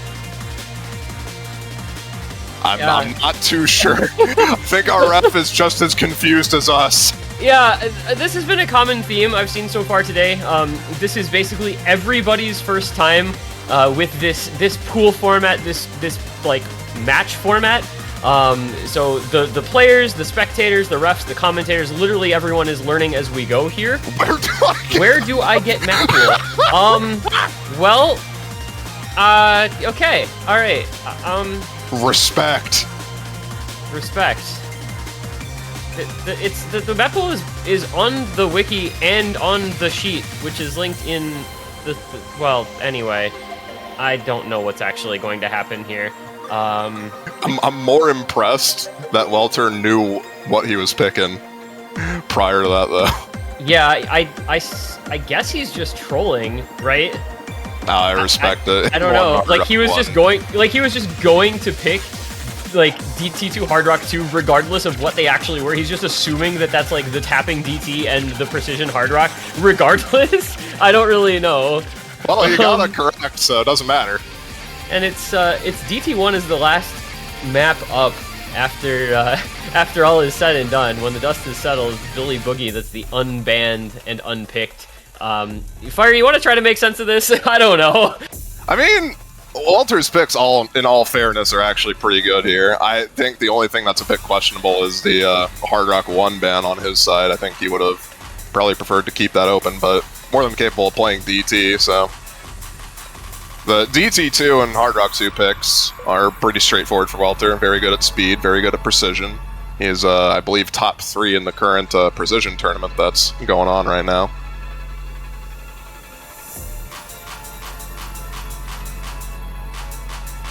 And players still feeling their way through Lazer as well. The confusion over not being able to hide the leaderboard and all of that sort of thing. But be that all as it may, we're gonna go into our first map. It's gonna happen regardless. The match is getting underway. It is the first selection of Nomad 3 Delirium, mapped by Mir, one of the longer maps in the pool. And I just really love Neurofunk, man. This was used in CPMC, Charlie's Perfect Math class, if you're familiar with that. It's almost, I think, 2 years old at this point, if not more. God, that makes me feel old. It's okay. Been doing this since 2017, 2016. We're all old.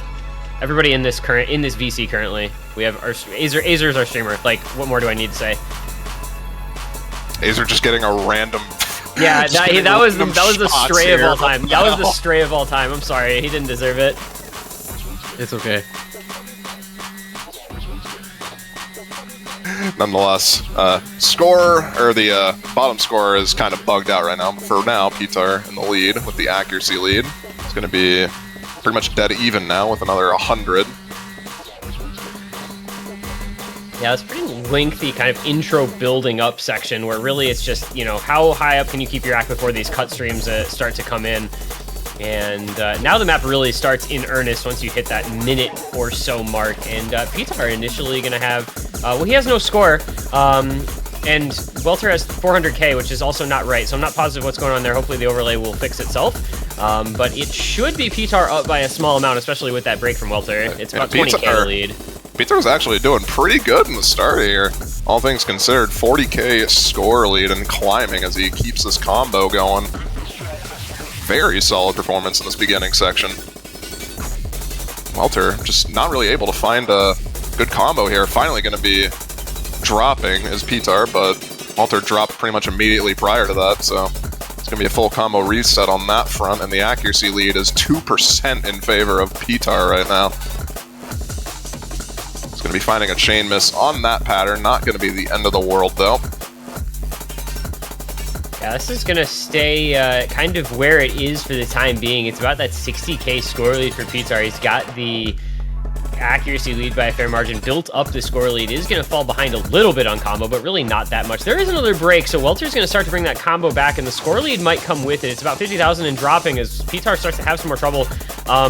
The 800k, by the way, I'm pretty sure is just the combined score of the two players, so I think something weird is going on there. But you can see at the top left, obviously, the actual scores per player, and it is about a 62,000 score lead for Pitar here at about the 2/3 mark into the break.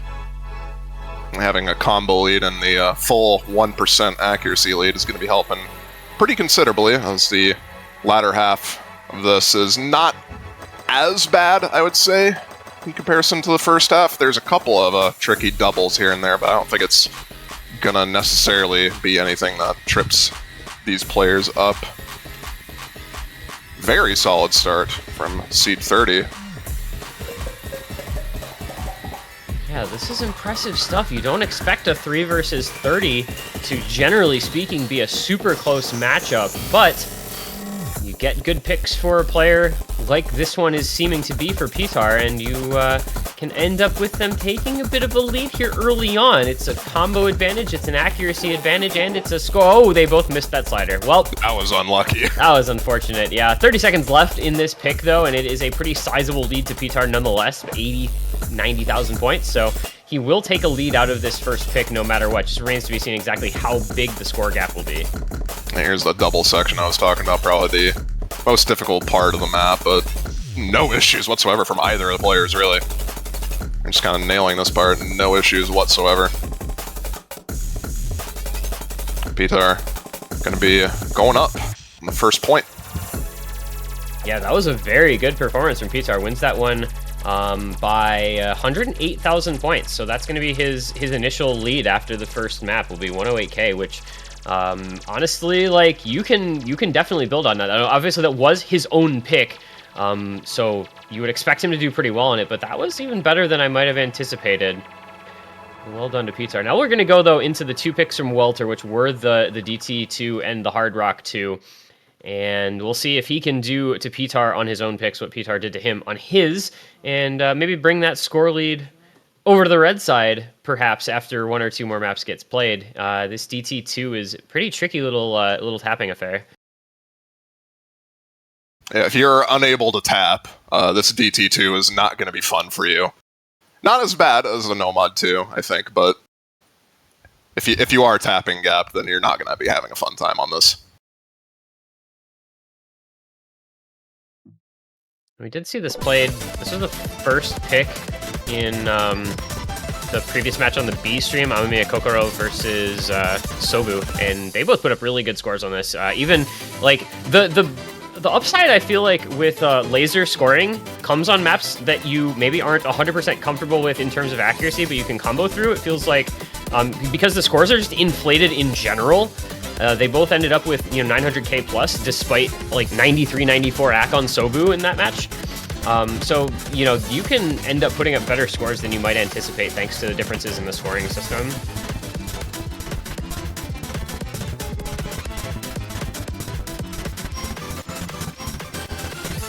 Just waiting on the players to get ready here for the second map.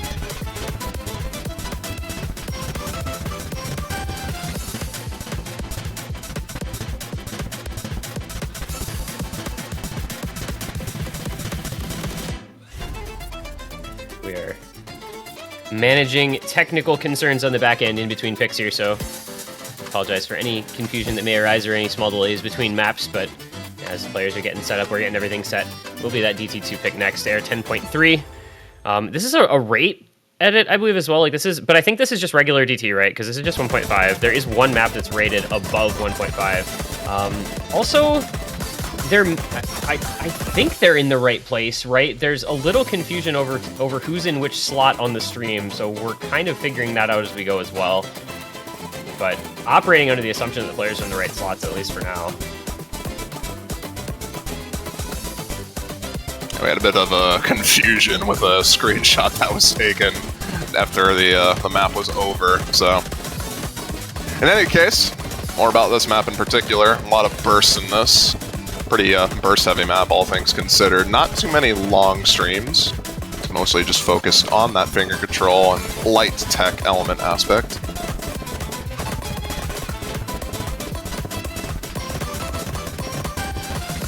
So far, both players not really having, I'd say, the best of times on it, but overall pretty evenly matched as Walter is going to be starting to take this combo a bit out of control near the end here. Yeah, this is a very big combo lead for what we assume is Welter. Anyway, this was his pick, so you would expect him to be winning it. That is a 600 combo and a, what is it, 1-ish% accuracy lead coming into the last few moments of the map. This is a very solid performance because this map just is quite tricky with the finger control and the slider aim that it requires, so this is a quite impressive score here. Just for final confirmation, Welter was the one that won the previous map. And the HUD is now accurately reflecting the scores of either player, so we got that settled. But as of right now, Pitar is down 300k. Yeah, so the first map was flipped, the second map was correct. All right, good, excellent. Now we know what's going on. We can play Hard Rock 2 and actually know who's winning and such. This is, well, both Hard Rocks in this pool are precision, right? You've got CS6 and you've got CS 7.8, so this is some super precision on this particular map. And this is one that I think a lot of people are at least familiar with this map set, if not this particular difficulty. Yeah, this has been utilized over the course of, I think, like 5 years at this point in numerous different tournaments. There's an AR8 CS5 diff as well in this set that's been making the rounds occasionally. I think it was even used in OWC. This is a CS6 difficulty, which is CS 7.8 after Hard Rock, also been somewhat frequently used.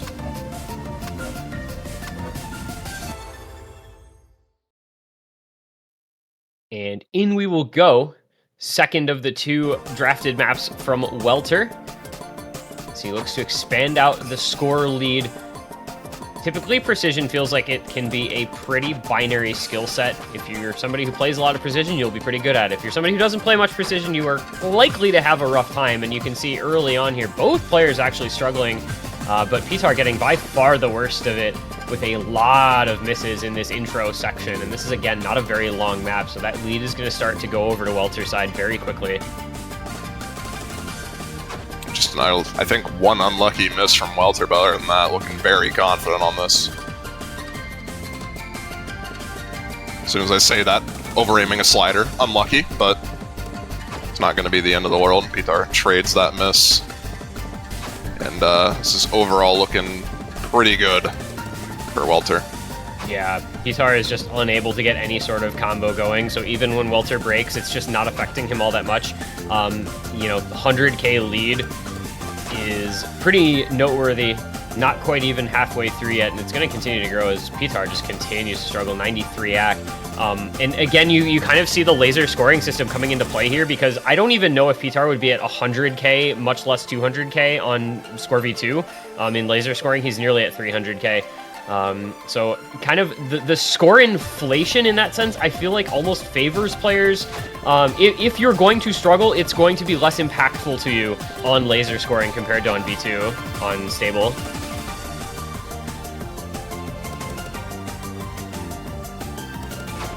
But it is still a 200k lead here for Welter, so I mean, it's not like Pitar isn't being quite damaged by this regardless, as he just is really unable to aim this circle size.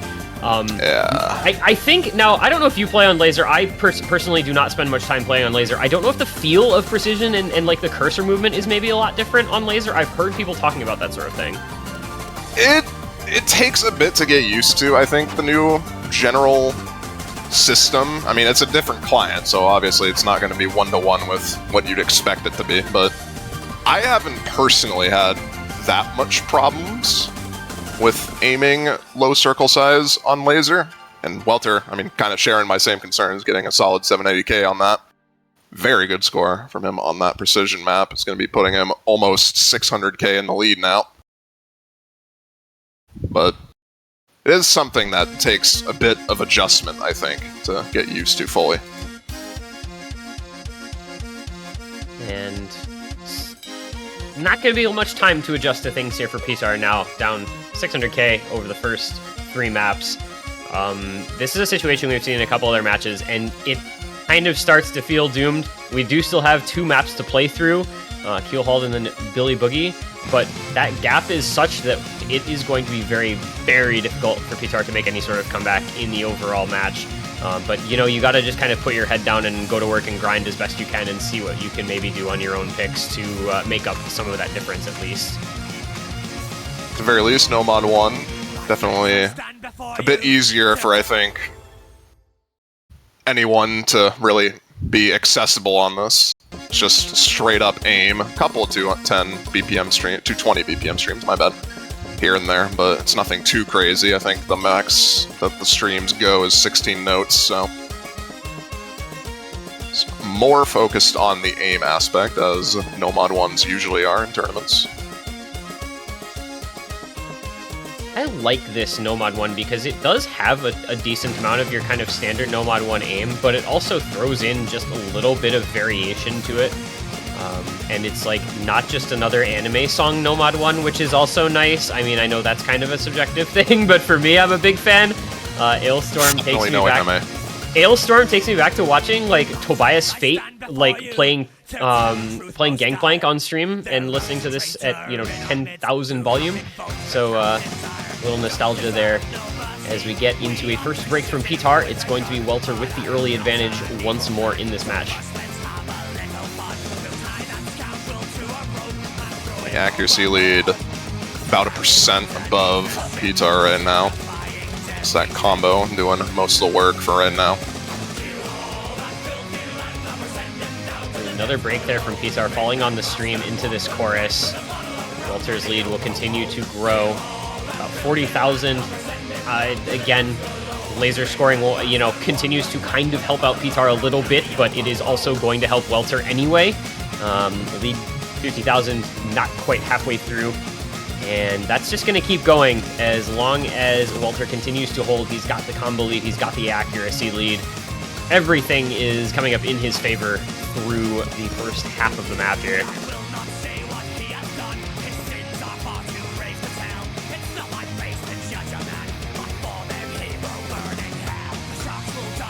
Just some unlucky breaks here and there for Pitar, as Welter still holding on to the FC, building up to 1,000 combo and climbing. This is honestly a very impressive play so far from Welter. We haven't played like a real aim map. As he breaks bottom left, you hate to see the bottom left miss. But That is a very tricky pattern, unfortunately. Yeah. It's cut off a lot of players. I think there's a couple of notable patterns in this people break on. It's that like bottom left there, and then there's like a right side kind of a vertical linear pattern a little later on that we also have seen a bunch of people missing on. But be that as it may, the break really doesn't affect Welter at all. He still has 135k score lead on this pick. Combo slightly in favor of Pitar, but not by enough to make a real difference. With only a small amount of map left to go in the last chorus and ending of the song. This is looking like another. It would be another point to Welter if we were using traditional scoring. It's going to be another bit of score added in his favor in that cumulative score. In this case.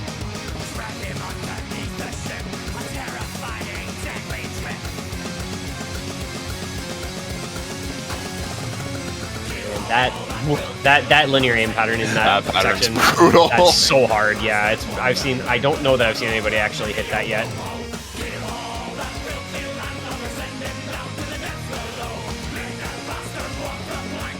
But It's going to be a very solid score here from Walter. Honestly, a respectable score from Pitar as well. He's going to finish 626k, but 770k from Walter. 7 misses versus 12 misses. Score gap goes up to 800k, and 1 map left to go. It's going to be Billy Boogie. It's going to be our leftover map, as it were. It will be our 255 BPM CS5 base AR 8, so this one's AR 9.7 after DT applied. Very old, of course. People might be familiar with this one, but if they are familiar with it, it's because they've been around or aware of maps from 2009. Hey, I respect this map a lot. This map taught me how to play triples.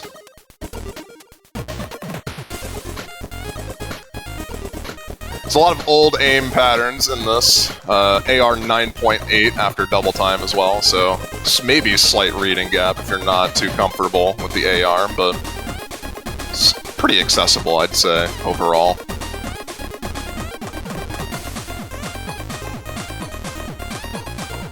Pitar with the... Oh, he was with the lead. No, he's not. I'm sorry.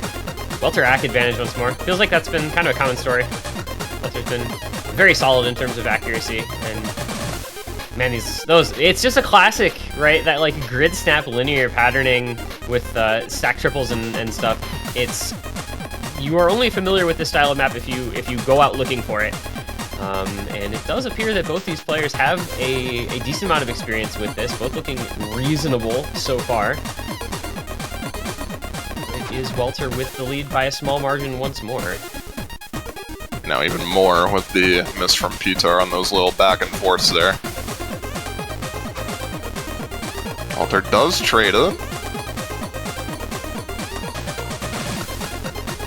They're gonna need... Pitar's gonna need a lot more, unfortunately, to overcome the overall score deficit. Almost 800k, and I think at this point it's kind of over regardless of what happens.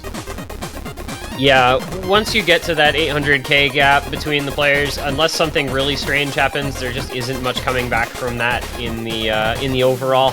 So this is a little playing for fun, a little playing for pride if you're Pitar, trying to make this at least close and maybe get a map win, as it were, out of the equation, out of the undrafted pick.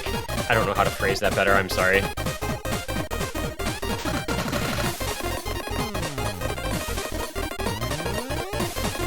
That score gap should go over. It's a couple hundred combo advantage to Pitar.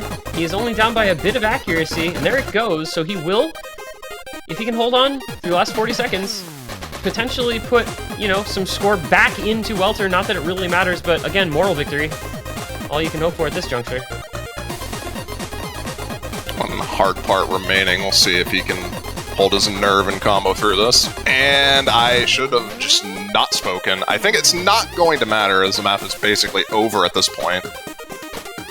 The score lead. Oh, this is going to be so close. I think it's going to shift over, unfortunately. Nope. Oh, no, just barely not. So Pitar does get get one map to go in his favor. 3.6k, but it was far from enough. It's going to be Welter as the winner of this match by, I want to say that's somewhere in the vicinity of 800,000 points, waiting for the webhook to know for 100% sure, but it's around there. So that's just very well done by Welter. All 4 drafted maps went in his favor, and the undrafted map he only lost by a small margin. So well done to the number 3 seed, proving why he ended up so highly seeded. Very good performance, and he'll go on to face Sigi tomorrow in the round of 16, which should be a very interesting matchup between those two.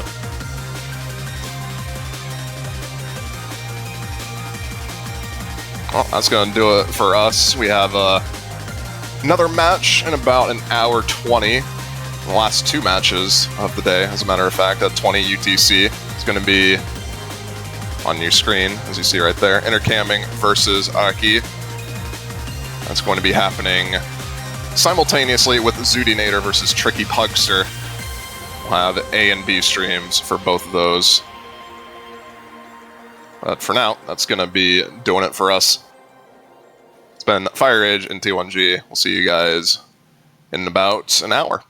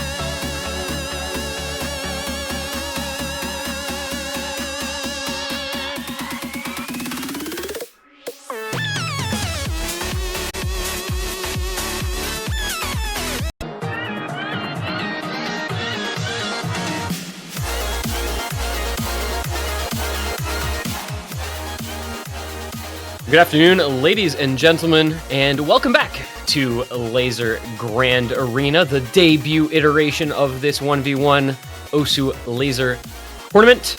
We are heading into our last block of matches for the day. We have Intercamming versus Araki here. Going on simultaneously will be Zudinator versus Tricky Pugster. I believe you can follow along with that on the main spreadsheet. I'm this one guy. Joining me once more today is going to be Fiery Rage. Good afternoon, Mr. Fiery, and welcome for Intercamming versus Araki. Hey, you didn't say good morning this time, even though you said that like 5 minutes ago when I first joined the voice chat. Welcome, everybody. This is the last match of the day that we're going to be streaming, as it is shown on the upcoming matches. We still have some more tomorrow, though. But for now, all the focus is on Intercamming versus Araki. Excuse me, my throat is dead. You are excused. And indeed, Intercamming coming into this as the number 4 seed, finished 4th in qualifiers. Araki, therefore, the number 29 seed towards the bottom of the list, but still solid enough performance in quals to get through. We had some pretty close matches in our maps in our previous match between the number 3 and the number 30 seed with Welter and Pitar. So hoping that Araki can make some noise here and give us an interesting affair. I think it's definitely possible, but Intercamming is definitely one of the strongest overall tournament players, 1v1 tournament players out there right now. So this, I think, is going to be an uphill battle for the lower seed, who may have an upset on his mind, but Intercamming going to have something to say about that. Getting into the ban phase, Hard Rock 1 ban from Intercamming. As you said, Intercamming kind of well known in the tournament scene for just being well-rounded at pretty much anything. So I think that's more of just a comfort ban, more than anything else. Just not wanting to play Hard Rock 1. Araki, see what he opts to ban here. Yeah, I would love to say I'm a little more familiar with Araki than I am. Unfortunately, not a super well-known player for me. Did put up some pretty solid gimmicky map scores in qualifiers, things like the Nomad 3, Nomad 4 he did pretty well on. Struggled a lot with Hidden 1, did not put up a score at all on Hidden 2. Middle of the road on the Hard Rocks, and sort of toward the bottom half to bottom third on the DTs, which is probably going to explain why he first bans the DT3 there. Intercamming may be looking at drafting a DT or two with the picks, since he has 2 picks before any more bans occur. DT3 is the ban, so getting rid of one of the... I'm not too sure if that's necessarily a speed-oriented map, but nonetheless a double-time map, we'll put it that way. So we get into the pick phase here. This is the highest BPM of the 3 DTs, 262 BPM for this DT3. DT1, of course, 255, a completely different kind of map, but I could see Intercamming just picking both DTs in this matchup, honestly, considering Araki had a quite difficult time in qualifiers with the tapping picks. Also has that Nomad 2 to lean into as well. Hidden 1 going to be the first pick from Araki. It's an interesting one. Kind of standard Hidden 1. We've seen a decent amount of it. It's got some bursts, some streams, kick slider jumps, a little slider aim, some cut stream patterns and stuff. It throws a lot at you, as you'd expect out of Marmalade Butcher.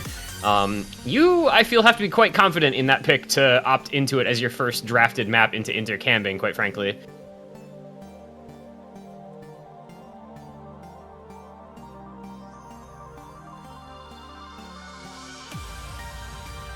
But now we will get the 2 picks from Intercamming.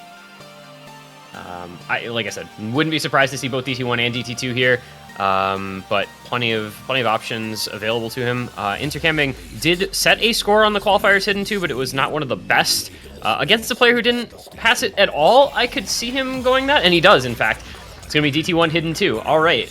We are making some solid predictions here. It's going to be Billy Boogie as his first, and Rogoku Strip as the second pick there from Intercamming. That's been a pretty polarizing one. You're either good at it or you might struggle a lot. Well, you're on fire right now with the predictions. What do you think Araki's going to pick for his last one? Well, sadly, I'm betting on a Nomad.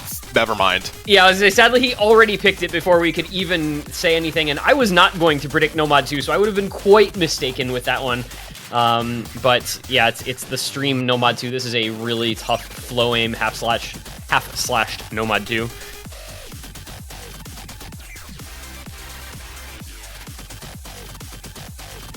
It's kind of interesting to see that, as you mentioned. Wasn't necessarily the greatest on the tapping picks and qualifiers, so going into a tapping-oriented stamina pick is interesting. We'll see if it plays out in his favor.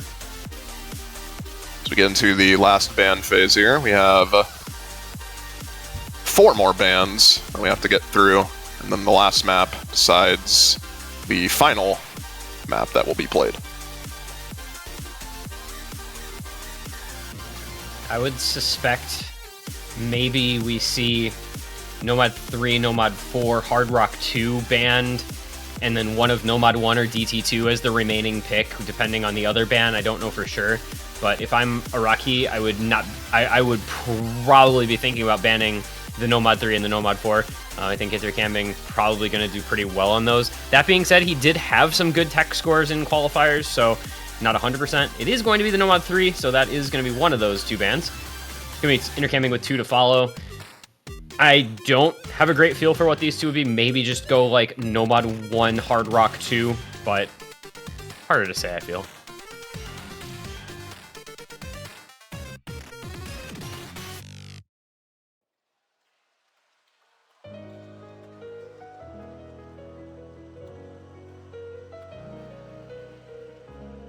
Let's see. Taking their time on this one, though. Yeah, this is a little bit slower of a draft than some of those we've seen previously. Like you said, a little more thoughtful, perhaps. Nomad 1, lots of aim with some awkward patterning. Nomad 4, rhythm, finger control. Hard Rock 2, Giga Precision, CS 7.8. And DT2, which is kind of tech tapping, I guess.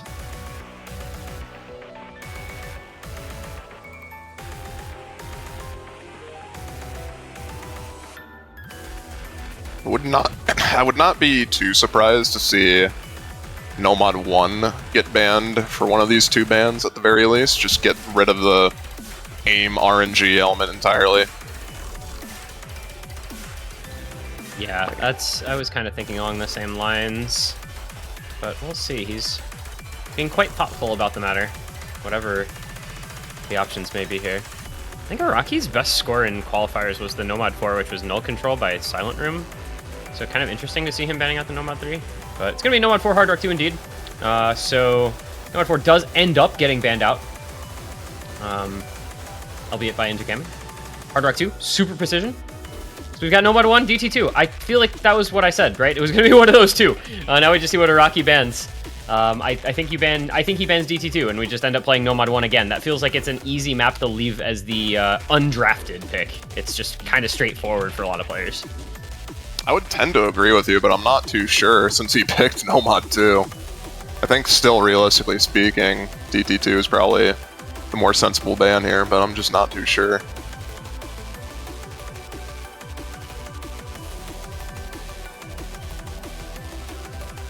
Yeah, we'll see. I think the BPM difference there, this is what, the Nomad 2 is 210 BPM, and the DT2 is 230 BPM, so...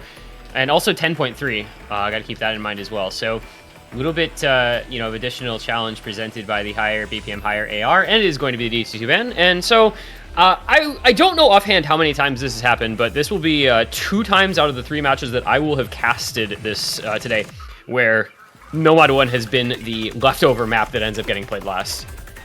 Everyone loves their aim. What can we say? Unless that does it for the pick and ban phase. So, draft is complete. We have our 5 maps that we're going to be playing. And let's see what happens. Total score is what matters the most here. We get into the first map, Hidden 1, Amanita. And this should be a fun one. I am, like I said, I was a little surprised to see this as the first pick into Intercamming, who is generally speaking pretty good at these types of things, but both players showing a little bit of discomfort at the start, breaking in the first couple hundred combo here before they really even get settled in. Anarchy having the better end of it, holding on to the 99%. Intercamming 2% down at the moment. Combo is in favor of intercamming though. So in early stages like this, that combo is still very important. It's still pretty AC-based. If, for those unaware, accuracy is weighted quite considerably more in Lazer scoring system than it is in your standard tournament score v2 system. But nonetheless, combo is still going to be a pretty big factor, which is evident by the score lead shifting over pretty considerably. Yeah, and it's worth taking note as well the fact that scores are kind of just higher in general on Lazer's scoring system. So you can definitely anticipate a lot of plays to be a couple 100,000 points higher than you might anticipate them being. Something like a 300k on standard stable V2 is going to be something like probably a 500 or 600k on Lazer scoring, which is also why you can see the scores being a little bit higher at this early stage despite the breaks than you might normally expect. But for now, it is intercamming on a quite solid combo, over 700 and up by 80,000 points. This being the first pick of Araki, not exactly what he would be looking for, even though he is on paper outmatched in this particular matchup. Still would like to get a good performance on the board to start the match off, and that's not going his way in the first half of his first pick. It's just kind of unlucky, since intercamming outside of the early struggles is just sort of nailing this now. I really need to stop talking sometimes. Yeah, that is how it goes, isn't it? Players just don't like it when you mention their names as holding a solid combo. But it is 2 minutes in, about 2/3 of the way through, 115k lead for intercamming. He's got a small accuracy lead, a tiny combo lead, but had the combo lead by a lot previously. And we'll see if he can continue building up some score advantage coming into the last quarter of the map. It is worth noting, the accuracy, well, now not anymore, but it was pretty close between both the players. It's just, Anarchy is getting a lot of unlucky misses right now and just can't build up a combo. And that is what is tanking a score more than anything else here, as we get into the last couple seconds of the map. And this is going to be a pretty sizable advantage to intercamming coming out of this first map. And breaks in the ending, very difficult stream patterns with the kick sliders in between, but intercamming getting the better of it. And into the outro we're gonna go. This just does not let up, but intercamming looking clean through this patterning. 200 combo into the last moments, and it's gonna be 150k score lead for him off of the first selection from Araki. Not the way the French player would have wanted to start this match off, but intercamming just very strong, as we said at the beginning, on a wide variety of skill sets, and that is a good performance to open things up at 720k.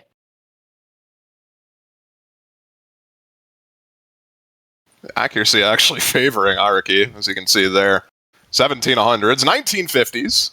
Not necessarily the best, and more misses, but in general, I think just somewhat unlucky on the aim on the streams there. Still doing fairly well, all things considered. Just, unfortunately, intercamming is intercamming, so gonna need to be a bit more consistent if you want to topple one of the highest seeds. That's always looking like an uphill battle for a lower seed against a top seed like this. Kind of just to be expected. We'll see if Araki can acquit himself well on intercamming's 2 picks. We're going to start off with Billy Boogie. 2009, it's linear, it's grid snap.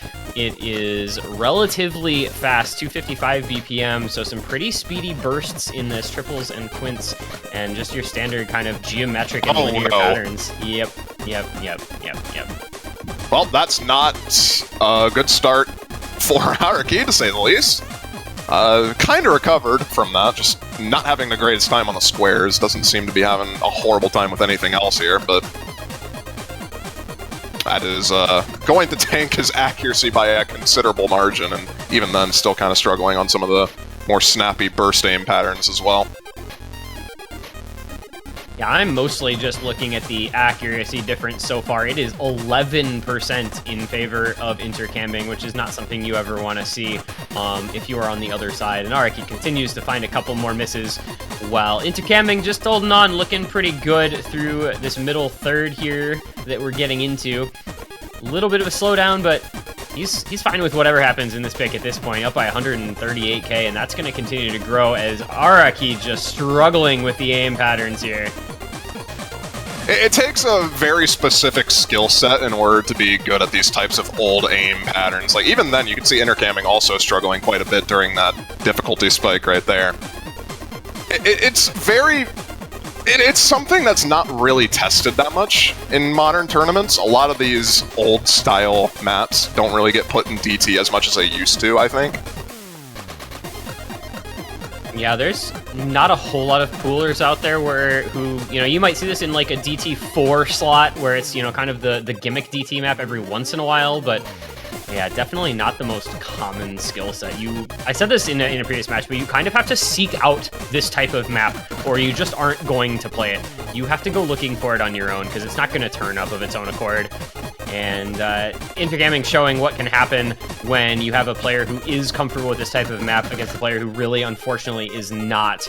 666k to 340k heading into the last section of the map. It's going to be a gigantic score gap coming out of this pick. Probably looking at 5, maybe 600 or more thousand points between them after 2 maps.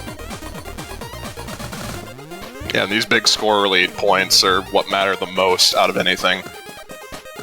Because you need to have the most total score after all 5 maps are said and done, and massive score deficits like this, almost 500k, they're really hard to come back from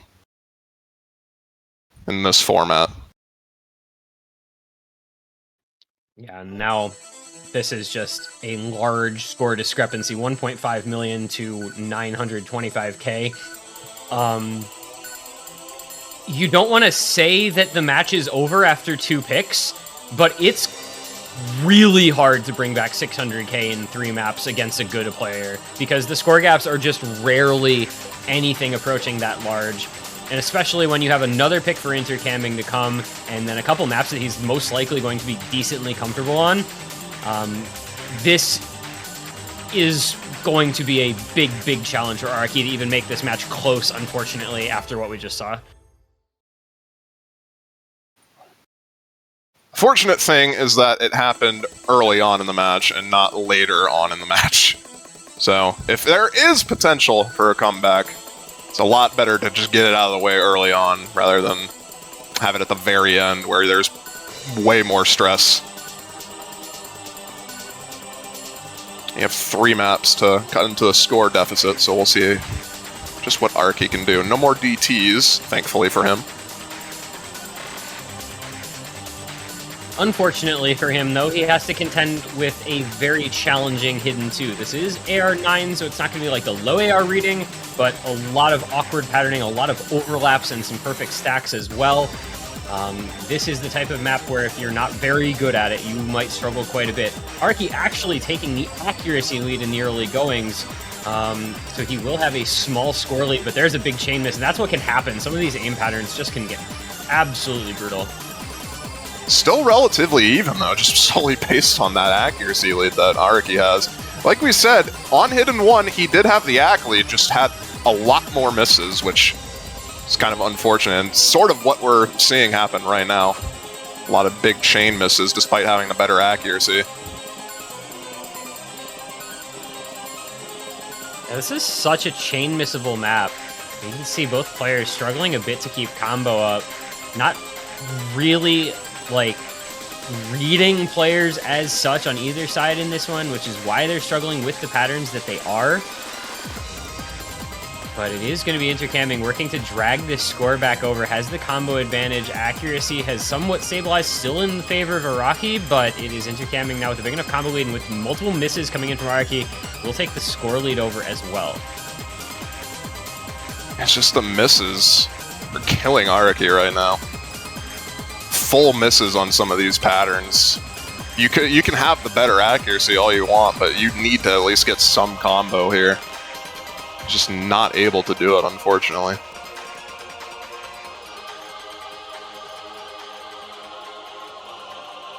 We'll get to the halfway mark. We'll be intercamming by a bare margin of 47k. He has the combo lead. Accuracy lead by a small margin as well. See what he can do in the back half of this map, which really does not let up for quite some time once you get through this slightly slower section. And even in the slow section, you can kind of see Arky struggling to keep combo here, missing on those back and forths.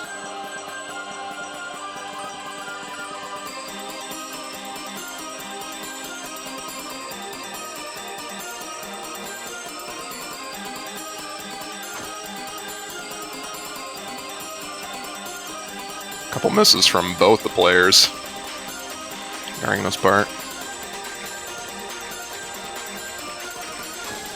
Just the traded breaks back and forth. There's a big chain. Oh, goodness, Araki. Oh, dear me. You hate to see that. Yeah, you hate to see that. That's rough. I think he actually may have failed in that section as well. Not that it actually matters, but it's a little weird with what it does to the MP link. But that's just brutal. Lead's still only like 80k. Again, the Lazer scoring system kind of working in Araki's favor there, despite everything.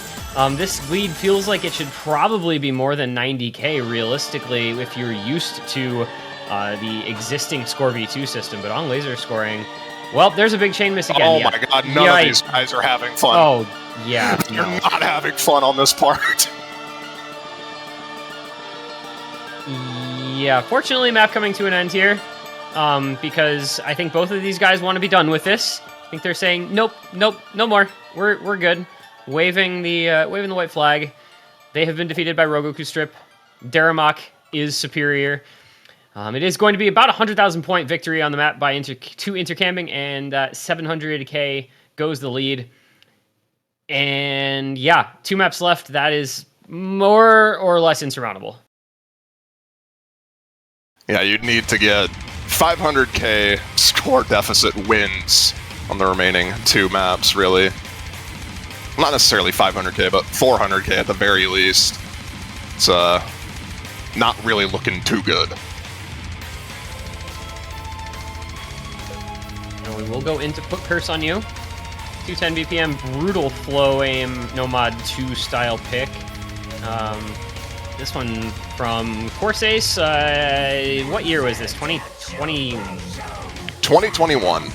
This actually could have been 2020. It would have had to be 2020, I think. It was whenever Ed won.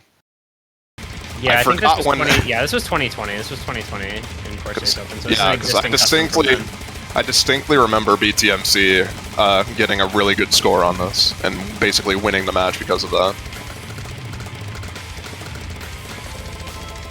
In we'll go, and we'll see how Intercamming and Araki fare, as Intercamming struggles with accuracy in the intro, has the combo advantage, but accuracy lead to Araki, who will take a bit of score thanks to that.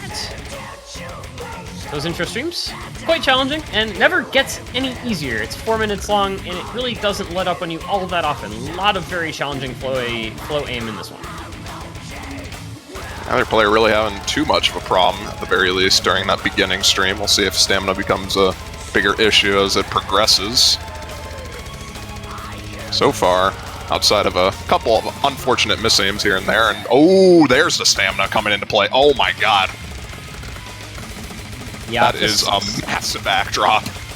Yeah, if the stamina runs out, you are going to be in a rough spot with multiple breaks possible like that. And now we'll see what Intercamming can do. He can hold on to this combo, which is now at about 800. He will put himself in a good place on the map, going through this middle section that we're getting into here. Yeah, that lead is 60k just like that. It's only going to continue growing as long as he holds, but he does find a break, so it will temper the advantage. Despite everything that's happened, accuracy could be I was going to say it was slowly equalizing with the accuracy, but now it's a 2% advantage in favor of Intercamming, unfortunately. Yeah, the act drop from Araki kind of unfortunate as we get into slow section here, and it will build back up. But it is Intercamming in the lead on this pick in every way you can be in the lead. He's got the act lead, he's got the combo lead, he's got the score lead. This one put him in a good spot for the second half of the map, to say the least.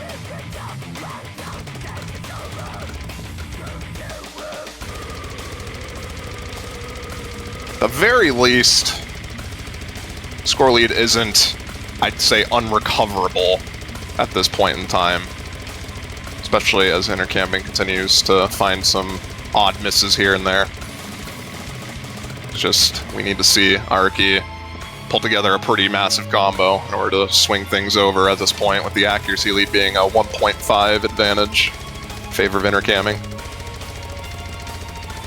Yeah, there is a world where Araki brings this at least somewhat back in the last quarter of the map, but he would need a little bit of help from Intercamping, and Intercamping not too interested in giving away any gifts to his opponents, I don't think. So that assistance may not be forthcoming, unfortunately, for Araki.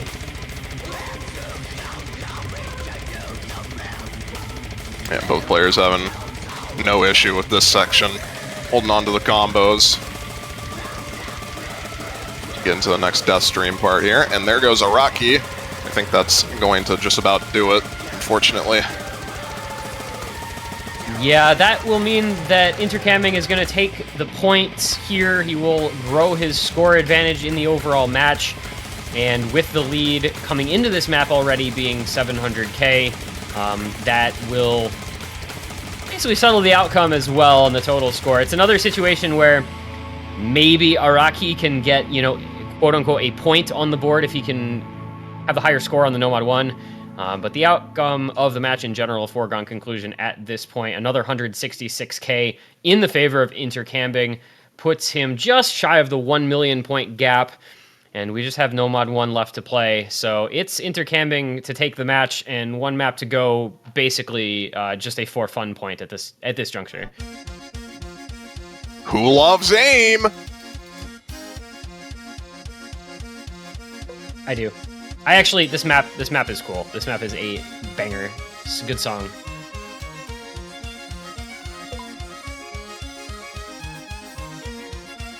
It is going to Never really been the biggest fan of this song, honestly. I don't know what about it. It's just, I think the vocalist just rubs me off the wrong way or something. I don't know, because I actually am an Ailstorm fan. They have a few different songs that I enjoy. This sort of like pirate rock vibe, I guess it's called. Pretty good stuff, but I'm also just really, really open. Like, I have low standards for music that I will listen to and tolerate, I guess.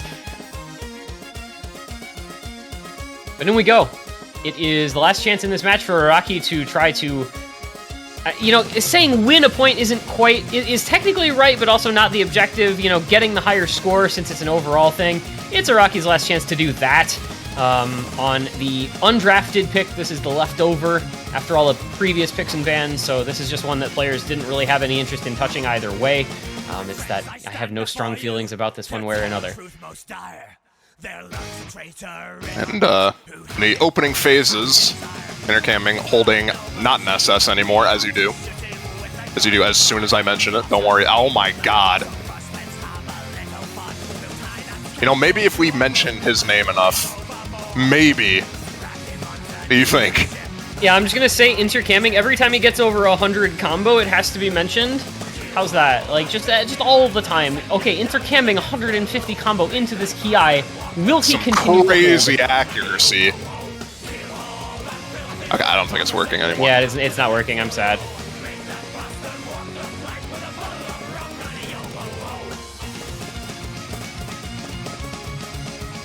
Yeah, not too much to say here, and just overall consistency is the name of the game on this pick, and Intercamping having the time of his life, being one of the more consistent tournament players out there currently. Yeah, Intercamping has just been a fixture at the top end of tournament play for a couple of years. Never ceases, it feels like, to perform very, very well, and this is looking to be no exception. 4th seed in qualifiers, and a very, very comfortable win on his first match here in round of 32 in the bracket stage. He will be going onward to face off against Nope KJK, which is an interesting matchup stylistically, because I think Intercamping not always the greatest pure reading player, and there are a few pure reading maps in this pool, so that could be an interesting one tomorrow to look out for.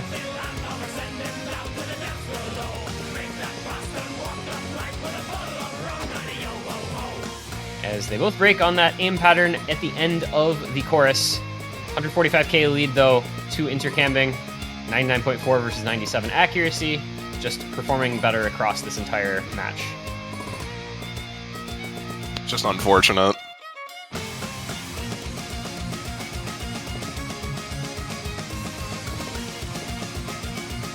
Is a bit. This is how it goes though. You qualify at the lower end of the seeds, and you are going to be greeted by a very challenging early round matchup. Whether that matchup is against Amamiya Kokoro or Welter or Intercambing, or who was the number 2 seed? Who was the number 2 seed? It was AKNZX. You know, it's just how it goes. If you're around that 30 or below, you're going to get somebody really good early on, and that was the fate that befell Araki here. Intercambing living up to expectations, I think, in this match, playing quite well. Fairly solid scores from Intercambing across the board. Not really. I think the only thing that I think he'd be unhappy about from this match is Hidden 2. Yeah, and Hidden 2, not his number 1 skill set ever either, and that's a very challenging pick, so I don't think he's going to feel too bad about it. It's going to be 731k to 577k here on the Nomad 1. It's going to be 3.5 million to 2.4 million on the total cumulative score. It is going to be Intercambing winning 5-0 on maps, 1.1 million on score, and advancing onward into the round of 16 for that aforementioned date with Nope KJK tomorrow morning. Araki will be eliminated, qualifies in the lower range, and is dropped out of the bracket in his first match, but not a bad showing. Put up some solid scores, just ran into a very tough opponent.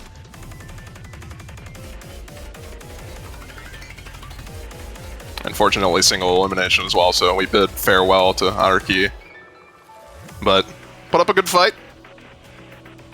Worth keeping an eye on him in other tournaments. And I will also note, as we mentioned at the beginning, there was a simultaneous match to this one. We had Zudinator versus Tricky Pugster going on at the same time.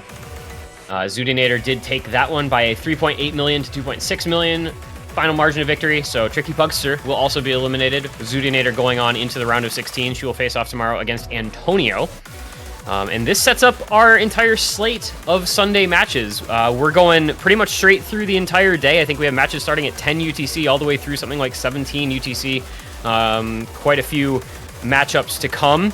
It's going to be AKNZX versus Emil Bus. It's going to be Welter versus Sigi. It's going to be nope, that's Monday. I'm sorry. Intercambing, Nope KJK, etc. throughout.